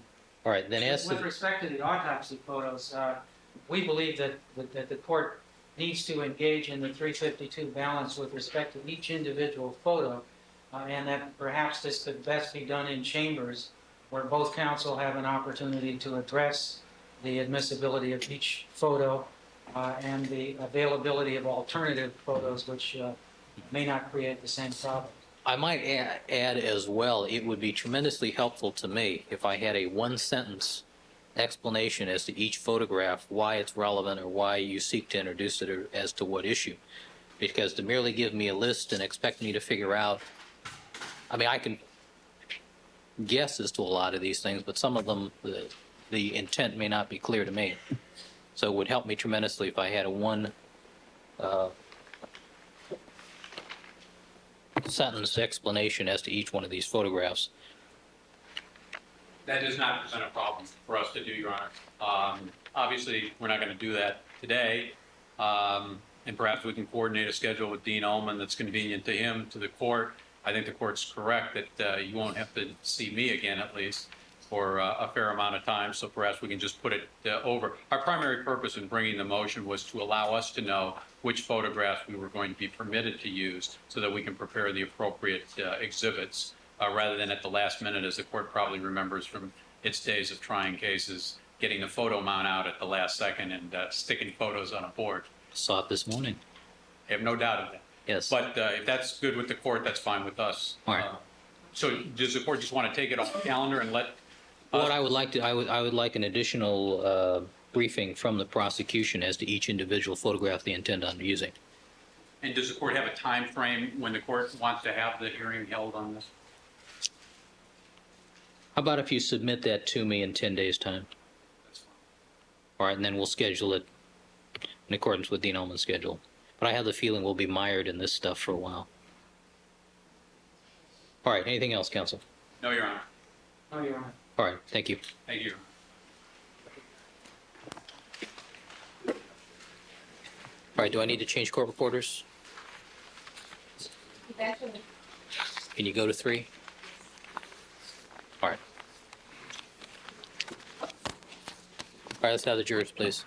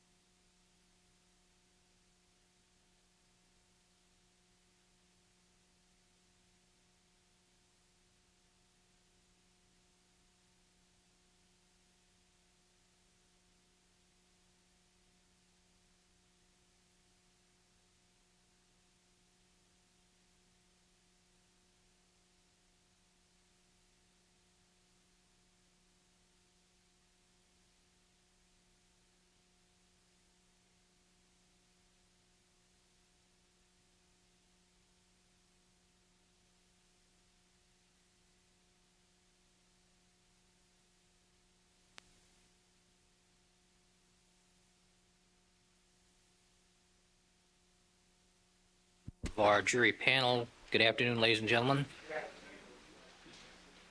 All right, Mr. Goldberg, Mr. Fung is on the witness stand undergoing direct examination. Good afternoon again, Mr. Fung. Good afternoon. You're reminded you're still under oath, sir. Mr. Goldberg, you may continue. Mr. Fung, I just wanted to go back for a minute to the discussion of the collection of blood stains and substrate controls. When you collect a stain, if you apply a swatch to that stain and it does not collect the entire stain, what would you do? I would select another swatch, wet it, apply it to the stain, and put it in the same plastic bag as the first cloth swatch for that item. And on some of the stains that were collected on in this case, or in fact most of the stains, were there more than one swatch that was used to collect the stain itself? I'm not talking about the substrate control, but the stain. Yes. All right. And do all those go into the same plastic baggie together? Yes. All right. And then that baggie, or that plastic bag containing the various stain swatches, and the other plastic bag containing the cloth control go where? Those two bags go into a coin envelope with the photo ID number corresponding to the stain. Okay, now when you say the photo ID number corresponding to the stain, for example, right before we broke, we were discussing the chart depicting the stains at Rockingham, and there were items that were labeled, for instance, 7 or 8. So are you saying that the coin envelope into which 7 went in would be labeled 7? Yes. Stain. Okay. Well, with respect to the stain that has a photograph, a little card in the photograph that says number 7, what would the coin envelope be numbered? The coin envelope would also be labeled 7. Okay, and with respect to a stain that has a little marker next to it that says 8, what would the coin envelope be? The coin envelope would be 8. Okay. Now, at approximately 9:30 or so in the morning on the 13th of June, if you need to refer back to your crime scene checklist, you may do so.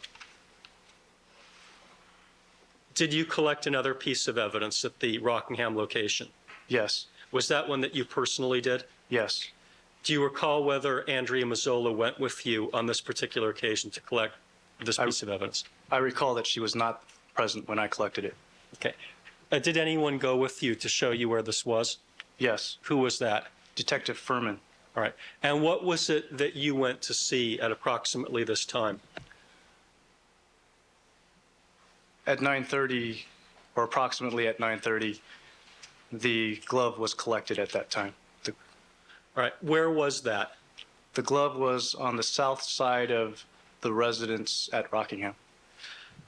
Now, when you are collecting items of evidence that contain possible biological material, but other than blood drops, what technique or techniques will you use?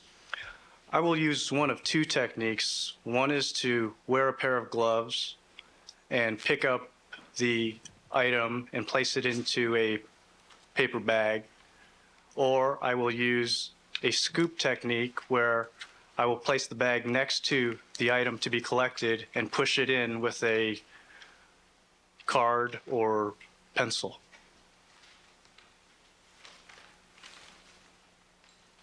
Your Honor, I have a pair of gloves that is marked as People's 163C for identification. May I approach the witness? You may. Showing you what we've marked as 163C. What is that? Those are a pair of latex gloves. Okay, and are those the type of gloves that you would use at a crime scene? Yes. All right. So you could have used either a glove technique or this card technique that you've described, where you don't touch the item at all. Yes. Do you recall specifically which one you used in this instant with regard to the glove that Detective Furman showed you? I don't recall which one I used. Okay. But it would have been one or the other according to your ordinary practice? Yes. There's no third way that you do it? Not that I can recall, no. Okay. So with respect to this item, do you recall how you packaged it? The glove was placed in a paper bag, and And- the bag was labeled. Is that what is done with items of clothing like that? A glove, it's put in a paper bag generally? Depending on the size, yes. But you don't put it in plastic? A plastic bag as opposed to a paper one? Generally, no. All right.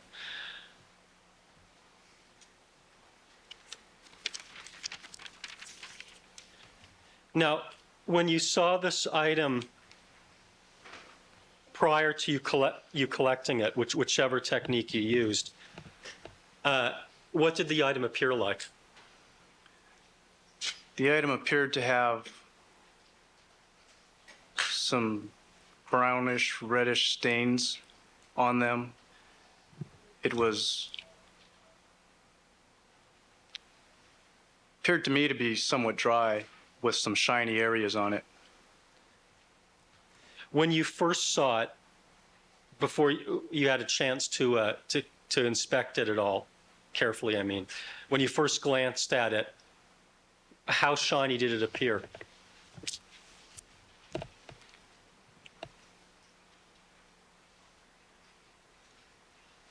There were just some areas that had a sheen to them.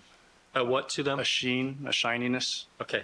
And did you do something further to look at it to determine whether, in your opinion, it was dry or wet at that time? No, I did not. Okay. What makes you think that it was more likely to be, well, maybe I'm misstating your testimony. Did you testify that, in your opinion, it was more likely to be dry than wet? Yes. And why do you think that? My experience with bloodied clothing and their appearance lent me to that estimation of whether it was wet or dry. It appeared to me to be dry.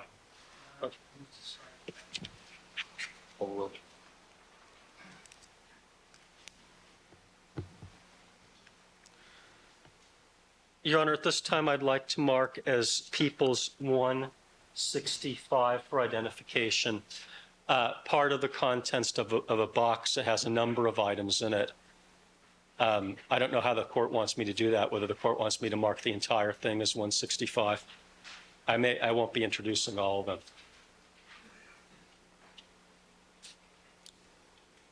All right. How is the box labeled at this point?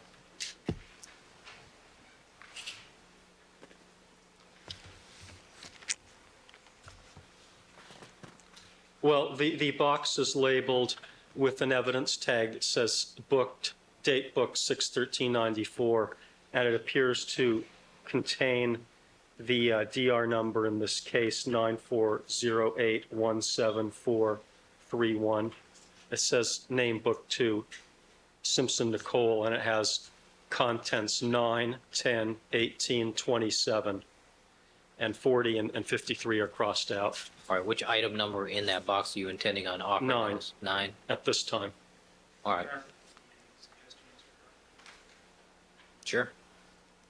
If we can mark the box for identification, and then he can just signify what he's taking out, and use the item.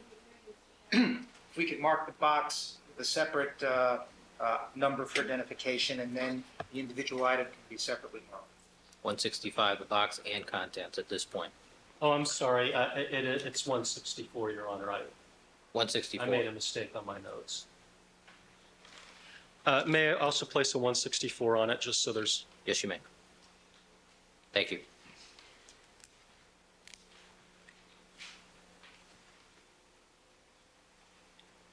Sir, I'm showing you a box that's been marked as 164. Can you just take a look at the number that says DR number for us and tell us what that number refers to, or what significance that has in the Los Angeles Police Department? There's a number in a box labeled DR number that is 940817431. That number is used to identify different cases within the Los Angeles Police Department. So each case has its own DR number signed to it? Yes. Is that the DR number of our case? Yes, it is. All right. And when you packaged up various evidence, would you have used that DR number? Yes. Could you now open the box for us and describe what you're doing for the record?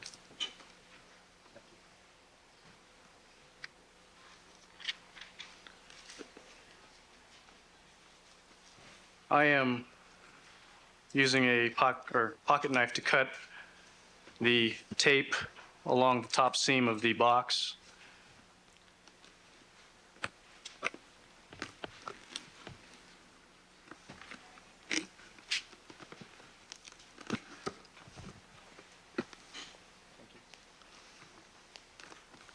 I'm opening up the box.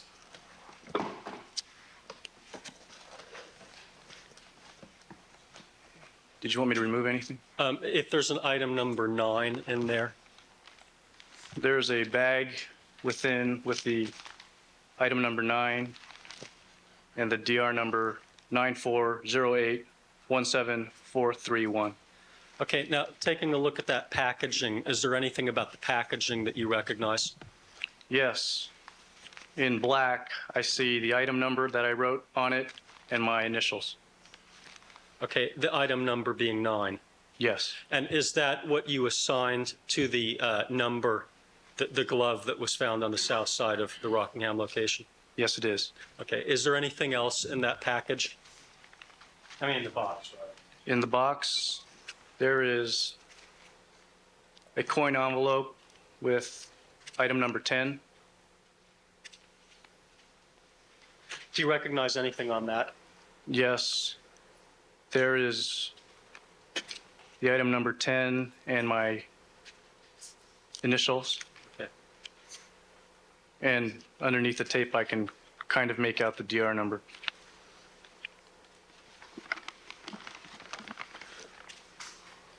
Also in the box is a bag with the number 18 on it, my initials, and again, the DR number.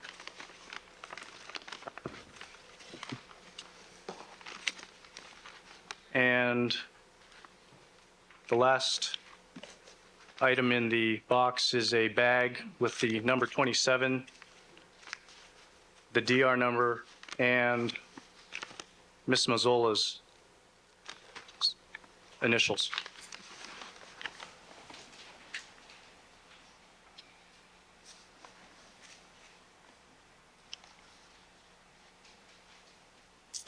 Your Honor, do we have any latex gloves at the courthouse? I don't want to use my exhibit over there.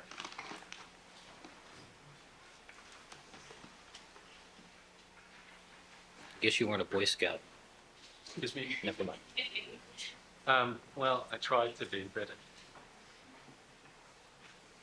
Mrs. Robertson has latex gloves.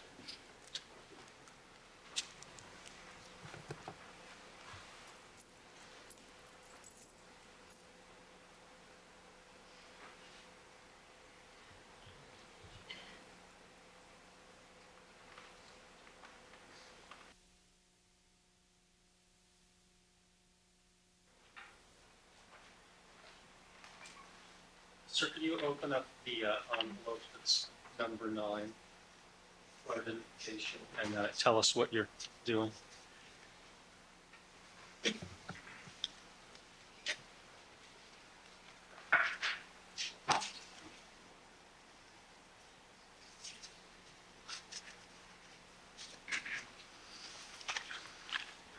I am unfolding the bag.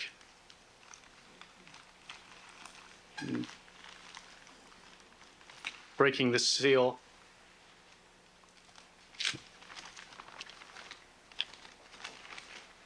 Reaching in the bag.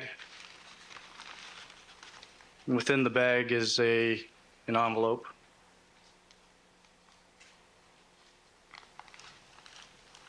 continue? Yes. Scissors or knife? Scissors. Thank you. I'm cutting along the bottom edge of the bag.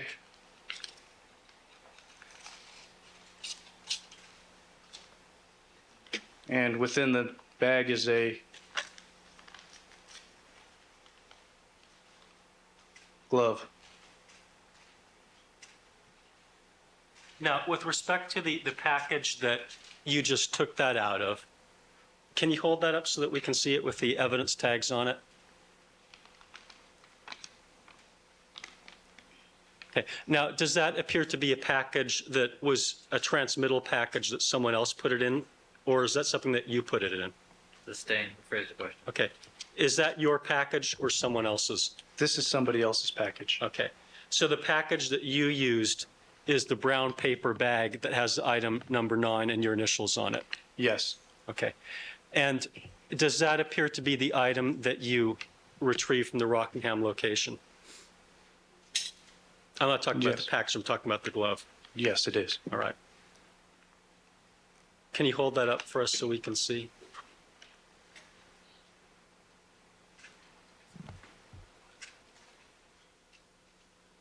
Is there a size label in there, Mr. Fung?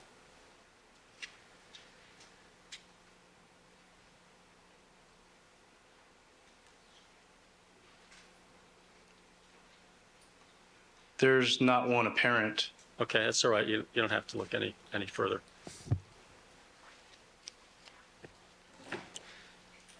Can you repackage that for us now, describing what you're doing for the record?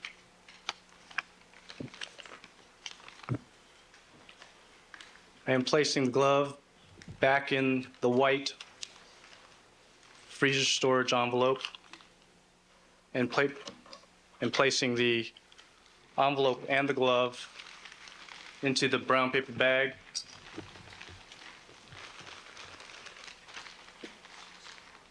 And placing the bag back into the box.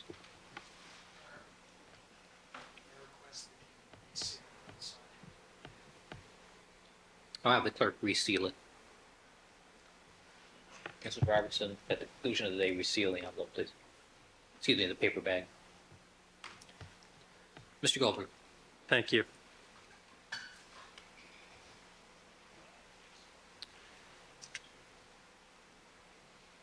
Now, in addition to the glove at approximately 9:30 or so, was there any other item of evidence that was collected by either yourself or anyone else in your presence?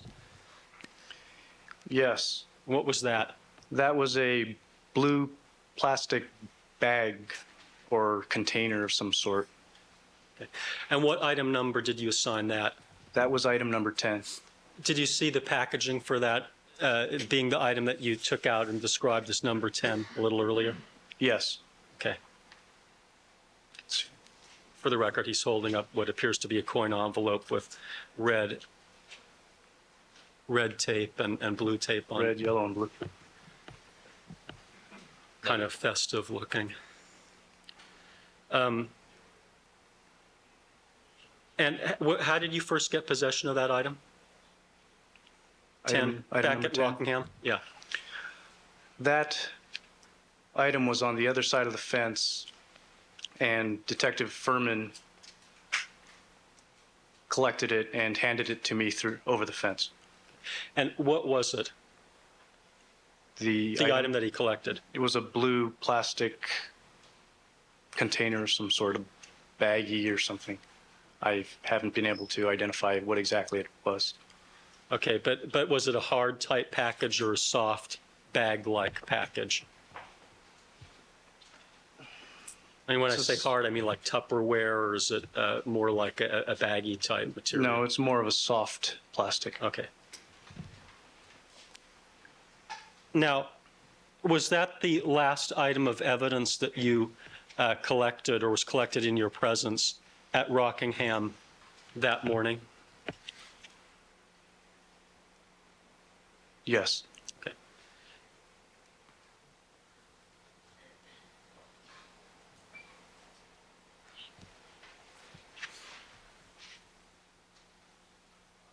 May I just have one moment, Your Honor? Certainly.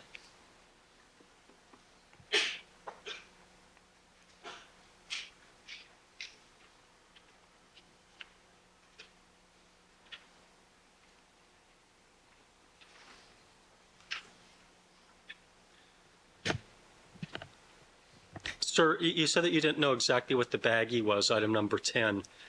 Did it look similar to anything that you've ever seen before? No, but it might have been a gauze wrapper, but I'm not sure. Okay, could have it been sanitary napkin type wrapper? Sustain. It's leading. Could have it been anything other than a gauze type Could wrapper? have been. All right. Now, approximately what time did you leave the Rockingham location? We left the Rockingham location at approximately 10 o'clock that morning. All right. And when you left this location, would you have kept on any latex gloves that you were wearing during the evidence processing and collection? No. What would have happened to those? Sustain. Rephrase the question. Sir, do you have a custom and practice with respect to what you do to latex gloves that you're wearing at a crime scene after you leave the scene? Yes. What do you do with them?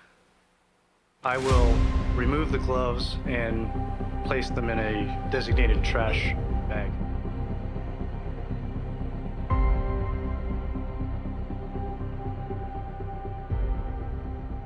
My instruments or personal items, I will remove the gloves so as not to contaminate myself or other items of evidence. Okay. Now, when you left Rockingham that morning, did you have any information to the effect that you were going to return? Yes. Can you just give us in general terms what you were told? I was told that a search warrant was being obtained and I may be required to come back to do the inside of the residence. Okay. So you did not go inside the residence on June the 13th in the morning? Not in the morning. Okay. Where did you go after you left Rockingham that morning? After Rockingham, I proceeded on to 875 South Bundy. Now, when you went to 875 South Bundy, where were the items of evidence that you had collected, item number 1 through 10 from Rockingham that morning? Items 1 through 10 were in bags locked in the back of the crime scene truck. Okay. Now, before you leave and actually lock those bags away into the crime scene truck, do you do any inventory, or did you do any inventory to see what you had prior to locking them away? Yes. What did you do? Each item that we had written in our notes was accounted for. So what do you mean by that? We identified each number individually, item number 1, item number 2, item number 3. We made sure that there weren't 2 number 3s or missing numbers either. Okay, so you made... Strike, not responsive. Use the word we. Overruled. Did you do this alone, or did you do it with someone? I did it with Miss Mazzola. Okay, and when you say that you're going through to make sure you don't have 2 item number 1s or 2 2s or whatever, does that mean that you're making sure that you have 1 coin envelope that has number 1 on it, 1 coin envelope that has number 2, etc.? Yes. Okay, and that you have a total of, at that time, 10 items? Yes. Now, you testified earlier that in the 80-some-odd pages of reports that you generated in this case and notes that there were some clerical errors? Yes. Is it reasonably possible to make a clerical error of writing down the wrong number on a coin envelope using the procedures that you use? Objection. Sustain. Phrase the question. Okay. Could you make a mistake on the coin envelope by writing the wrong number on it? Sustained. Phrase the question. Could you make a mistake on the coin envelope by writing the wrong number without having caught it during this inventory procedure? Sustained. I didn't hear the grounds. It's leading. What? It's leading. Okay, sir, how careful is this procedure of writing the numbers on the coin envelopes and then inventorying them to make sure that you have the right numbers? We are very careful when we collect evidence. We collect evidence one at a time, making sure that the envelope that we put the evidence in is the same number as the one next to the card. Strike as being not responsive. Overruled. Thank you. And how careful are you when you do this inventory at the end prior to leaving the scene? It's vague. How careful? Okay, I mean, do you, I just have him describe the procedure. me? Describe the procedure. okay, why don't you tell us in detail the procedure? What do you, safeguards are there? what do you, let me start with this, Mr. Fung. With respect to the items of evidence in their packaging, where are those when you're doing this inventory? The items are in the back of the truck together. Okay. Do you put the items in numerical order, or are they in random order when you do this inventory? Witness just testified to what he did. Overruled. Rephrase the question, though. Okay. What order are the items in when you do this inventory? The items are in numerical order. Okay. And then how do you go through them? I go through them sequentially. From 1 to 10? Yes.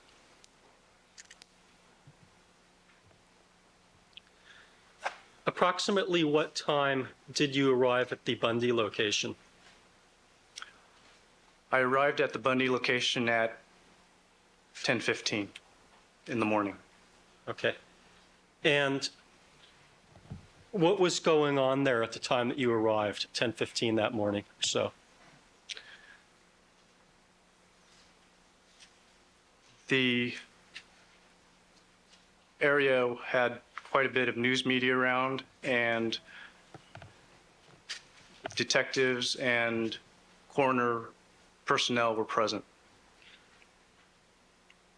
Did you see the coroner personnel doing anything at the scene as you arrived? Yes. What did they appear to be doing?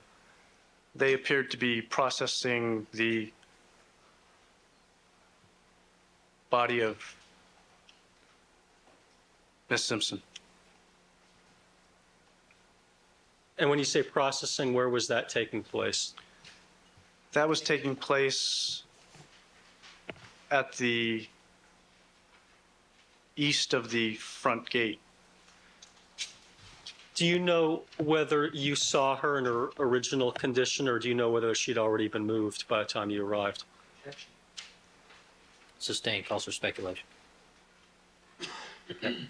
Do you know whether, did you see whether the coroner's investigators, did you see whether when the coroner's investigators first got there and started touching the body, or were they already doing it when you arrived? They were Overruled. They were already doing something when I arrived. Okay. What were you doing while that was occurring?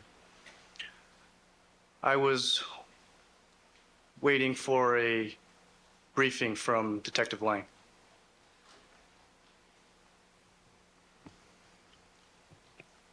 And at some point, did you also see something occurring with the body of Ron Goldman?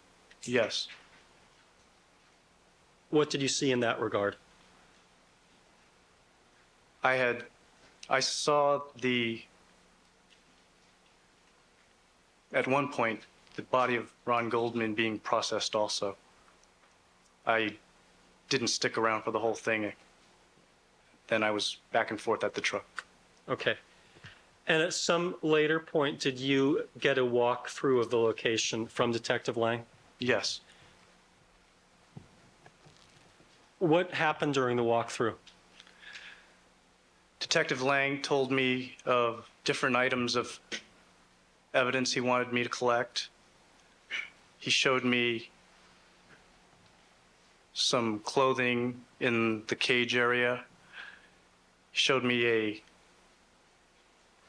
trail of what appeared to be bloody footprints and a trail of blood leading towards the west end of the location.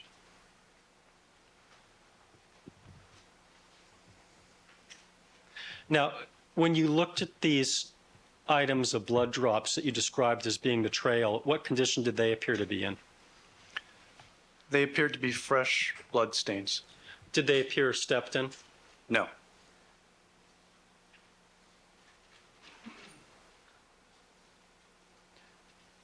Now, did you begin to process the crime scene for collecting the evidence that morning?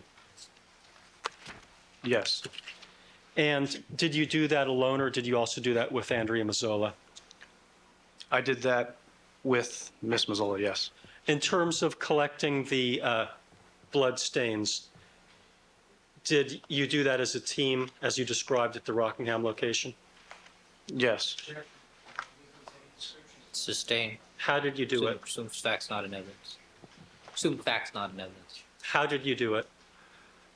How were the items, the blood items collected? The blood items were collected in the same manner that was described earlier on the board. Okay. Using the same procedure? Yes. And when you were actually doing the evidence collection, I mean, you and Miss Mazzola, were you wearing anything on your feet? Yes. What were you wearing on your feet? We were wearing protective booties.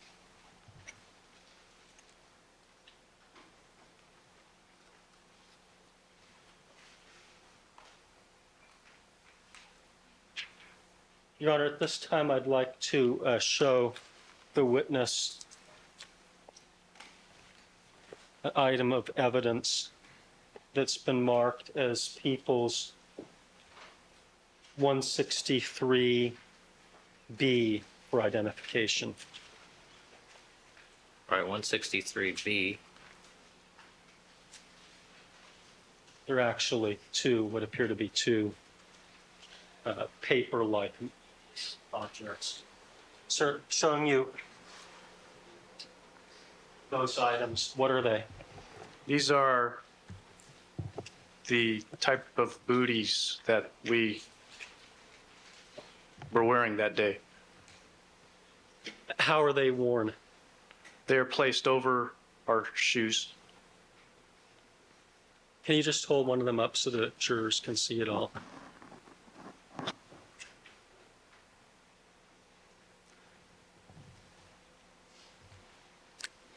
What is the purpose of wearing those booties? I wear them to protect my shoes from biological evidence. So the booties are to protect the wearer? That's the main use for them, yes. Okay. And do the booties serve any function in terms of protecting the crime scene? Oh, well. I'll withdraw the question and ask another question, Your Honor, if I might.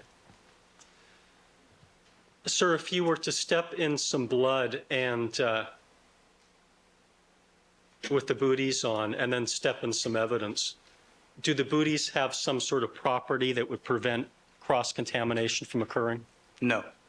Okay. Are there any disadvantages to wearing booties at a crime scene? Yes.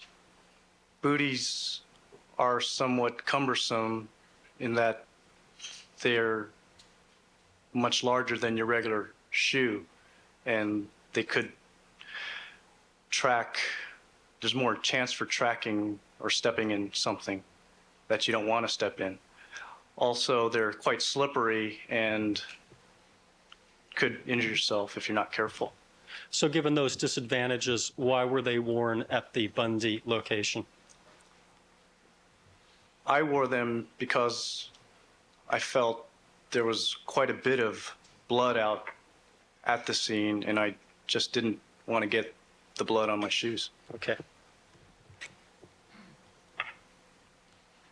Now, when you were at the location, were you or Miss Mazzola wearing any lab coats? No.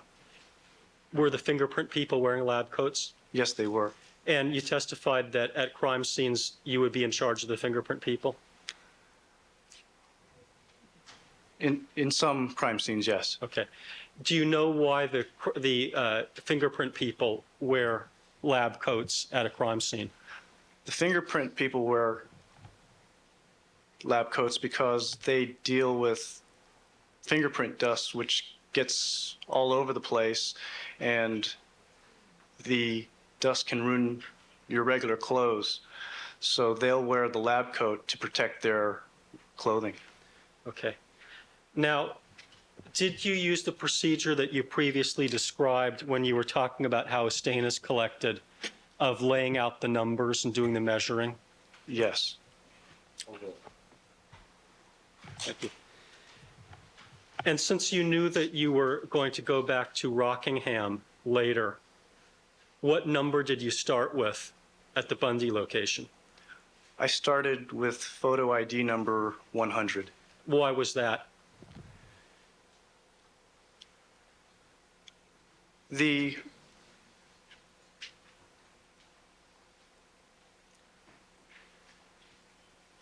Well, as stated before, I knew I would have to return to Rockingham, and I wanted to keep the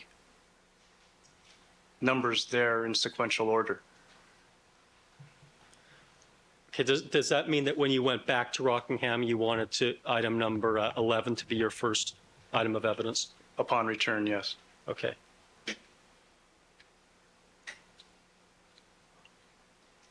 So why did you choose starting with 100 instead of 50 or some other number?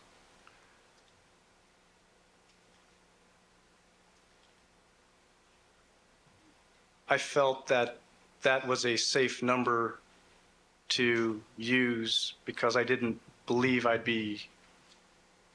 would have another 90 items of evidence to go through at the Rockingham location that day. Okay. So the number cards that you laid out started with 100. What was the last one? The last at the Bundy location. The last photo ID card we used was 119. And those are photo IDs? Yes. Is what you're saying. Okay. Now, at some later point, did you assign property item numbers to replace those photo ID numbers, or in addition to the photo ID numbers? Yes. When did that take place? That occurred back at the laboratory. Okay. Did you enter the property identification numbers that you eventually placed on items on the crime scene identification checklist? Yes. Okay. So does that list then correlate the property numbers with the photo numbers? Yes. Okay. Now, in order to give us specific testimony as to the item numbers, in other words, property numbers of various pieces of evidence that you collected at the location at Bundy, would you have to refer to your crime scene identification checklist? Yes. Okay. With respect to the caged off area that you referred to, did you collect an item number 36 from that 35 from that location? Yes, I did. And what was that? That was a set of keys. Okay. Did you collect an item number 36, or was one collected in your presence? Sustain, rephrase the question. Did you see an item number 36 being collected? Yes. What was that? That was a pager. And what about item number 37? What was that? 37 was a glove. Do you remember who specifically collected that item? Criminal Mazzola collected that. Did you see an item number 38 collected? Yes, What was that? that was a blue knit hat. And an item number 39? Yes. What was that? Item number 39 was an envelope containing a pair of glasses. And what about 40? 40 was a ring. Now, with respect to these items, how did you package those? Were those in coin envelopes or some other type of package? The keys and the pager were placed in coin envelopes. The glove, the hat, and the envelope with the glasses were placed in paper bags, and the ring was placed in a coin envelope. And eventually were those then assigned the DR number in our case that you previously read out?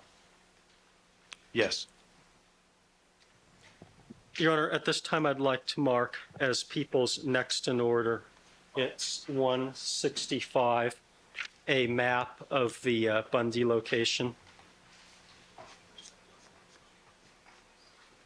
All right, 165, have you shown that to council?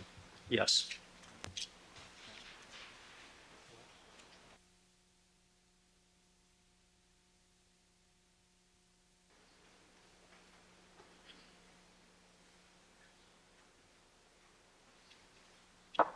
This is a chart, Mr. Goldberg? Yes, Your Honor. All right.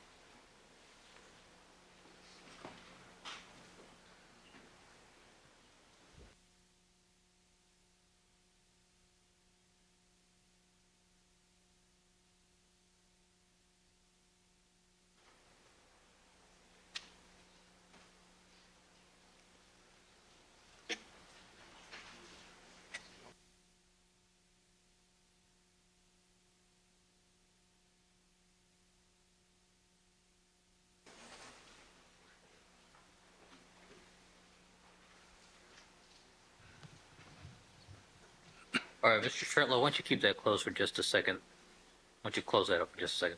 All right, ladies and gentlemen, I'm going to take a 10-minute recess at this time to change court reporters. Please remember my admonitions to you. Don't discuss the case amongst yourselves. Don't form any opinions about the case. Don't conduct any deliberations, and do not allow anybody to communicate with you. If you'll just step back into the jury room, and we'll resume in 10 minutes after we change court reporters. Mr. Fung, you can step down. 10 minutes. All right, we're ready to proceed? All right, back on the record in the Simpson matter. All parties are again present. Deputy Magnar, let's have the jurors, please. All right, the record should reflect we've been rejoined by all the members of our jury panel. Mr. Dennis Fung is still on the witness stand, undergoing direct examination by Mr. Goldberg. Good afternoon again, Mr. Fung. Good afternoon. You're reminded you were still under oath, sir. And Mr. Goldberg, you may continue with your direct examination. Thank you. Sir, directing your attention to the diagram that's been marked as People's 165 for identification. Do you recognize that? Yes, I do. What does that depict? This depicts the different areas from which I had collected various items of evidence, biological evidence. Have you had the opportunity to take a look at this diagram prior to today to make sure that it was correct? Yes. When this diagram was being made, did you have the opportunity to look at versions of it in order to make sure that they were correct in terms of the measurements and the locations that items were found? Yes.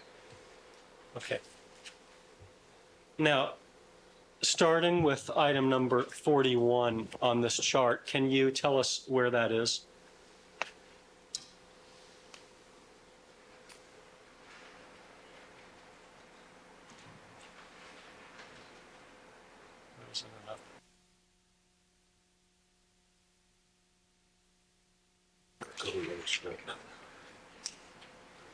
Oh, I'm sorry. What was the first item, sir, that you collected, the first stain that was collected at Bundy?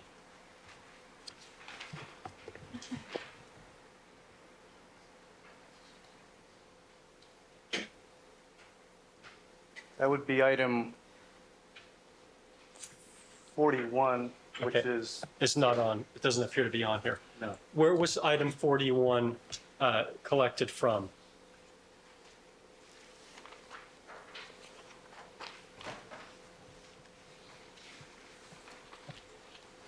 That was collected from a stump in this area here. For the record, he's referring to the area that has been described as the fenced-off area that's on the north side of the walkway. Yes. And for what purpose was item 41 collected? Item 41 was collected as a reference for the male victim. Well, when you say, now, when you say that it was collected as a reference for the victim, what do you mean by that? That was where the male victim had been, and that was where he had bled. Okay. Now, with respect to item number 42, is that depicted on this chart? Yes, item 42 is depicted here. Now, that has a little photo card. Maybe we can have that one up there. Item 42.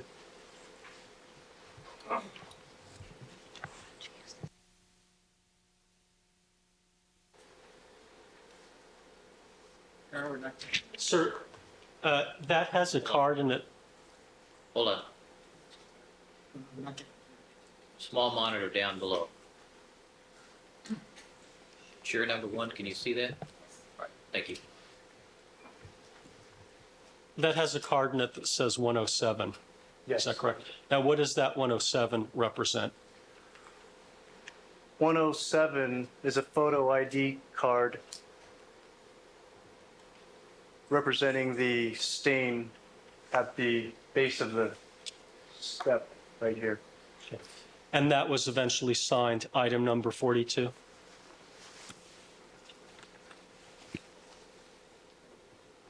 Yes. Now, where specifically was that stain taken from? Do you want me to show you on the notes or, I mean, on the photograph or? Maybe you can show us on the diagram.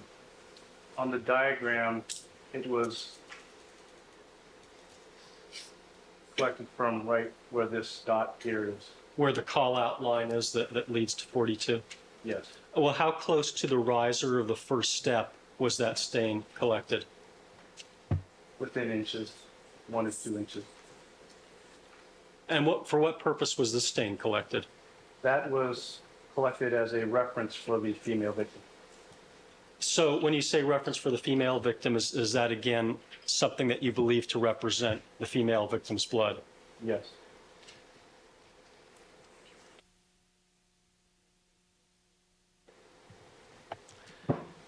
Now, sir, direct your attention to item 44 for identification. Perhaps we can have that photo. Where was that collected from? That was collected from the north gate, or the north fence area right here. Okay. And that was originally assigned photo ID number? 109. Okay. Does the call-out line accurately portray where that was taken from? The Yes. fence where that was taken from? Okay, next, directing your attention to item number 47. If we could have that picture.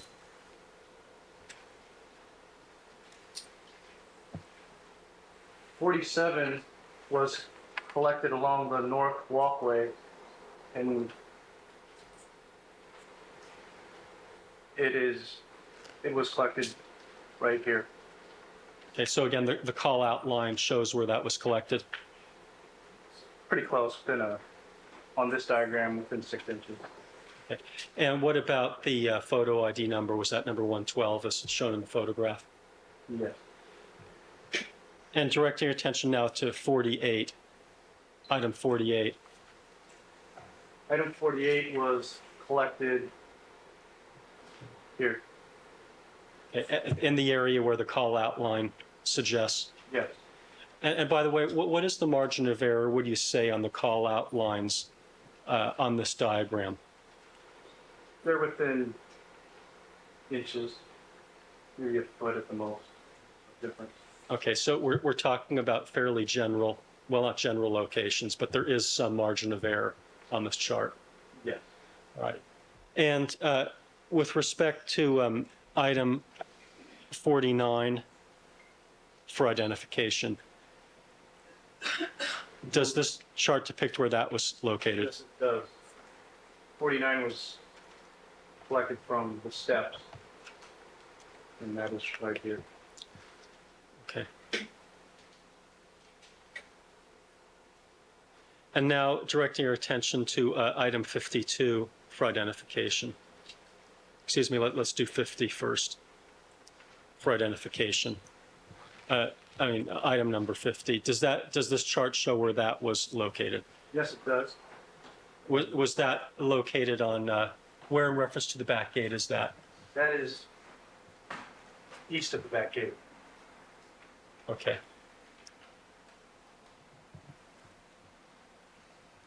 And now item number 52 on this chart.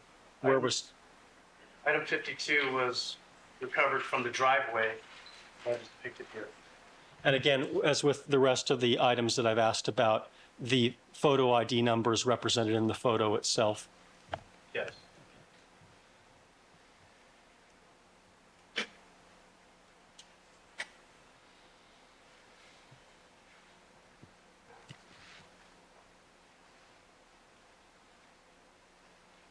And now with respect to item number 54 for identification, where was that collected from? 54 was collected from the corner of the front gate. Okay, now there are two photographs on the diagram that's been marked 165 that appear to have a card in them with 119. Do both of those depict what was eventually assigned item number 54? Yes. One is a close-up of the other. Yes.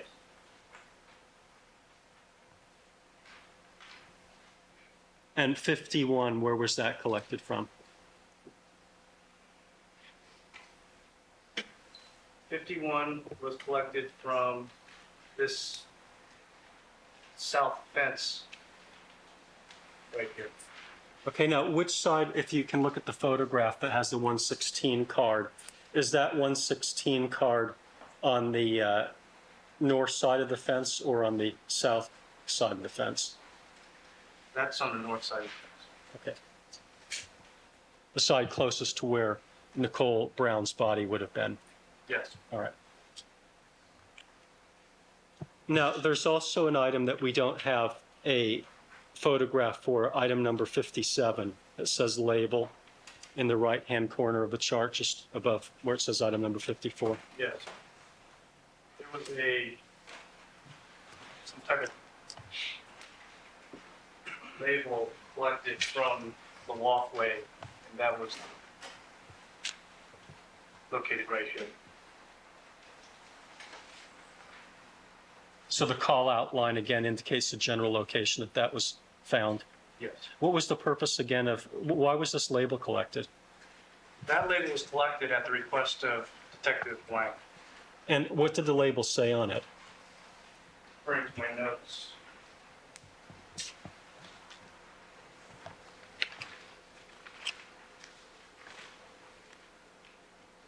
The label said Bonita, Ecuador. Now, we also have two photographs up here that appear to depict shoe prints. Is that correct? Yes. Looking first at item number 55. Maybe we can have 55.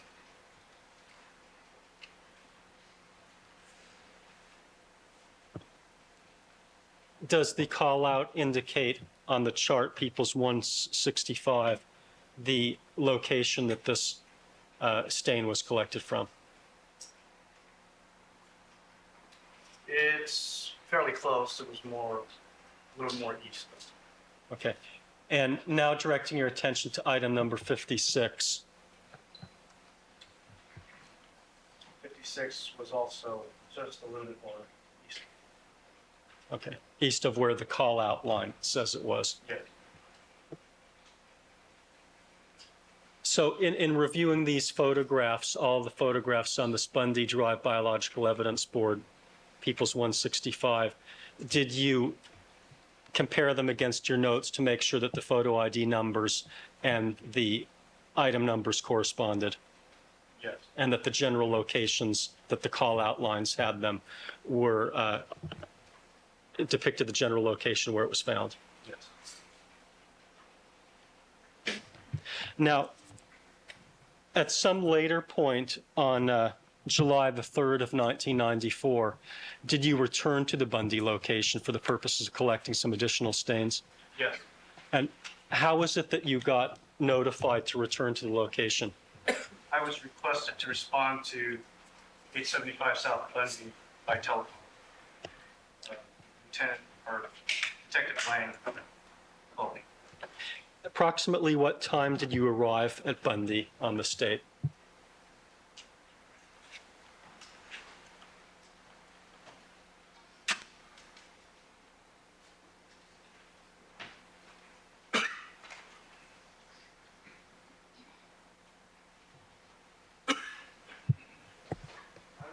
Arrived there at 11:30. What did you see when you arrived? I saw brown colored stains on the rear gate. And on the rear gate, are you talking about what on this diagram, People's 165, has been labeled the back gate? Yes, right here.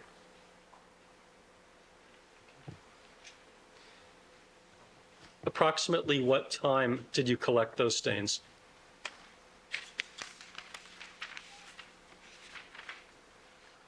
I collected them at approximately 1:45 in the afternoon.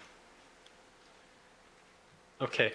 Now, directing your attention back to the diagram 165 for identification, item number 50 has a card in it, photo number 115, is that correct? Yes. Okay. And item number 115 and 116 also contains a card with a number 115 in it, is that correct? Yes. Okay. So there are two 115s. Yes. One 115 is from the 13th, and the other from July the 3rd? Yes. Okay. Now, did you have occasion, Mr. Fung, to take a look at some photographs that were shot on June the 13th prior to testifying here today? Yes. Your Honor, at this time, I'd like to mark as People's 166 for identification. All right, 166. What appears to be a photograph of the rear gate, and I'll place a 166 on the reverse side of that. All right. Perhaps we could have, it's, yeah.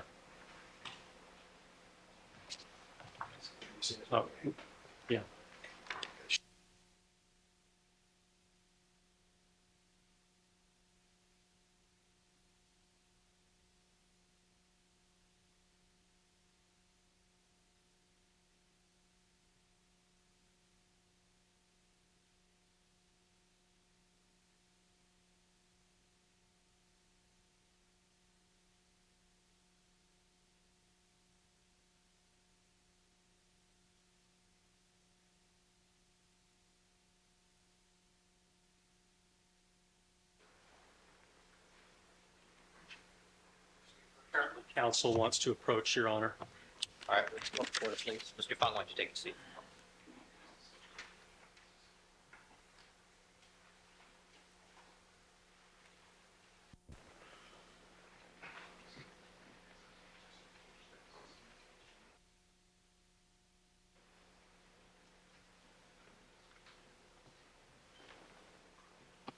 All right, Mr. Goldberg, you may continue. People's 166.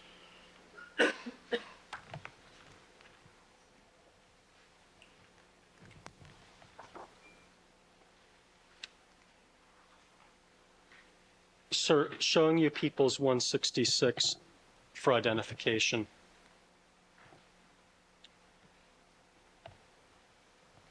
One piece, council.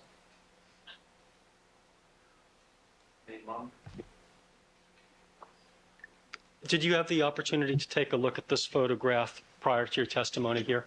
Yes. Did you look at it with a magnifying glass? Yes, I did. And is this a photograph that was taken on the 16th of June? I mean, the 13th of June, sorry. 13th of June, yes. Right.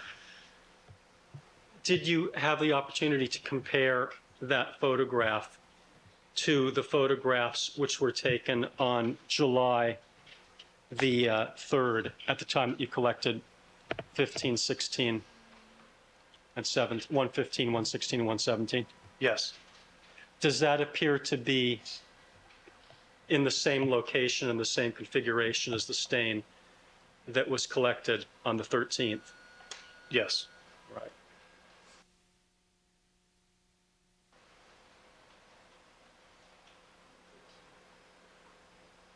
That's what I heard. I mean, does the stain in the 13th photograph appear to be in the same configuration and same location as the stain that was collected on July the 3rd? Yes. All right. Now, do you specifically recall having seen that stain when you were at the location on the 13th? No, I do not. Okay. Do you know whether do you have a specific recall of whether it was pointed out to you? No, I do not. You don't recall one way or the other? No, I do. No. Had you known of that, had you seen it yourself, would you have collected that? Yes. Now, you said that it was your practice to collect representative samples. Why would you have you collected this stain? This stain was on a different medium than the ground, and it was a location that was relevant to the crime. Okay. So if you had the opportunity to go back and reprocess the crime scene at Bundy, if you could do the 13th all over again, would have you liked to have collected the stain? Absolutely. Now, getting back to the photographs that were taken on July the 3rd, showing 115, can you explain to us why there is a photograph number 115 taken on the 13th and a number 115 in the photographs on July the 3rd?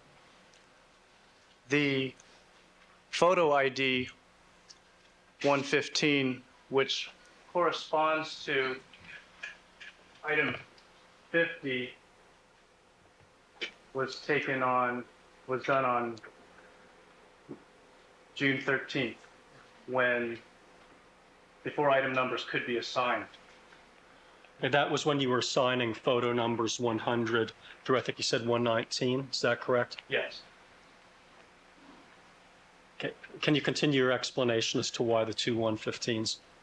By July the 3rd, 114 items of evidence had been booked into property division, and that was the next item number that was going to be used.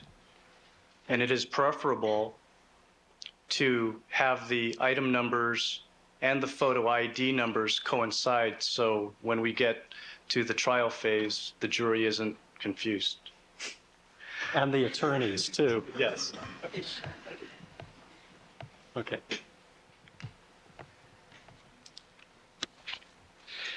Your Honor, perhaps I could make a People's 166A of the item that was shown on the court screen of 166.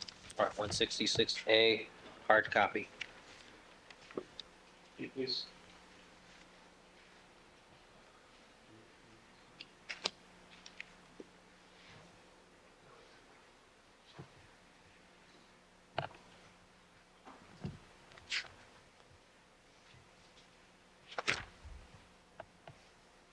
Now, with respect to the 3 stains that were collected on July the 3rd, did you use the same technique in terms of what happened to the stains to dry and package them that you did with the stains that were collected on the 13th? Yes. All right.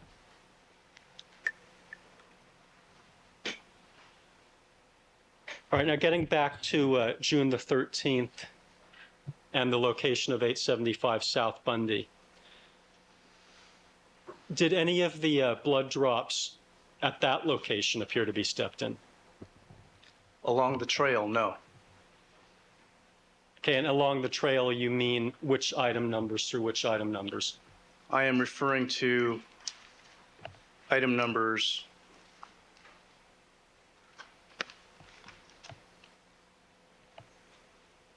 112, or excuse me, those are photo ID numbers. Item numbers 47, 48, 49,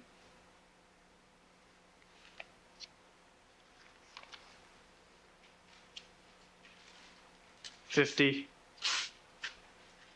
and 52.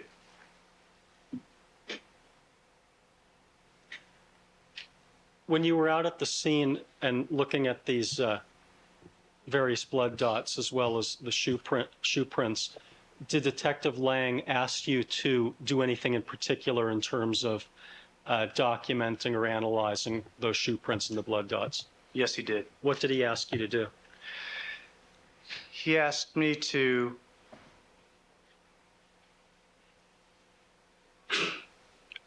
measure and document the different shoe prints. And how did you measure the shoe prints? I placed a tape measure down and measured them with reference to items that are immovable within the residence. Okay, so you documented the measurements of the various footprints? Yes. Did you also document the measurements of the various blood dots on what you've described as the trail? Yes. Okay. And for what purpose did Detective Lang say he wanted you to look at it, to determine what? Sustain. Well, I asked him what he said. That, but,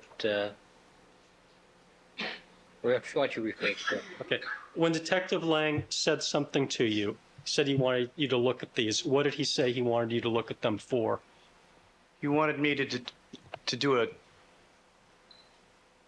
think his term is,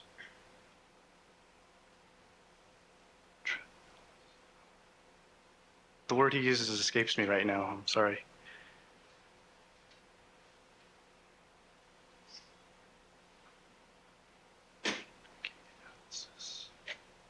Did he use a term that wasn't typically used any longer that you do not use as a criminalist? Yes. Okay. Did it have to do with the strides? Stride analysis, yes. Okay. And what, if anything, were you trying to determine by measuring the footprints and the blood dots? I was asked to determine whether the person was running or walking. Okay. And what kinds of factors did you look at in order to make that determination? I looked at the distance between the shoe prints. I looked at the shoe prints themselves to see if there was any splashing effect. And I looked at the blood stains to the left of the shoe prints to determine if there was any trailing or not. Okay, well, let's break that down for a second. First of all, did you make any preliminary determination as to the shoe size? Yes. What was your preliminary determination? The preliminary determination was that it was a large shoe size consistent with being worn by an adult. Okay. And you said that one of the things that you looked at was whether or not there were splatters off the shoe prints. Yes. Why were you looking at that? When a person runs, they will have much more force when they hit the ground with their foot, and there will be somewhat of a splashing effect on the surface. Did you see that kind of splashing effect? No. Right. And another thing you said you were looking at was the distance between shoe prints. Yes. For what purpose were you looking at that? When a person runs, they will have a longer distance between each shoe print than when they walk. And was the distance here for an adult relatively long, consistent with running, or shorter? It was relatively shorter. Okay. And finally, you said that you looked at the trailing or tailing on Yes. the blood dots. What did you mean by that? When a drop of blood hits an object, when it has some type of velocity besides going down, it will typically have a splashing effect in the direction that it is traveling. And you can determine direction by analyzing that. Did you see any evidence of significant tailing on these blood dots? There was no significant tailing, no. And would that be more consistent with someone who was running or moving more slowly? There would be more tailing with someone who was running. Okay. Now, respecting the shoe prints and the blood dots, did you notice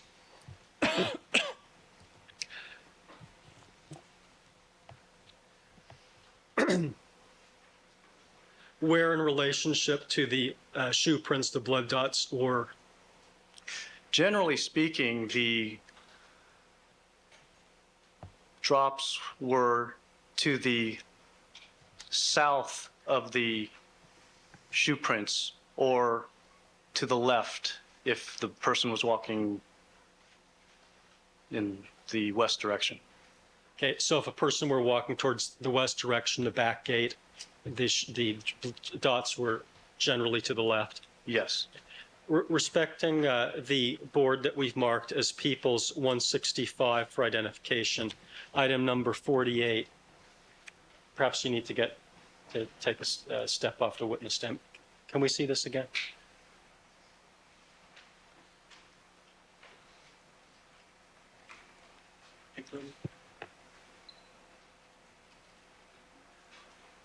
Is one of the shoe prints that you observed at the scene on the 13th located in this photograph?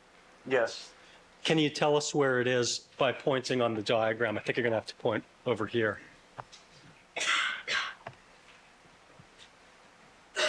It is right here. Okay, but can you tell us where in the photograph the shoe print is?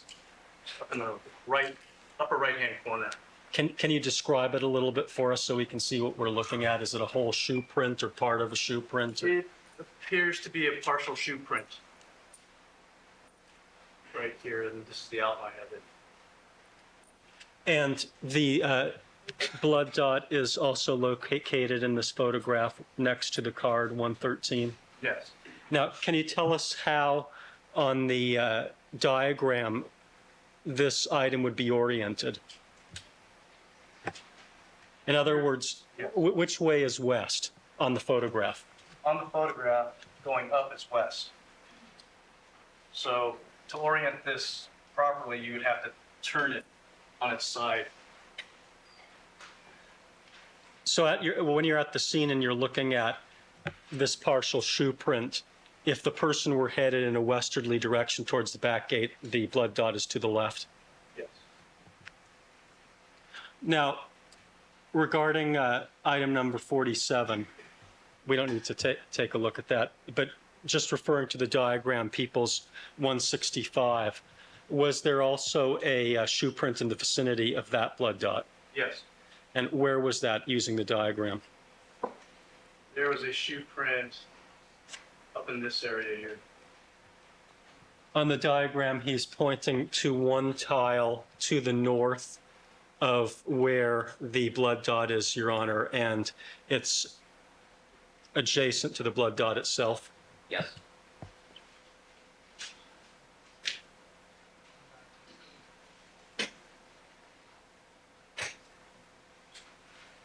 Well, he's pointing to a row of tiles, again, for the record, that's the row above the blood dot to the north on this diagram. It's not the evidence to the left of it is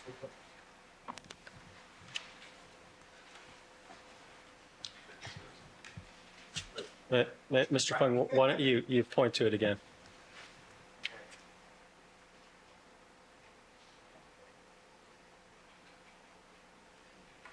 maybe we can count the number of tiles starting from there. Yeah. Count the number of tiles starting from. Appears to be indicating a location that's approximately 1 foot on the diagram, slightly above and slightly to the left. He agrees. Pretty good from not being able to see it, isn't it? I can see right through it. Okay. Is what the judge just said correct? Absolutely, of course. Okay.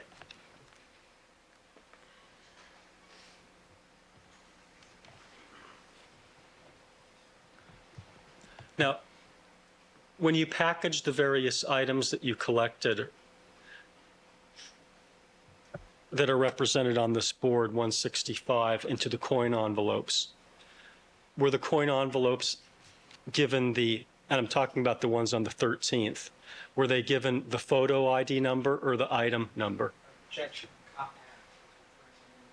Sustain, what's your rephrase? Well, with respect to every item that you collected on the 13th, was it given the photo numbers or the item numbers? With respect to the items that I collect on June 13th at Bundy, the evidence was marked first with photo ID numbers. Okay, and then later on, you assigned the item numbers. Yes, And where was that? Was that at Bundy or back at the lab? that was done at the laboratory. And then were those coin envelopes given the DR number that you read off in this case? Yes. Okay. Prior to leaving the Bundy location, did you do anything to recheck the items that you had collected? Prior to leaving Bundy, I conducted an evidence inventory for the items of evidence we collected at Bundy. Okay. And was that the same procedure that you described earlier when you were talking about doing the inventory at Rockingham? Yes. Right? Yeah. Where did you put the items of evidence that you had collected from the Bundy location? The items of evidence were placed in bags. No, I mean, but were they taken and put in the crime scene truck? Yes. Was the crime scene truck locked? Yes. And when you were processing the Bundy location, where was the Rockingham evidence from the morning? The Rockingham evidence was also locked in the back of the crime scene truck. Approximately what time did you leave the Bundy location on the 13th? I left the Bundy location at approximately 3 o'clock, 3:15. Where did you go after you left? I returned to the Rockingham address. What time did you arrive back at Rockingham? I arrived back at the Rockingham address at approximately 3:30.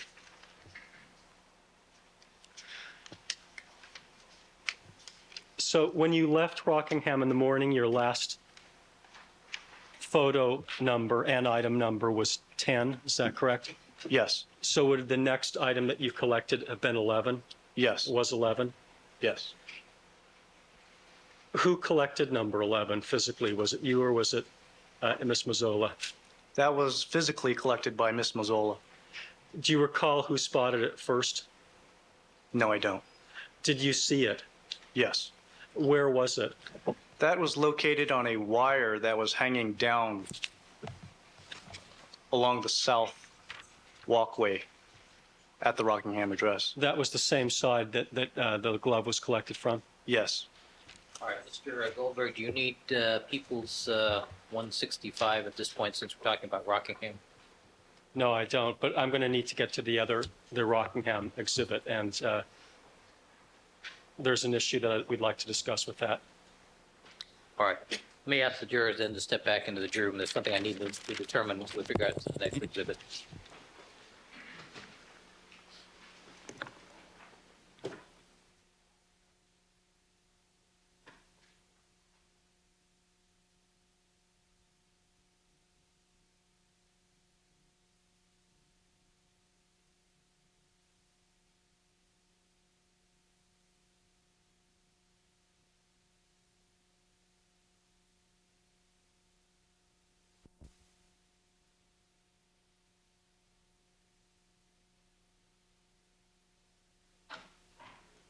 All right, Mr. Goldberg, the record should reflect that the jury has withdrawn from the courtroom. Do you want to show me this exhibit? Yes, well, this is the exhibit that contains the two items that counsel objected to earlier, of the sink, I believe, in the shower where they were objecting on the grounds of showing that the phenolphthalein test that was conducted. So that's the issue. We've now arrived at that point, Your Honor. All right.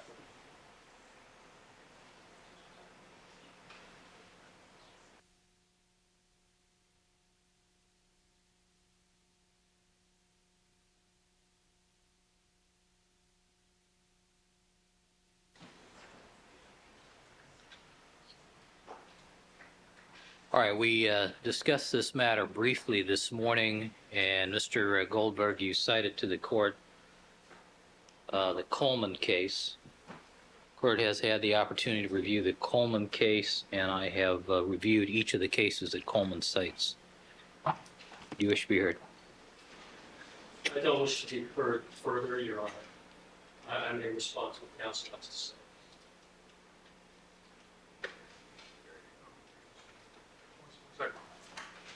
I mean, I think, as I understand the objections, I think we talked about that.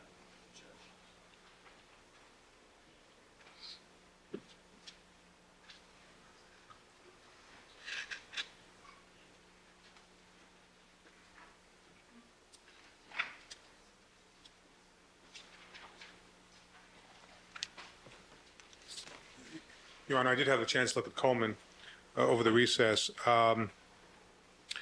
I think there are three significant differences which the court should bear in mind at this time, Your Honor. One is that, first of all, in the Coleman case, the evidence, it was determined that it was error to admit the evidence, although it was deemed harmless error, which had not been pointed out this morning during the discussion.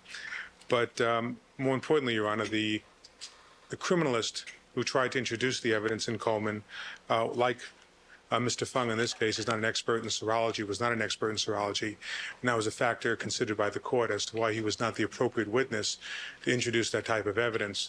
And we would submit to the court that, likewise, in the instant situation, Mr. Fung would not be the appropriate witness to introduce the evidence of any presumptive test done on the sinks or drains in the house. Secondly, Your Honor, in the Coleman case, one of the reasons they felt that it was that it was harmless error, is that the actual items were brought in so the defense could do independent testing. In this instance, those two items were never preserved by law enforcement. And frankly, it's in that sense is a Griffin situation here as well, Your Honor, where we are basically precluded from having done any testing at all on those drains. As I pointed out this morning, Your Honor, the appropriate procedure would have been to simply collect some of the liquid in those drains, so any kind of confirmation testing could have been done back at the laboratory. That was not done here.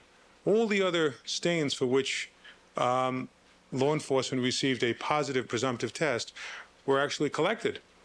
And there's no reason why these samples were treated differently. They certainly could have been brought back and a confirmation could have been done.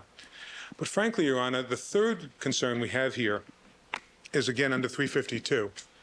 which is that little pink Q-tip that you see there is not pink because it's showing blood. It's pink because that is the chemical reaction from the phenolphthalein followed by the hydrogen peroxide. That's the nature of the test. And there is this suggestion that he's reaching in with that Q-tip and pulling out blood, which he's not. As I pointed out this morning, Your Honor, there is a wealth of information in the scientific community that shows that this particular situation is fraught with the dangers of a false positive. One article that comes to mind is by Blake and Dillon entitled Microorganisms and the Presumptive Test for Blood. It's a 1973 publication and talks about this kind of situation where you do... Same Blake? What? The same Blake? It's the same Blake who's referred to in the Coleman case in a different context. But one of the things that Blake and Dillon point out in that research in the 1970s is that in damp, moist areas such as a drain, where you have a lot of microorganisms growing and bacteria, you can easily get a false positive. Coupled with the fact that in pipes, if they're copper pipes, copper also gives a false positive for the pheno test. And I'm not talking about other kinds of vegetable matter, but if you look at the types of things that can give a false positive here, coupled with the fact that they didn't preserve that liquid so it could have a confirmatory testing back at the laboratory, I think when you balance that, Your Honor, that the prejudicial impact does outweigh any reasonable probative value that it has, given that it's a presumptive test. Thank you. Mr. Goldberg? Certainly.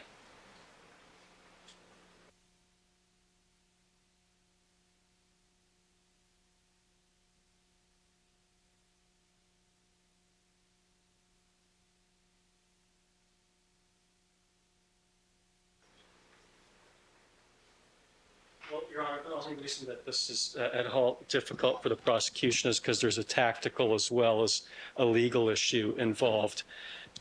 Counsel, as I'm sure counsel is aware, the defense has also done some presumptive blood testing at the Rockingham location, and they're using the same class of test as we did in the phenolphthalein case, with the phenolphthalein test. So if the court's ruling is that presumptive blood testing doesn't come in, period, regardless of who is offering it, maybe that's a decision that we can live with. But I just think maybe we should clarify whether that's counsel's position, because if it is, then perhaps we don't need to put in this evidence of the phenolphthalein test. What I would say, Your Honor, though, is that we do have some patches for this particular item that we could affix, and I would like the opportunity, if the court is going to rule, if indeed this is the defense position, to be able to fix the exhibit up. It shouldn't take that long. I believe Mr. Fairlove can do that for us. And if that isn't the defense position, I'll respond to their legal arguments.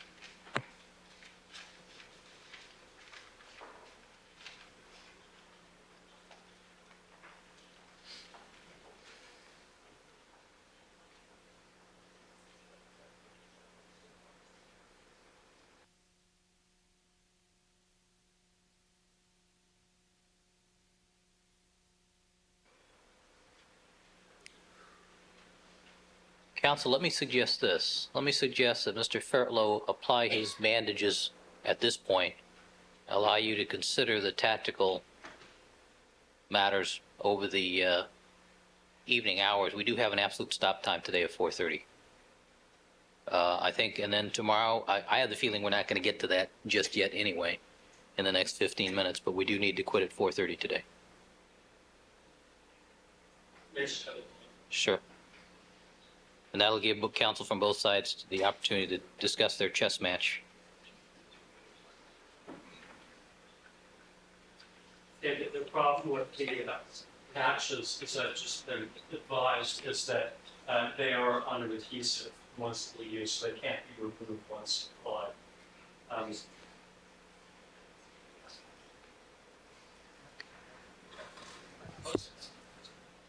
I don't have enough Post-its to, the county only gives me these little ones anyway. Mr. Goldberg, do you have enough that you can just get through the next 15 minutes so we don't lose court time? starting to look at right now. Yeah. I might just be able, I hate to take these out of order, but I suppose I can skip over the Rocky evidence and move on to, Well, you don't need this exhibit to do Rockingham just yet, do you? And you do have availability of the Laserdisc photos scrupulously, correct? Mr. Ferretlow indicates yes. I'm sure we could do the blood spots in the foyer and the sock collection in the master bedroom before we get to anything else. it could be done. Let's do it that way. All right.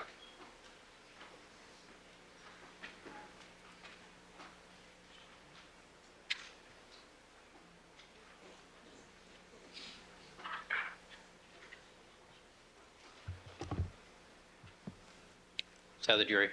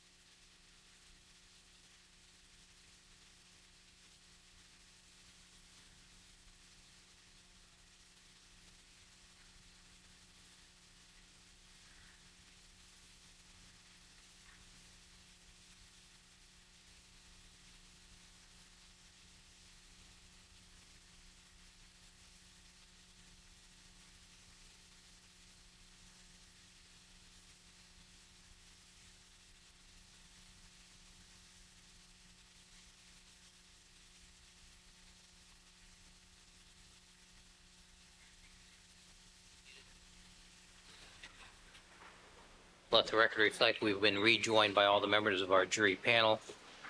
Mr. Goldberg, you may continue.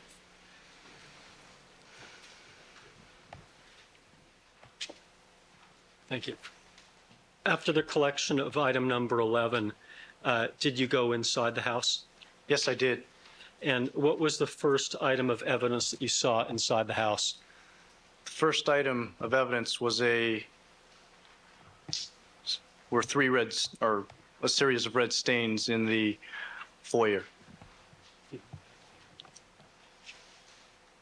People's Exhibit number 121. Sir, direct your attention to what's been marked as People's Exhibit 121 for identification. Do you recognize what's depicted there? Yes, I do. What is that? That is the red stains that I previously was speaking about. Now, when you collected these three stains, were they collected as a single item or as individual items? Oh, They were collected as a single item. And in this case, I take it that the number in the photograph also corresponds to the item number that it was eventually assigned. Is that correct? Yes. Approximately what time was item number 12 collected? That was collected at approximately 4:30. Right. Now, after collecting item number 12, did you go upstairs in the location? Yes, I did. Do you recall what was the next item of evidence that you collected? The next item was a pair of socks in the master bedroom.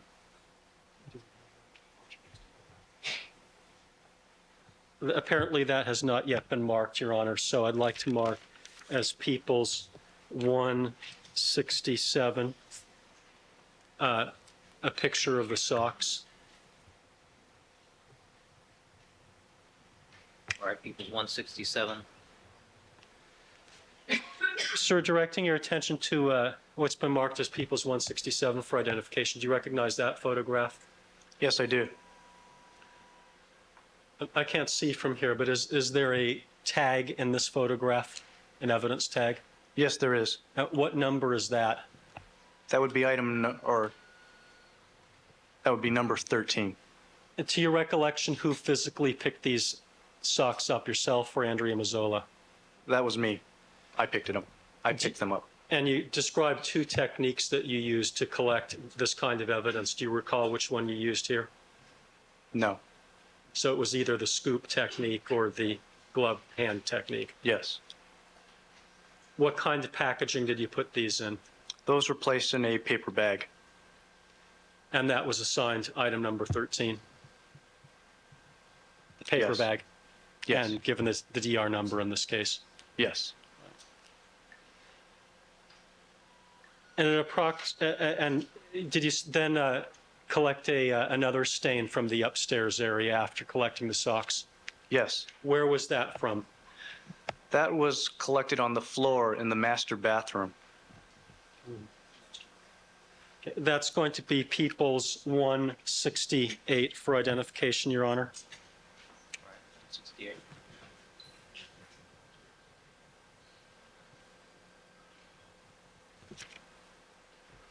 What does 168 portray?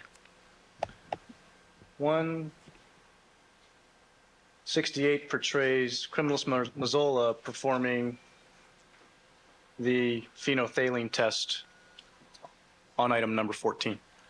And can you tell us where in that photograph the stain is located? The resolution on the monitor isn't that good, but the stain is close to where she is pointing with the applicator. Did she physically collect that stain or did you? She physically collected it. Was that in your presence? Yes. And did she use the same procedure that you previously described in terms of collecting stains? Yes. And that was assigned item number 14? Yes, it was. And do you have an approximate time frame for when 14 would have been collected? That was collected at approximately 4:40 in the afternoon.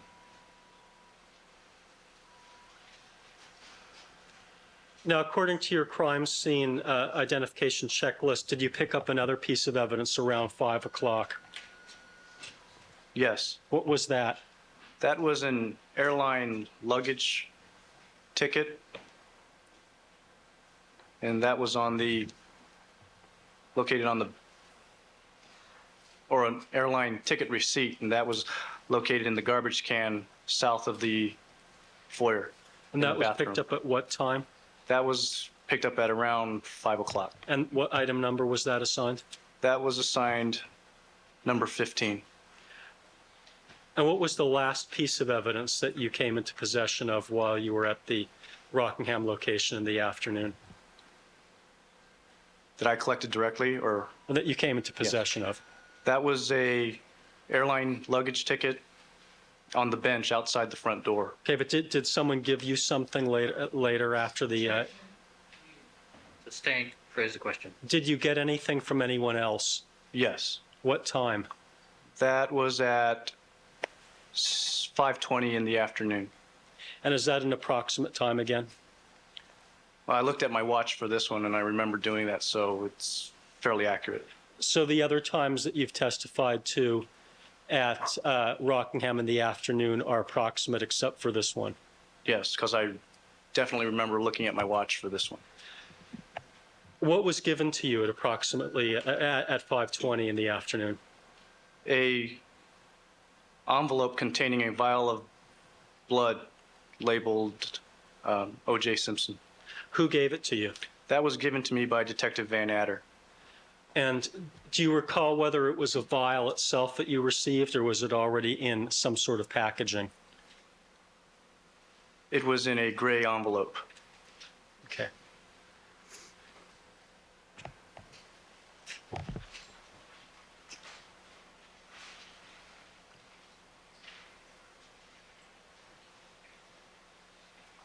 Your Honor, I'd like to mark an exhibit that we've previously identified. It's People's Exhibit 163, and would be H. It's a white, gray, and yellow analyzed evidence envelope. They're all stapled together. Can I mark them collectively as H? So, Mark, The council has seen them. May I approach the witness? you may. So showing you these analyzed evidence envelopes. Have you seen that kind of envelope before? Yes, I have. And what are those three types of envelopes? The white one is the envelope we use for storing frozen evidence. The gray one is used to store refrigerated evidence. And the yellow one is used to store things at room temperature. Okay, so the item that you received was in the gray envelope. Yes.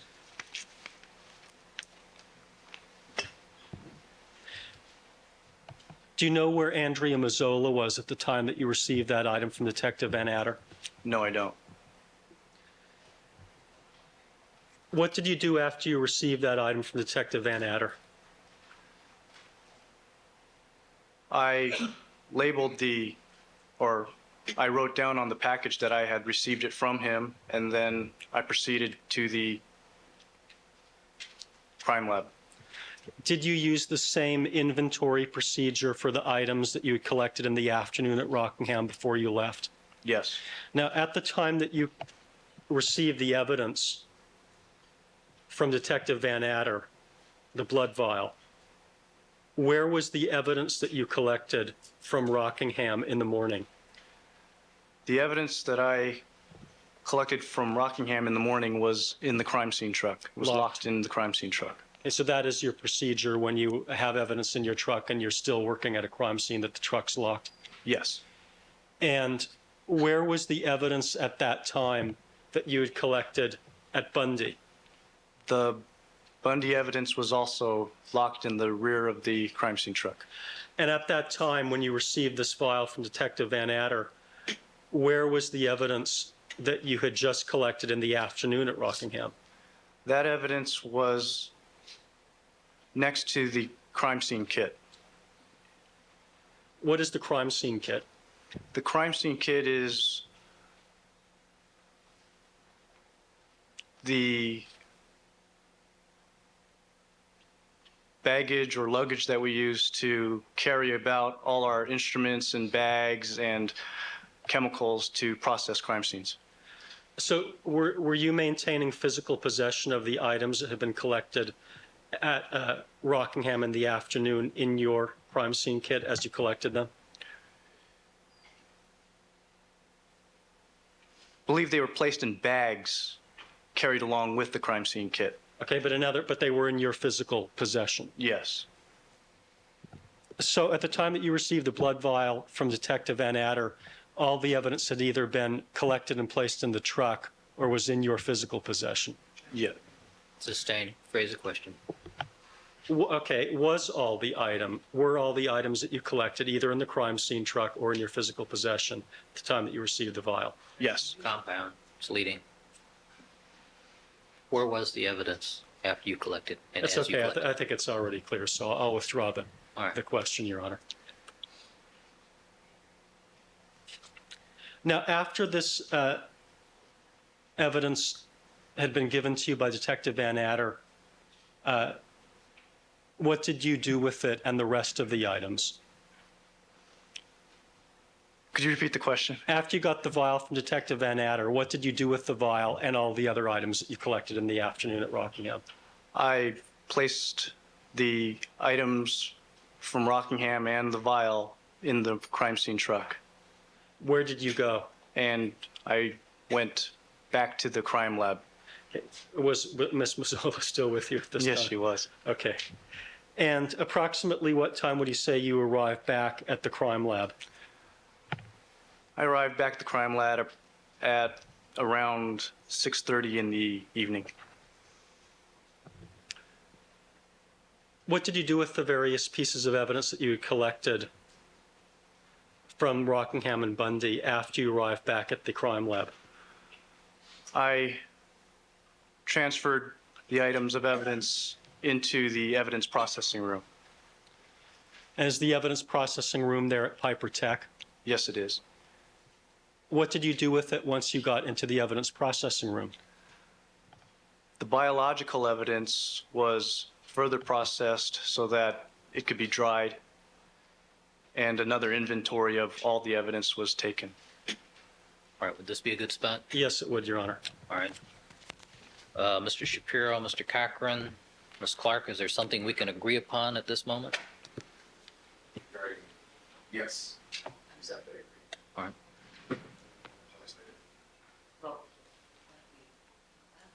UCLA. Yes. All right. I'll agree with that. All right. Arkansas. That's right. All right, ladies and gentlemen, we're going to stand in recess at this time. Please remember all my admonitions to you. Don't discuss the case amongst yourselves, form any opinions about the case. Don't conduct any deliberations. Don't allow anybody to communicate with you with regard to the case. We will stand in recess until 9 o'clock tomorrow morning. All right? Thank you, counsel. Sure.